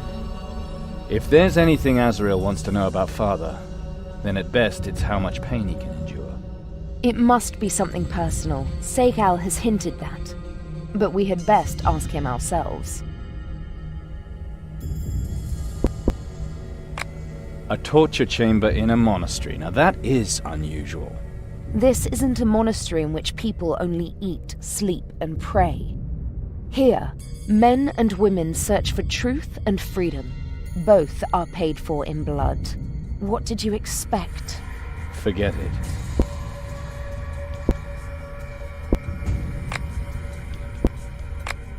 My people will distract Azrael's guards in the Western Arcade. In the meantime, you take the Eastern Corridor. Got it? Got it. We'll get father out of there. When you find him, give him this potion. If he was tortured, it'll relieve his pain. Here goes. Let's break father's chains.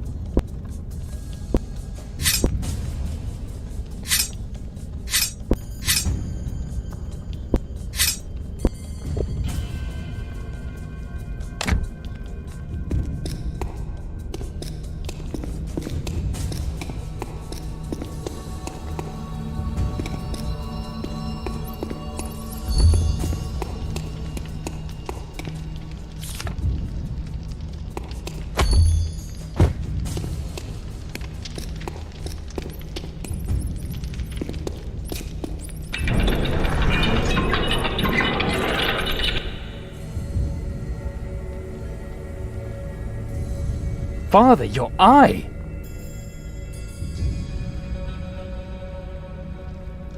I have another one. Same as with my leg. I heard you fighting and casting spells. You've really practiced since my last lesson. Chiron, I'm glad you're the one who came to get me.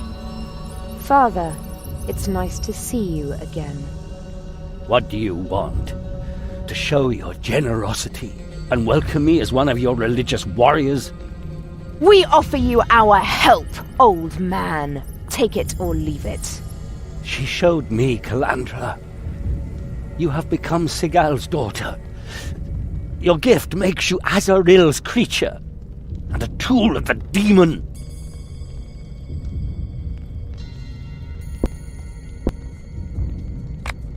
The two of us saved you. Without her, you might not have had any eyes or legs left. Then at least I wouldn't have to see this. I won't stand for this any longer! Chiron, bring this old fool to our camp! Maybe there he'll listen to reason! Take this for the pain. Thank you, my son. What did Azaril want from you? Did she take your eye just for revenge? First she said I should see clearly. She described to me how greedily Calandra had absorbed her lessons, and how she began to accept Sigal as her father. Then she said that all knowledge has its price, and that the price must be commensurate. Then she took my eye.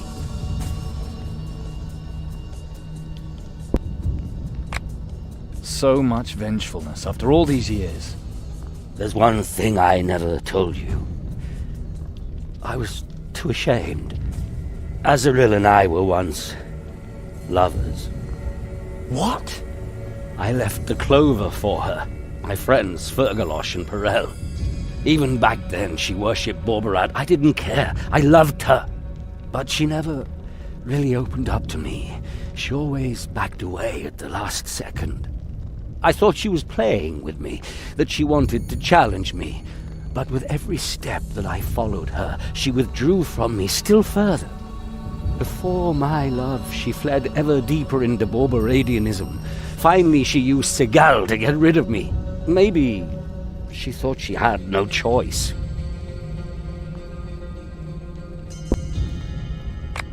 Did she take Sigal as her lover? Worse. She used the ritual in which your gifts were created. She had us take part in a great competition whose prize she kept secret. She said it was to find out who amongst us was the best. I thought it was for her love. But when Sigal and I finally faced one another, she revealed the truth. The final battle between him and me never took place. And instead? 7 children from 7 virgins. Someone had to sire them. Sigal and I obeyed. It was only later I realized that she had thereby rejected me once and for all. That realization led me to steal you. And now, she has taken her revenge for it. Chiron, get me out of here. I can't go on any longer. Don't worry, Father.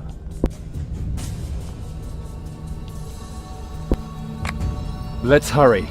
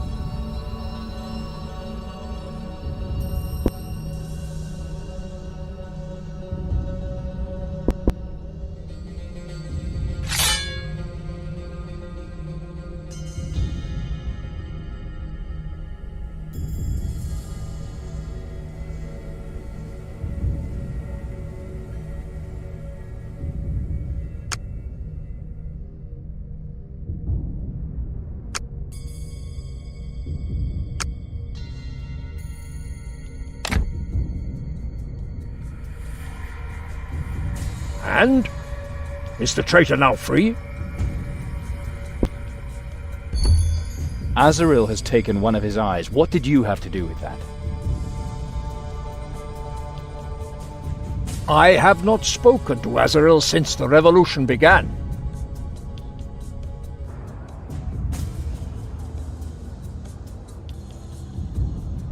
And even if I had done so, the price is a matter between me and the traitor. But take heart, 3 seals are waiting for you. Confession, initiation, flesh and blood. Which would you like to learn something about? Just tell me what I should expect.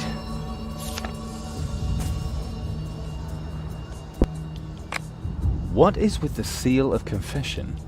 Confession is a mystery of togetherness, a ritual of joint thinking. Go to the library. It is a puzzle.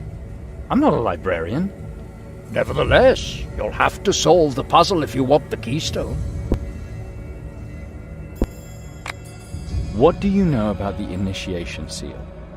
The initiation makes a woman of the girl, a man of the boy, and a scholar of the student. I don't need a lecture. In some countries, you have to fight. In others, offer up a sacrifice. You'll do both. Search the monastery for bushes of blood leaf. When you have picked enough, burn them in the bowl at the foot of Borberad's statue. And then I have to fight. Smart lad. Flesh and blood. There is a pavilion covered in black vine. You know how black vine grows? The plant drinks human blood, and then other people drink the juice of the black vine grapes. Some would say they drink human blood. I can find the seal key in the pavilion? If the black vine doesn't get you.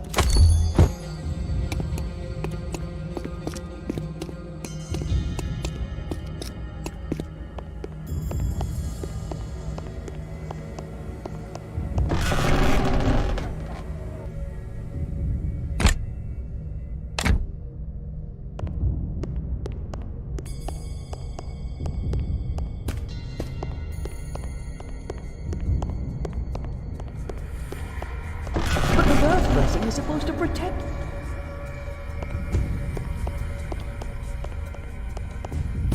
If you should see the same products elsewhere,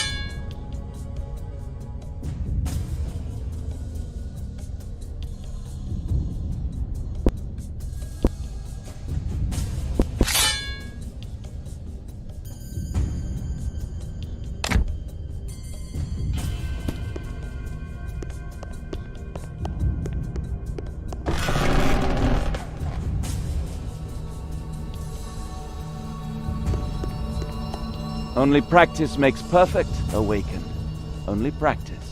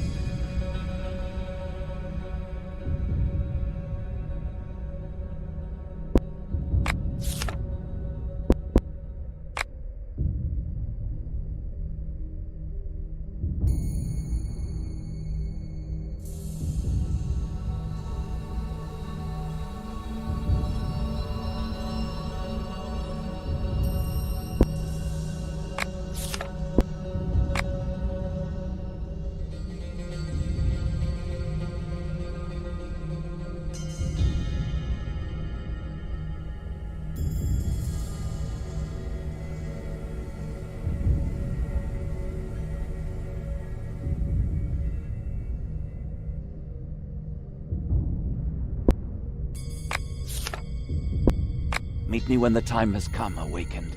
Your efforts shall not remain fruitless.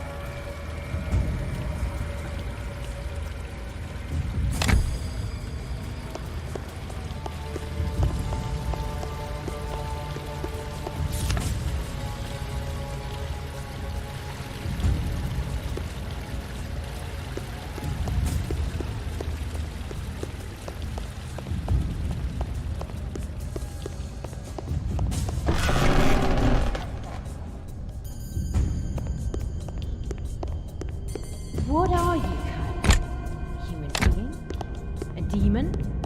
A demigod?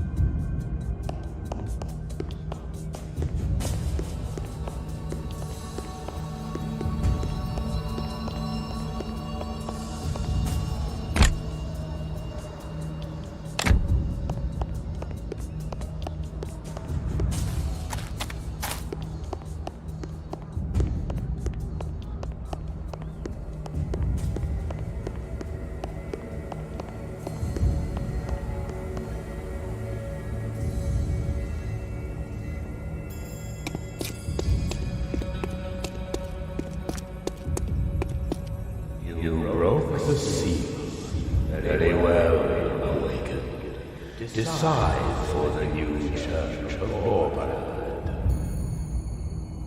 Those who follow the Master with great devotion often face difficult decisions as to right and wrong. In these decisions, the Master's followers are always alone.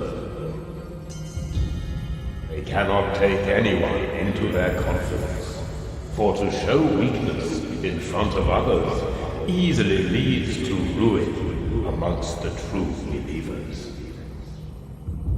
A secret confession could be of much help, but is a sacrament that requires so much trust really suitable for the new church?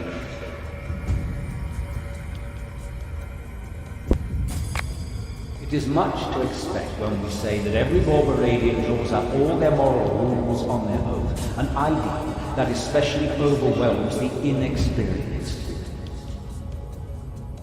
They will always carry with them the remains of foreign morality which interferes with their studies. A confessor could free their minds of this obstacle. Everyone has moments of weakness. It is reasonable to anticipate that and to create a safe place for these moments. That will make the faithful even stronger outside that place. That is why we need the sacrament of confession.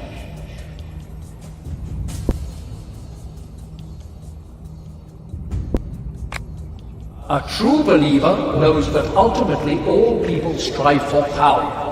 No confessor would be an exception to that rule. It would be against the Master's will for confessors to gather knowledge about others' weaknesses and not use it for their own purposes.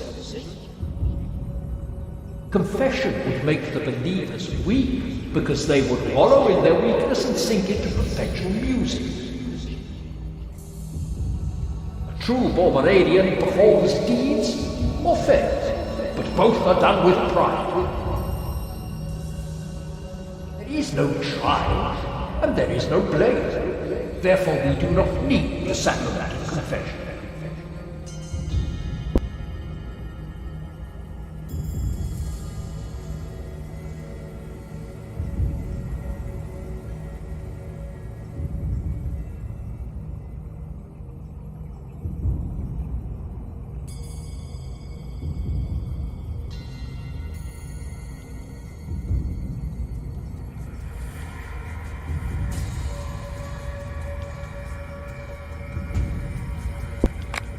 I have made my decision.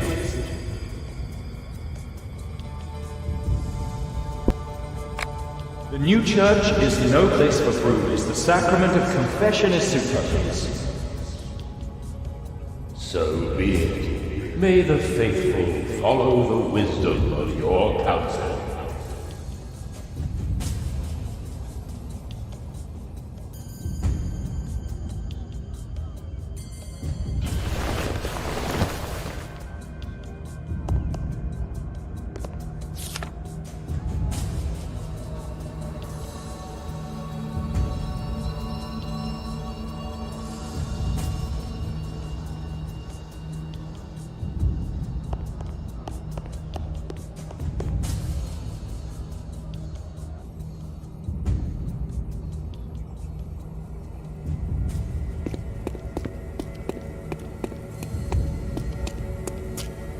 You broke the seal. Very well, Awakened. Decide for the new Church of Borbarad. The Master teaches us that the struggle for the greatest power is everlasting, and his most teachable students are also the most determined. What happens when a student has become powerful enough to defeat his instructor? Will he not use this as the first opportunity to gain respect in the fellowship? The instructor will not give up his power over the student, But it is up to him to introduce the students into the Fellowship of Believers as a full member. For impatient students, it is natural to want to prove themselves to the teacher. Often, the result is a duel in which one of the two finds death. A symbolic sacrament of initiation could be of help, should it be introduced.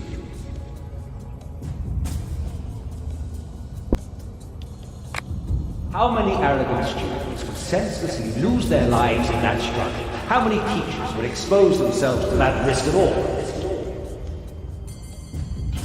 It would weaken the church if one were not allowed to show their overcoming of their instructor on some matters. Years of training would become pointless. In addition, with this sacrament, instructors would be tempted to keep their students ignorant for as long as possible, to keep their power from growing. That is why a symbolic initiation is necessary. It will give the initiates confidence and bind them more closely to the fellowship.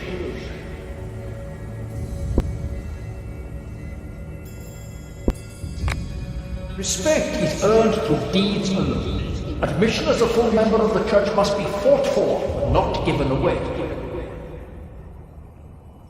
An instructor must be smart enough to get rid of his student at the right time, and to influence him in such a way that he does not want revenge, should he be more powerful.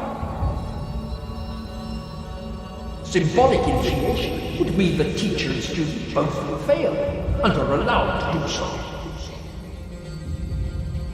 But still, if the instructor did not have the fear of the student's vengeance, he could do what he wanted with them. That is why we do not need a sacrament of initiation. A commitment to the Master's teachings is enough. I have made my decision.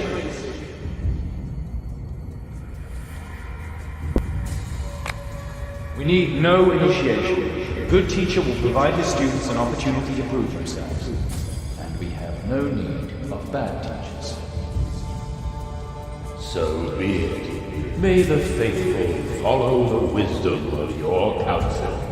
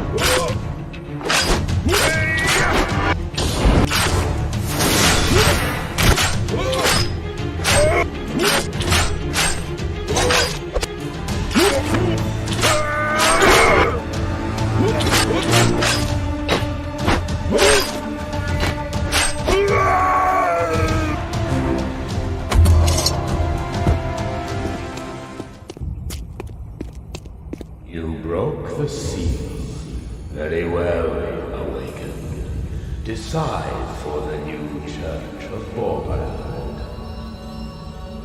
The grapes of the Black Vine are very powerful. They induce a trance which expands awareness and can help in magic rituals.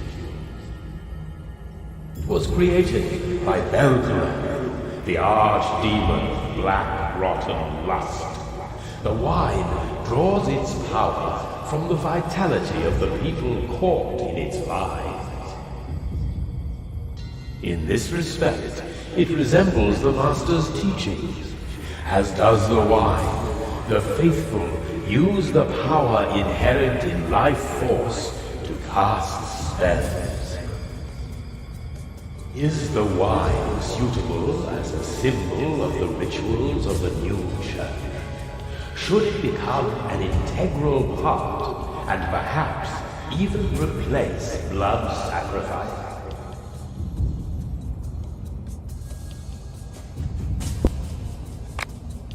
Only rarely will the believer's own blood suffice to cast powerful magic. Sooner or later, he will turn to the blood of his fellow men. Who can maintain their balance in the rush of power? How many sacrifices are enough? 100? 1,000? Black vine is an apt symbol, and it grows wherever it is planted.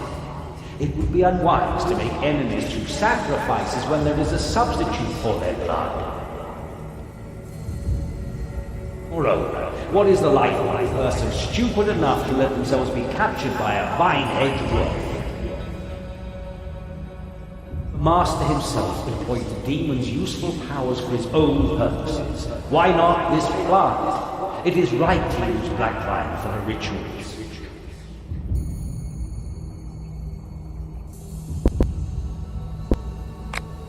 Blood is the essence of magic, as taught by the master. Black vine is not.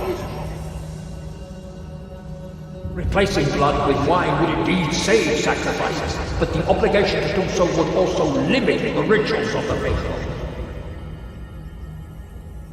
First, often enough do the master students work their magic with their own blood. Second, the archdemonic effects could cloud the clear spirit the master deemed a virtue. And third, great deeds also require great sacrifices.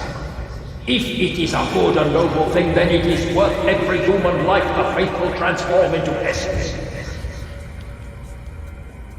The faithful are accustomed to bearing responsibility.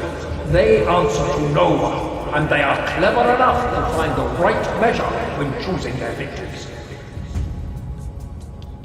That is why black vine should not be part of the sacrifice, and it should certainly not replace blood sacrifice.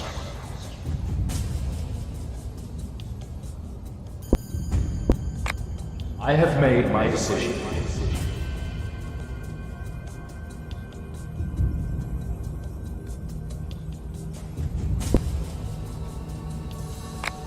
The faithful can decide for themselves what sacrifice is appropriate.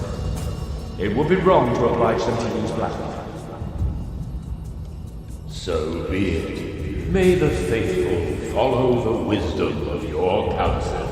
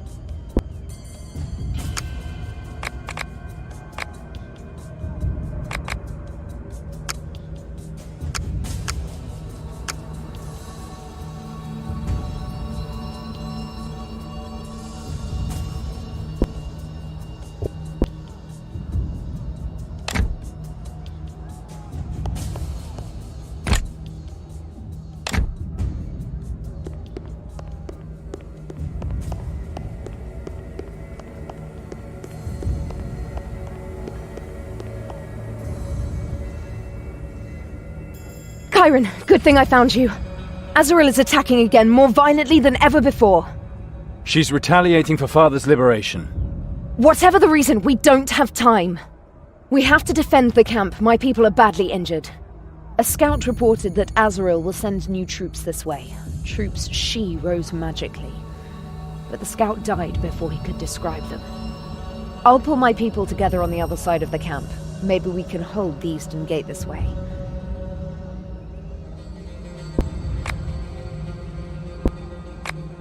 Things must be busy if you left the camp to fetch me. She has enough creatures and cultists to storm the gates of Warwick itself. She means business. Hasn't Azrael already lost enough power?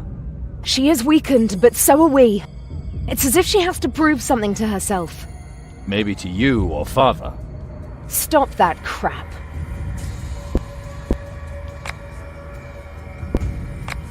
So I will expect these new troops here. Alone.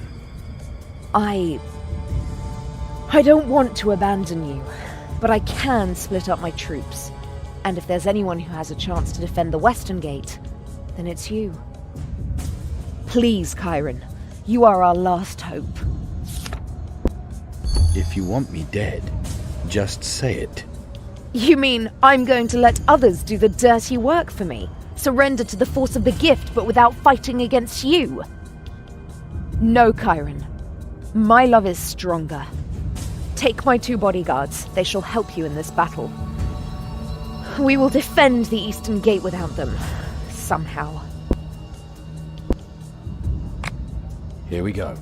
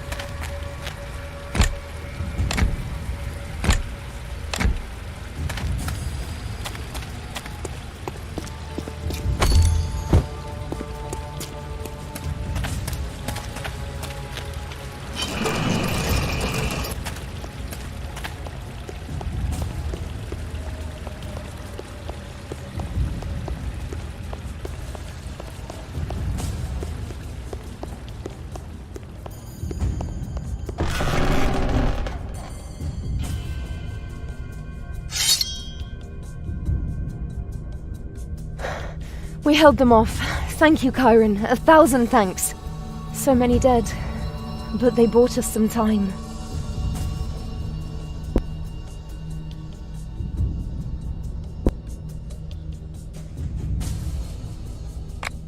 They knew the risk, and they died for a good cause. Thank you for standing by me. I wish it were easier for us. But that's immaterial. The survivors have little hope of defending our camp. Or storming Azaril's camp. Do you realize what that means, Chiron? It's not the first time we've stood with our backs to the wall. We'll figure something out.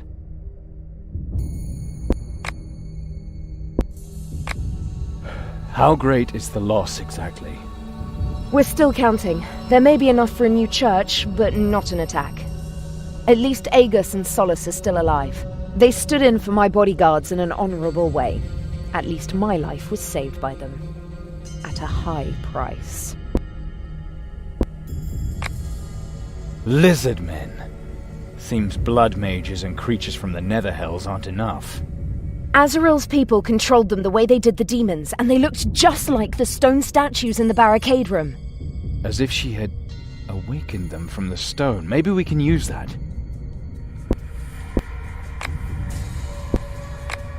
There's a card we haven't played yet. Segal. You think his knowledge could save us? I will go see him. He will help us. Good. Go see him. Azaril herself guards the very last seal in the monastery's inner sanctum. Even my gift cannot get us there. The only way in is by force. The camp will remain a safe haven for you. In the meantime, I'll pull everyone together who can still stand. But when we fight this battle, it will be the most violent of them all.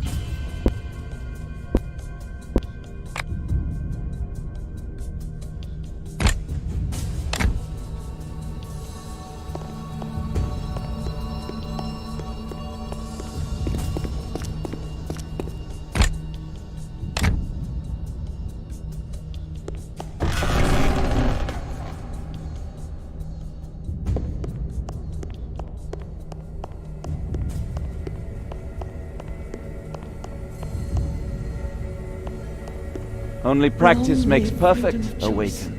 Only Long practice. live Borberat. You succeeded. Excellent. Take this as a compensation for your trouble. You succeeded. Excellent. Take this as a compensation for your trouble. You succeeded. Excellent. Take this as a compensation for your trouble.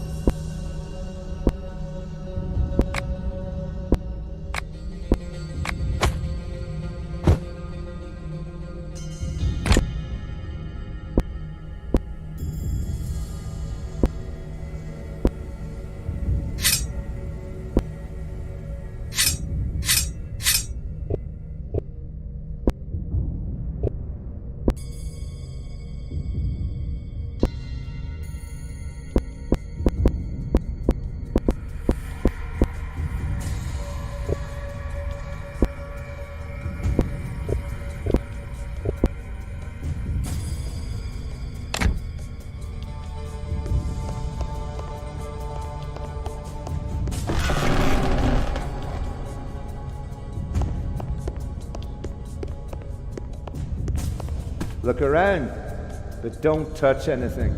It could be possessed.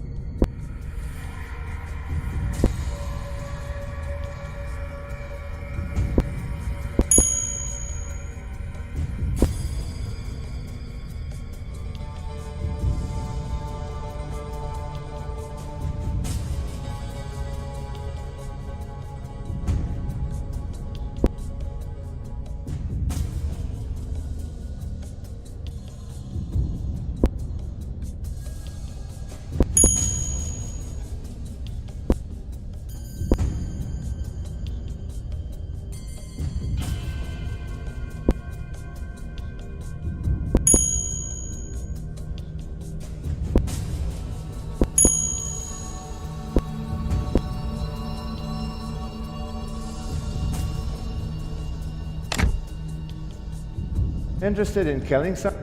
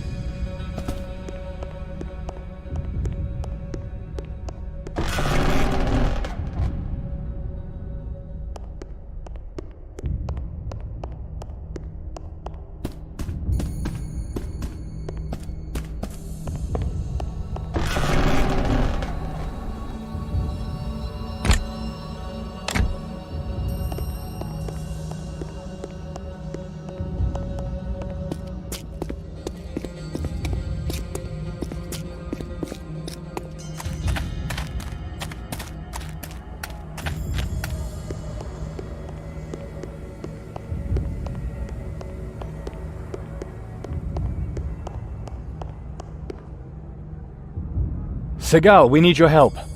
Azrael has overrun the rebels. A counterattack would shatter the survivors. We'll never get the 7th seal. You need an army. A mighty army, right? It is your fight too. Now finally do something. It is good. I want to help you. But I'll have to demand something of you first.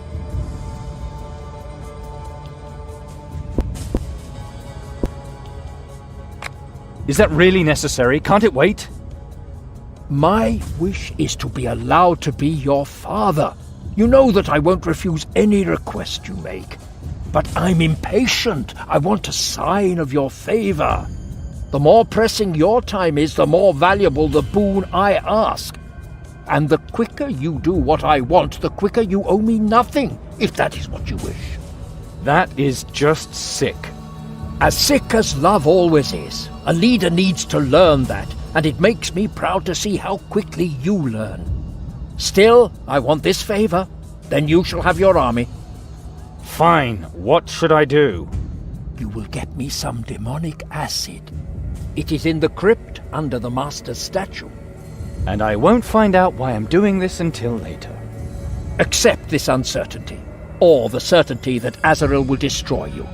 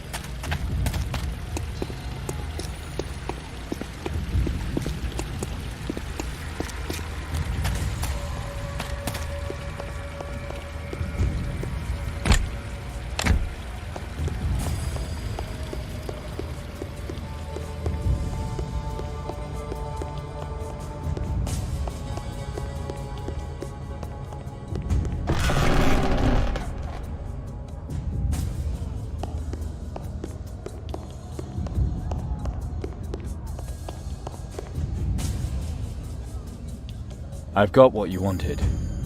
Excellent. Now for the second part of your task. Second part? That wasn't part of the deal. Does that surprise you, Chiron? He is a Borberadian.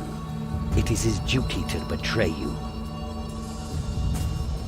I heard that you came back after all these years.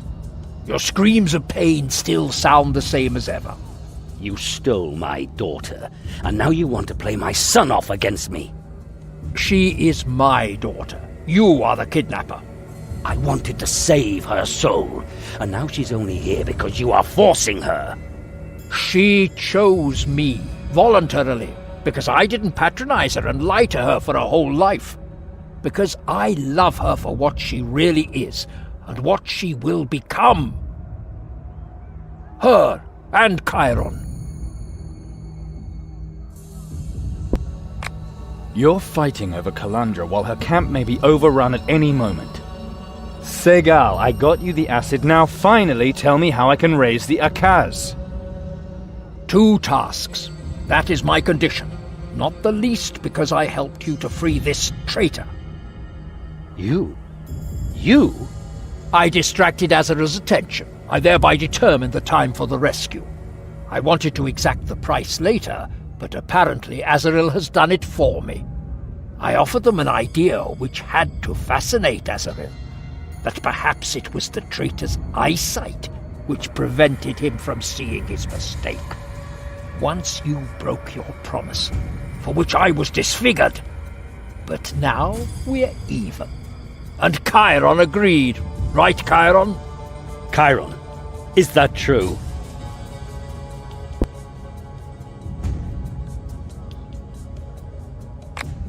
He said he would find you at any cost. I did not want it to end this way. How? How could you let it happen?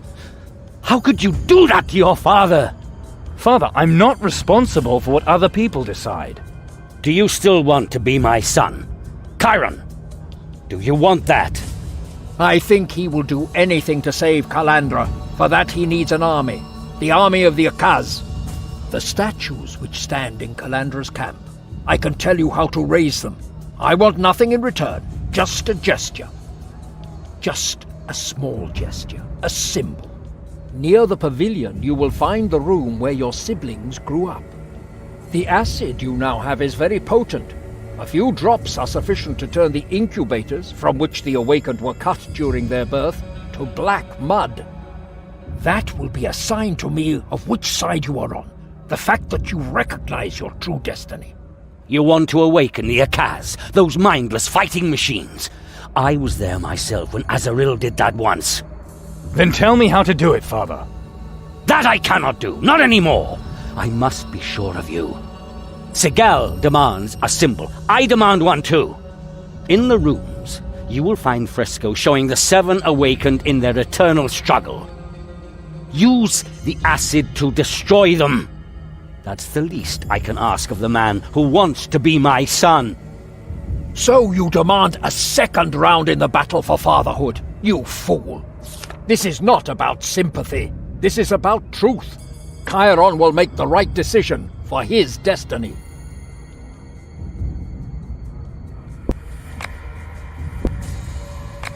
What's the purpose of these incubators? They locked your mother's bodies during Zul'Garoth's summoning. Segal wants to erase every memory of the human part of the awakened. Their destinies will live on in the first paladin. A destiny they never asked for, and one which killed them. They aren't your sacred heralds of a new era. They were people, and they never wanted to be anything else. This path was predestined for them. Without the gifts, they would never have been born. Your betrayal has not only led Chiron and Kalandra from their destiny, you robbed them of their childhood. You wished you had never sired the awakened, and then you stole 2 of them to turn them into your creatures. The other awakened are dead. Chiron do not allow the incubators to be destroyed. Those are the last memories of who they once were. These frescoes, what do they show? The destiny of the awakened. from their baptism in the blood of their mothers to their unification in the first paladin. A story of beings born from death to bring death. It is the way of the world that the strongest triumph. But the frescoes remind the awakened that they do not belong to the same cycle as lesser humans. What do you see when you look at your reflection, Chiron? The past? The son of the man whom you call father? Or do you see the future? All the great things that you could achieve? Do not listen to him, Chiron. Please, believe me, you're much more than just your gift.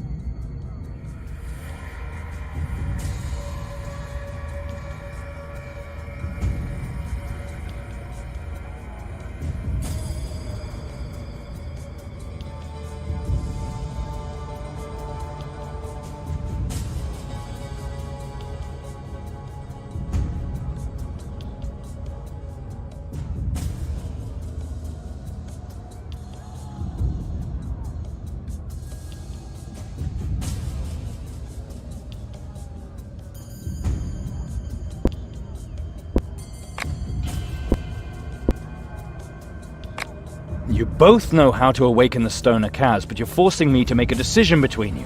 What should I do with the acid? Just a small jet. Near the pavilion. The acid... This is not... I'll see you later.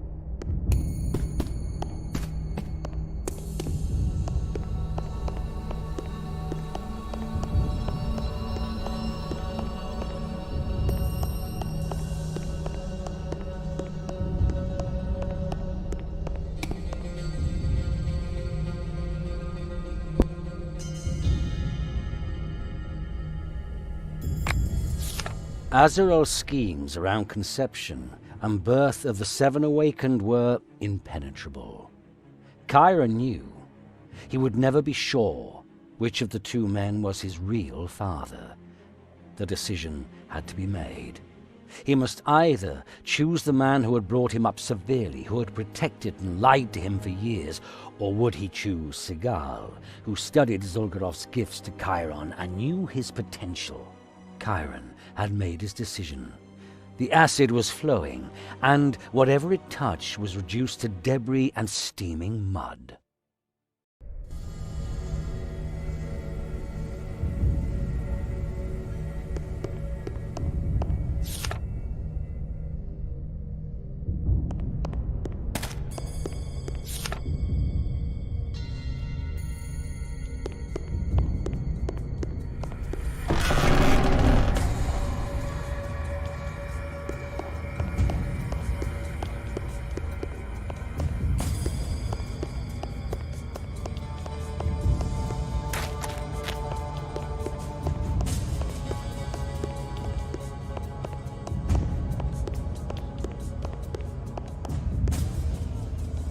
You made a good decision there.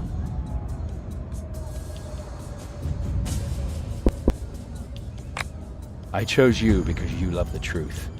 I've heard Father's lies long enough. You make me proud, Chiron. Let us unleash the army and tear down Azaril's gates. How do we awaken them? The crystal. It has the power to awaken them all. Just a few splinters are missing. Azaril's cultists carry them.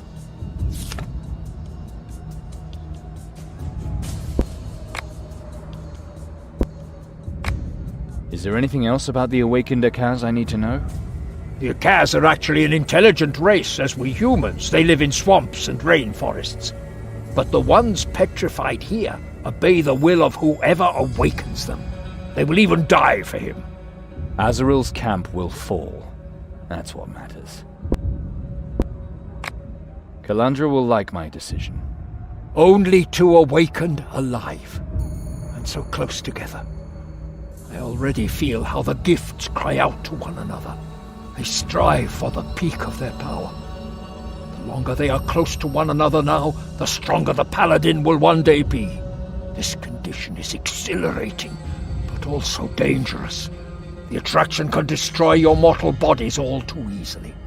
All too often I have had to tear my children out of one another's arms, for the hugging threatened to turn to killing. I'll do what I want. I know.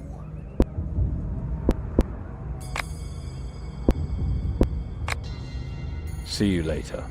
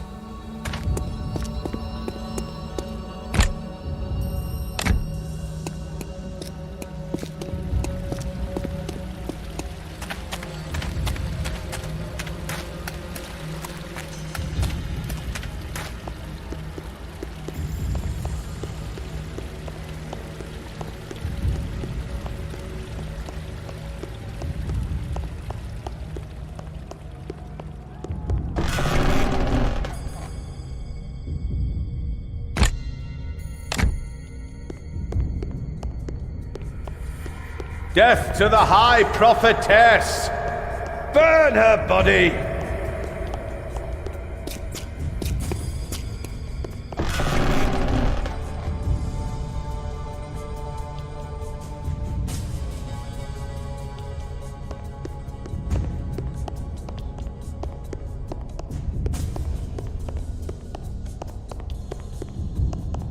But the birth blessing is supposed to protect.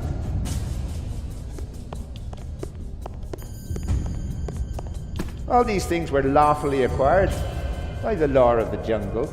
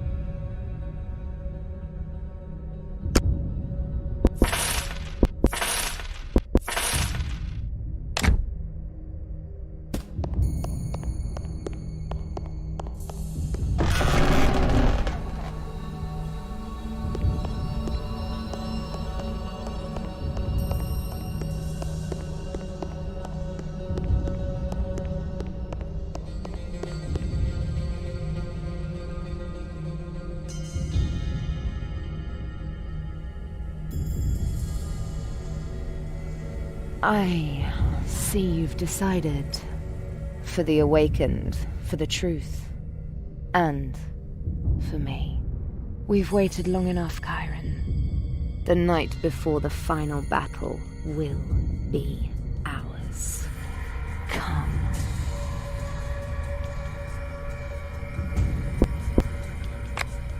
I want you here on the ground. The whole damn monastery should hear us. My entire body longs for you. Take me, now! We'll gasp with lust and pain. Our kisses will be bites. This day you will scream my name. Now come.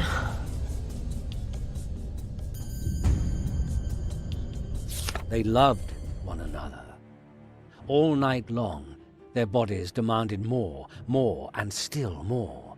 When they awoke from the rapture into which they had plunged themselves with such fervor, the pillows were drenched with sweat, and their naked bodies bore scratches and bites.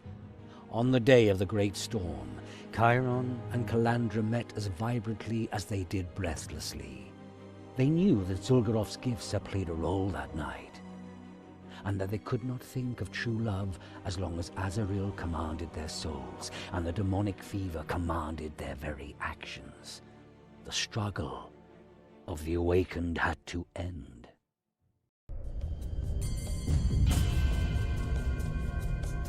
The splinters, do you have them? Yes. An army of lizards. Once the crystal is whole again, they will overrun Azrael's people. Good. At least I can count on you in battle. What's that supposed to mean? You even need ask. I was weak, and you took advantage of it. What? You're so selfish. You talk about us freeing ourselves of the gift's compulsion, and as soon as you get the chance, you make me its whore. It sounded a little different when you were sitting on me. I should kill you here and now. Try it.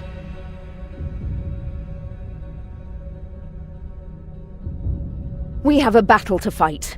Everything else will have to wait. At your service, noble lady. With joy I remain forever your knight in shining armor. A fool is what you are, and a damned handsome one at that.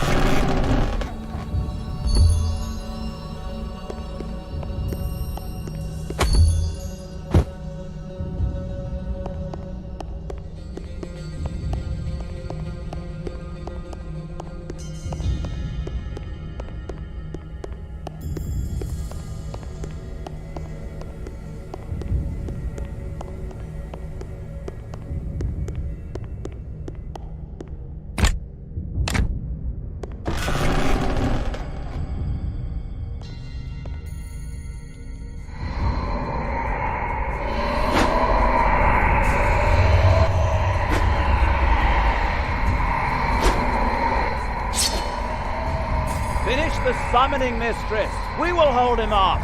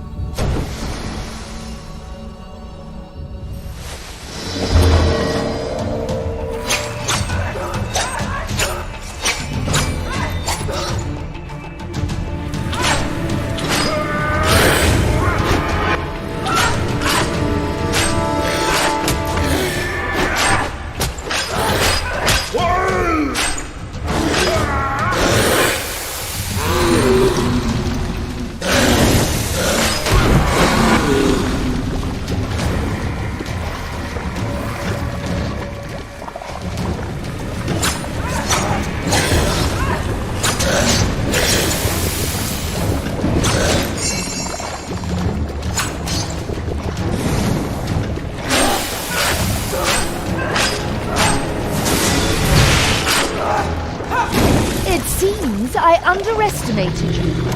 Well then.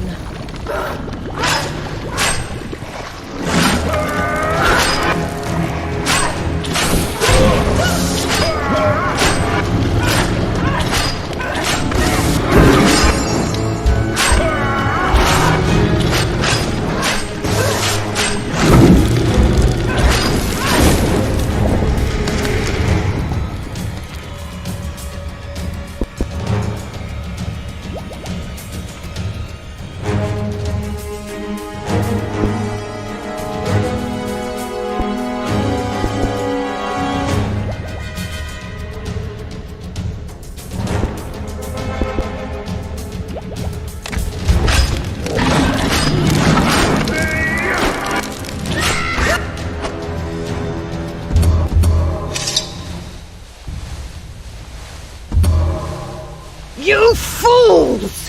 What have you done? Silence, Azrael!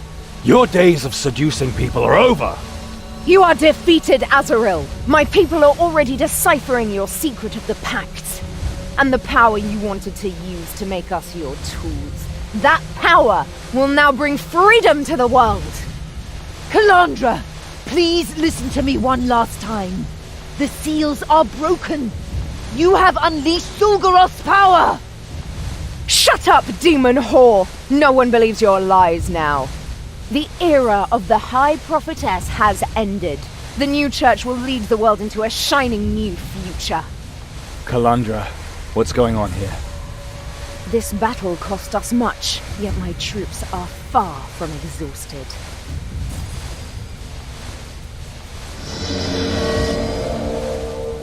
The portal will take me into Moloch Mountain, the place of our awakening. From there shall the storm defeat the storm. Girl, that is madness! You do not know what you're doing! I am the greatest opener of portals, Portifex Maxima! The next portal will deliver my army to the continent. From Razazor's golden throne will I set the demons on one another, until not a single one wanders the face of Aventuria! Kalandra, you are not yourself! Minions of the Heptarch, servants of the 12 gods, hirelings of some prince. Countless names for those who are able to hunt and enslave us far too long. But with the seals did that bondage also break. Chiron, let us break the chains of tyranny. We are the power and the will to return the people to their freedom. We are Borboradians.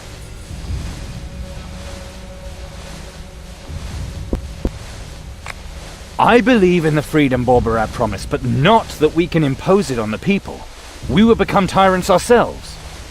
You had the sacred task of breaking the seals. We wanted to establish the new church together. What you are planning is madness. Not even you can control the demon hordes you want to call. Whose side are you on? Kalandra, I will follow you anywhere, but not into this war. Whoever is not with me is against me. You pass judgment on Azaril. I expect you in Moloch Mountain.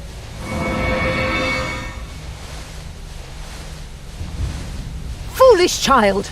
She could have been the first paladin. Silence! You are the victor, you are right. But that won't stop Zul'Goroth. He has already used you and me. Now it's Kalandra's turn. What is that supposed to mean? Do you really think I wanted to control the first paladin purely out of lust for power? Do you think me that stupid? The paladin was supposed to be a symbol for the church, young and powerful. Kalandra is a prime example of just where that mixture leads. I granted Zul'Goroth much power in our sphere.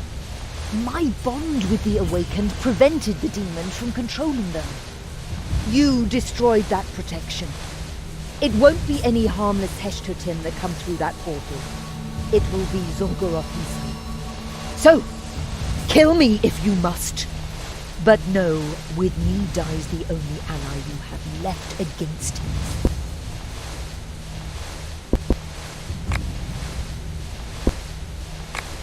You lie out of habit.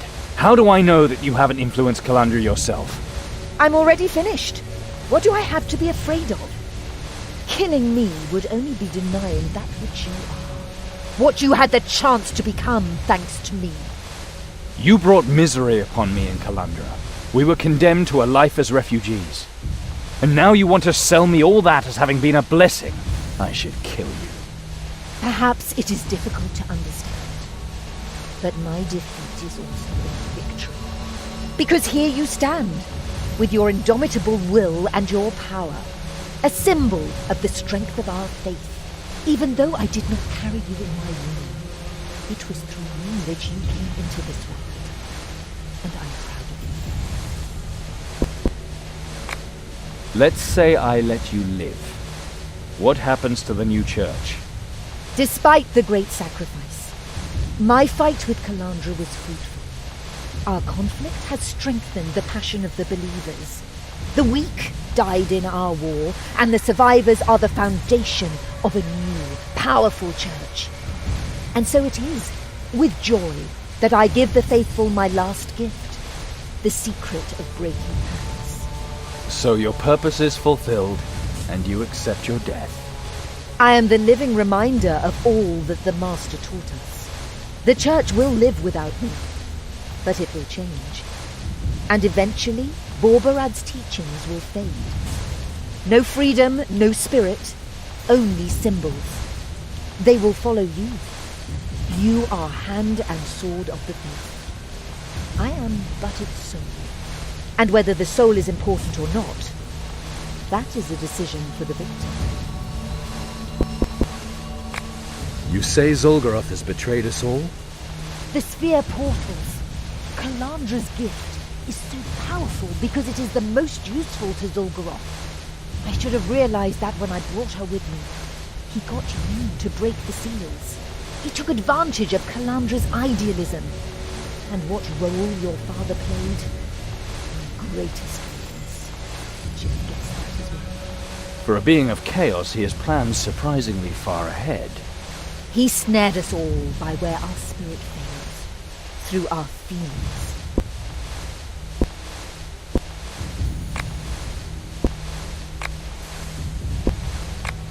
Zul'Goroth is not the only one you underestimated.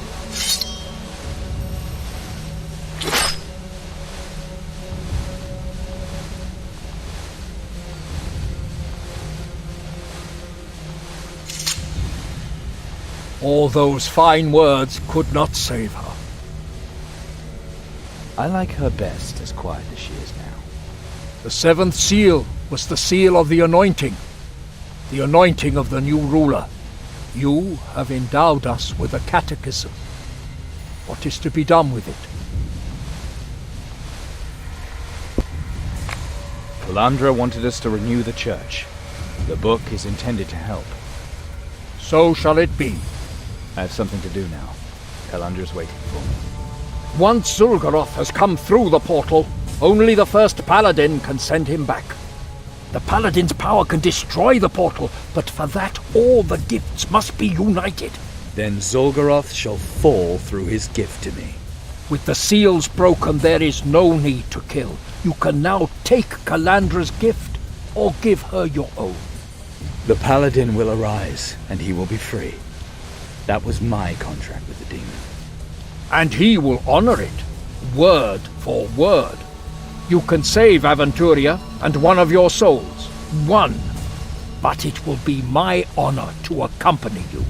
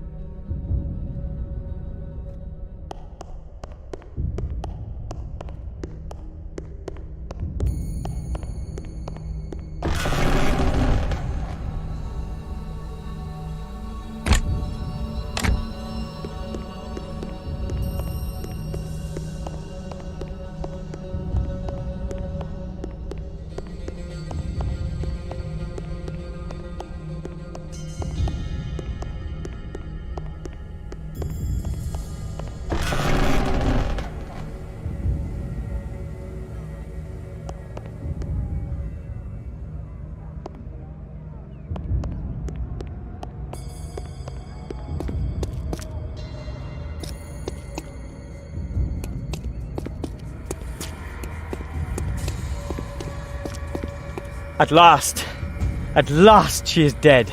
But the catechism will be the most important cornerstone of the new church. We will proclaim what is written, and we will do so with pride.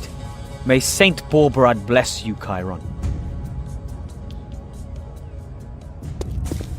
At last, but the cat, and we will... Did you want to celebrate your victory by mocking me? Leave me in peace, Chiron. You should have spared Azaril. She would have been useful to the new church. But this deplorable book will bring nothing but mischief. You should have destroyed it. The new church will be better than the old one. Accept that, Solace. You will regret it. Count on it.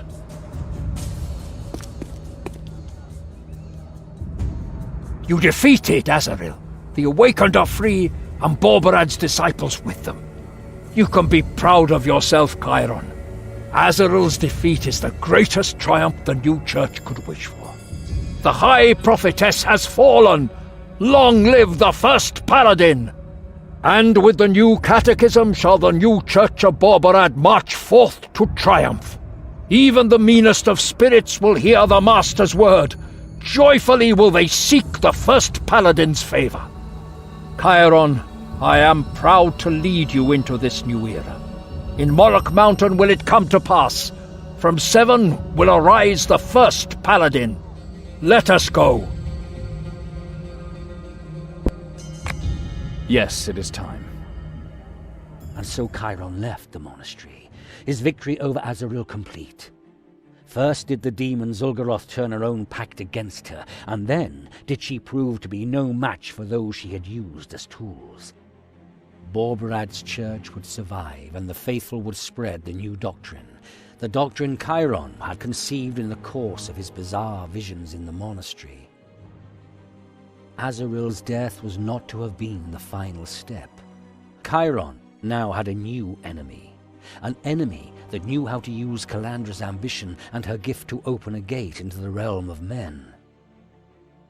Chiron returned to Morok Mountain in the company of the man he considered his father. Here the lovers would meet again. Here the final decision about Borberad's paladin would be made.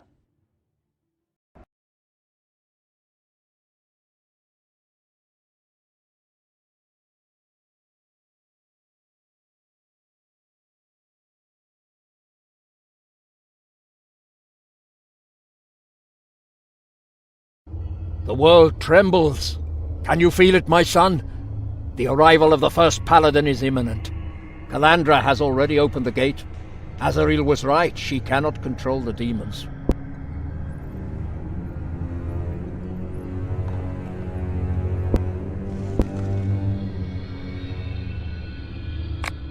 She is weak.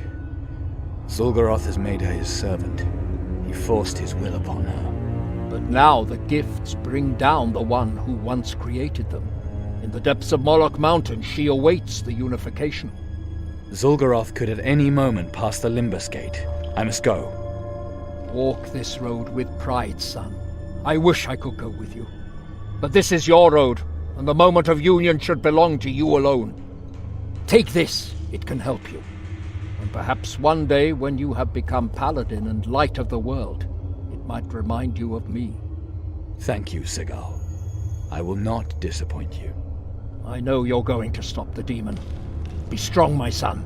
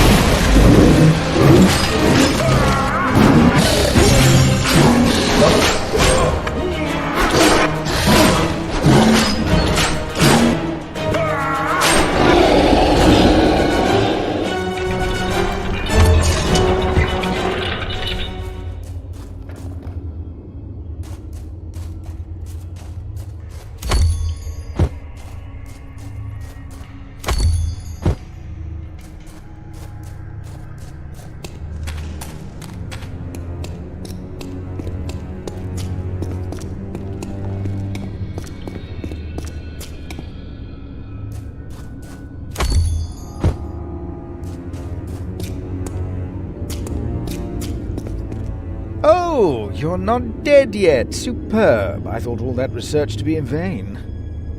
Research? Based on the results of my previous analyses of your magic powers, I made a somewhat more intense study of Borberadianism. Summoning of the entity Zul'Goroth in the Prios Temple. Influences of Alhanian banishment artifacts. Very interesting. I am sure that my conclusions would make your jaw drop in amazement. In all modesty, of course. You analyze me again, Magus. Most certainly. Filled with the fury of the researcher and legitimized by the merciless authority of science. You have too much time, Magus. Were you locked up again? Perhaps. But perhaps you can set aside your egocentric reservations for a moment. I mean, if you are interested in the relationships in magical theory which could explain the appearance of a previously rarely known archdemonic entity. Or prevent. What makes you think that? Hyper-quantitative accumulation of demonic entities, nodex-oriented localization. It doesn't take a genius to draw conclusions.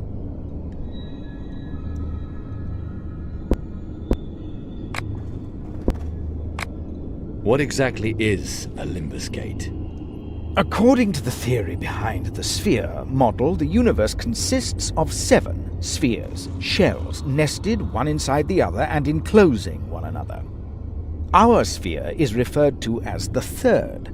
Then come the realm of the dead in the 4th, the so-called citadel of the gods in the 5th, and the star wall in the 6th sphere. The 7th sphere is attributed to infinite chaos and is considered the birthplace of the demonic entities. Limbus gates break through these shells. They permit travel through the interstices, the limbus. And if one were to open such a conduit to the 7th sphere without something on the order of a demigod waiting at this end to oppose the new arrivals, then one will learn the hard way why these Limbus gates are also called Gates of Horror. Zul'Goroth, the creator of the demonic gifts, helped me. Of his own free will. He was probably following an entirely different goal than he made you believe. Consider, if demons plan, then they probably do so for the very long term. From an eternal point of view, a single human lifespan is not a period worth mentioning. With his help, the first paladin can arise, without the last of the awakened and I being forced to kill one another. He will release one of our souls. A small price to pay for giving him access to our sphere, and in your place, I would not be too sure that you will survive the whole thing. If there is still one last awakened, they will hardly give up the immense power that the gift, or better said, the demon, provides them. Whose will is that strong? That would have to be true love. And honestly, do you consider that a sufficiently reliable factor? You know of the merging of the demonic gifts?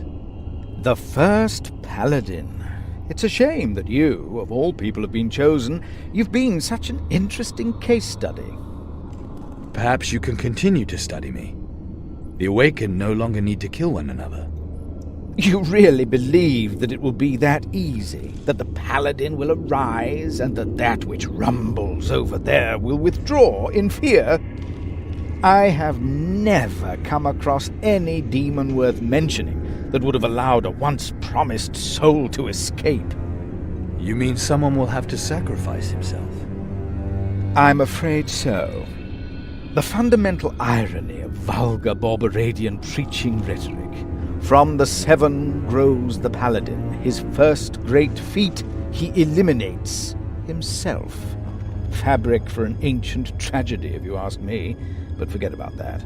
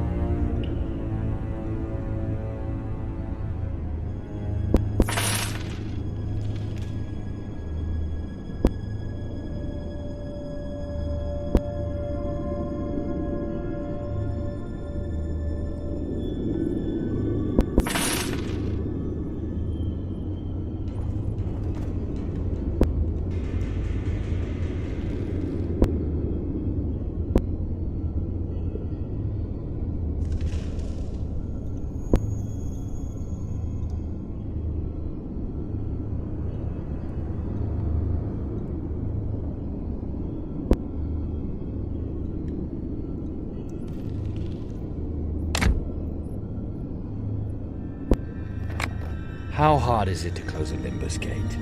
It depends on the size. These things can grow once they are open, and if an entity worthy of being taken seriously wants to pass through it, they'll do all they can to keep the corresponding gate open. Only a different, equally powerful being would be able to counter that, and since the probability of such an intervention closely approaches 0, you will have to focus on the Limbus gate itself.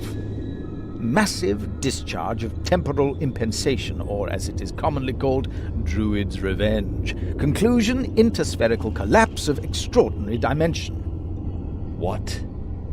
Gather all of the power you can find, all of your spell power, vitality, strength of spirit. Concentrate all of that on the Limbus gate.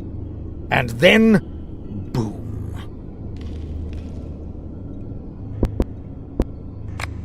I have to go now. As you wish. I wish you success, Chiron. Kick that impertinent astral parasite's arse.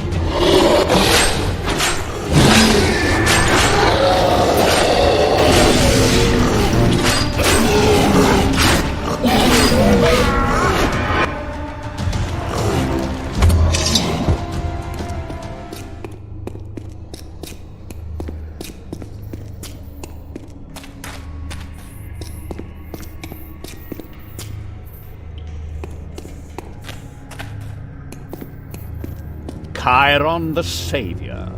I knew you'd come. The trap has sprung. Calandra will be pleased. Anyone who opposes me is Calandra's enemy as well. She ordered us to keep her free of all distractions. And you're the last person she wants to see now in the pyramid, as she is opening the Limbus gate. She understands that she has conferred too much responsibility upon you, Too much for your little mind. Killing Azrael was pointless and stupid.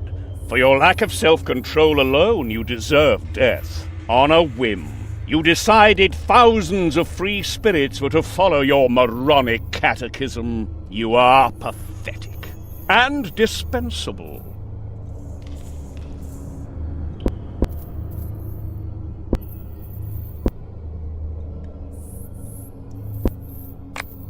You lying little scavenger.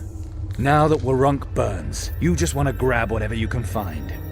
Gold to buy new offices, titles to hide your incompetence. You know nothing of my mind. My skill convinced the Golden Ziran and the magnificent Calandra. You're addicted to a claim you have never earned. I will crush you.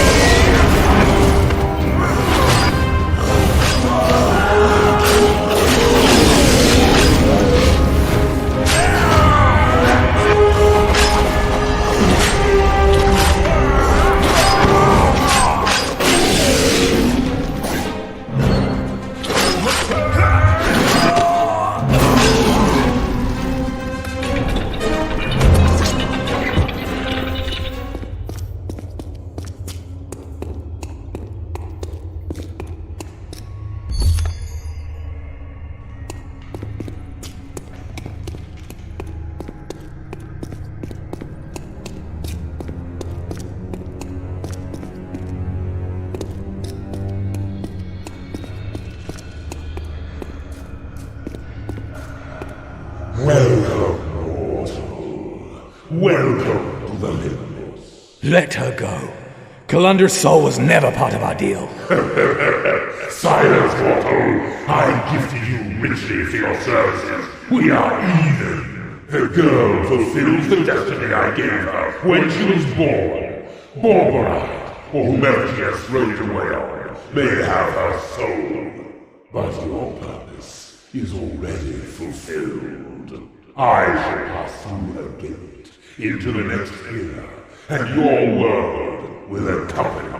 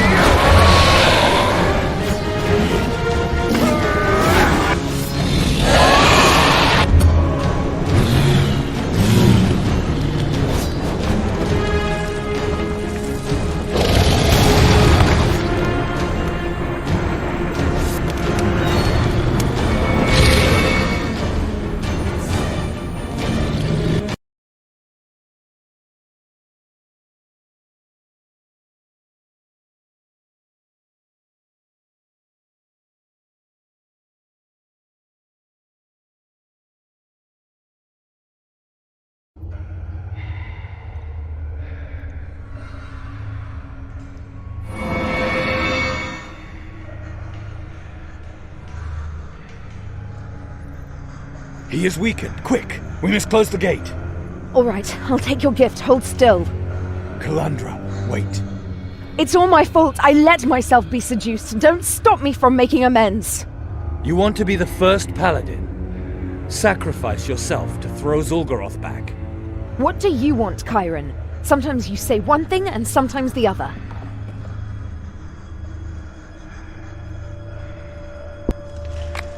What do you mean? You condemned our first kiss. When I told Father of our love, you refused to stand by me. If anyone asked during your search for me, did you ever admit that we are more than just siblings? In the Clawmore, before Gamut? I don't know. I don't want to know if you've kissed any other girls on your travels. But what happened between you and Cassio? It's true that you preferred her to me, isn't it?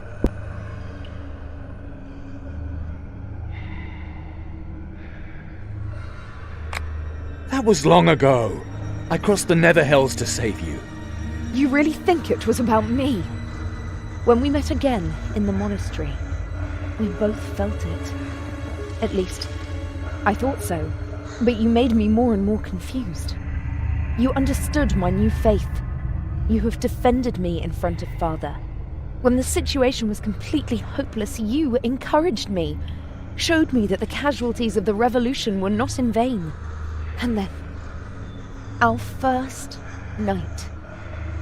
Why did you have Solus attack me? I ordered him to prevent any distractions. Maybe I was angry.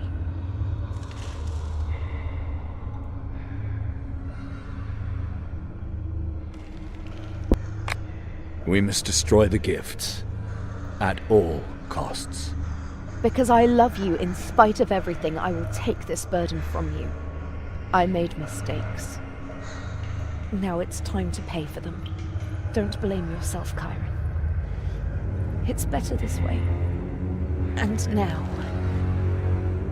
goodbye, my love.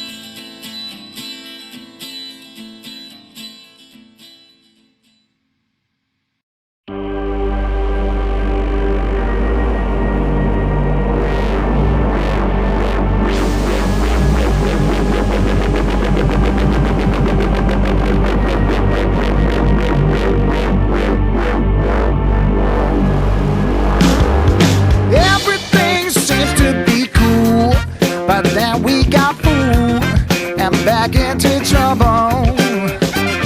Whoever's gonna mess up the rules has got to be schooled and pays for that double, yeah.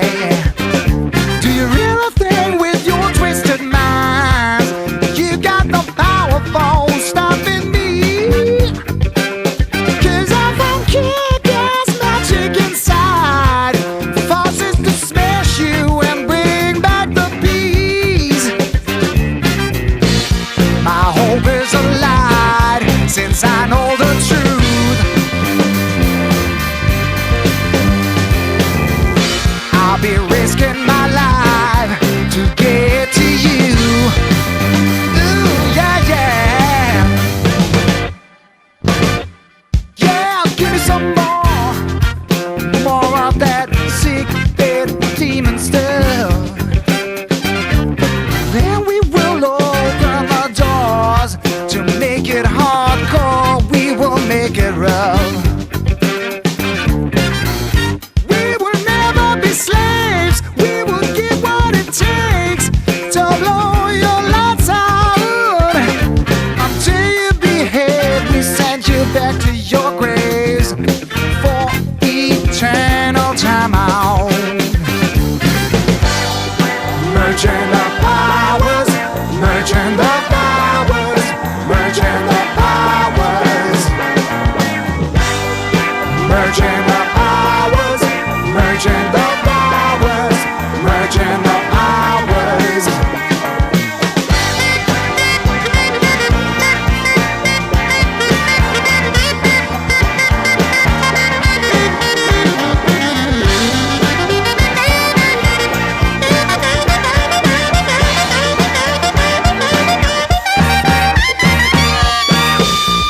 Merging the powers, merging the powers, merging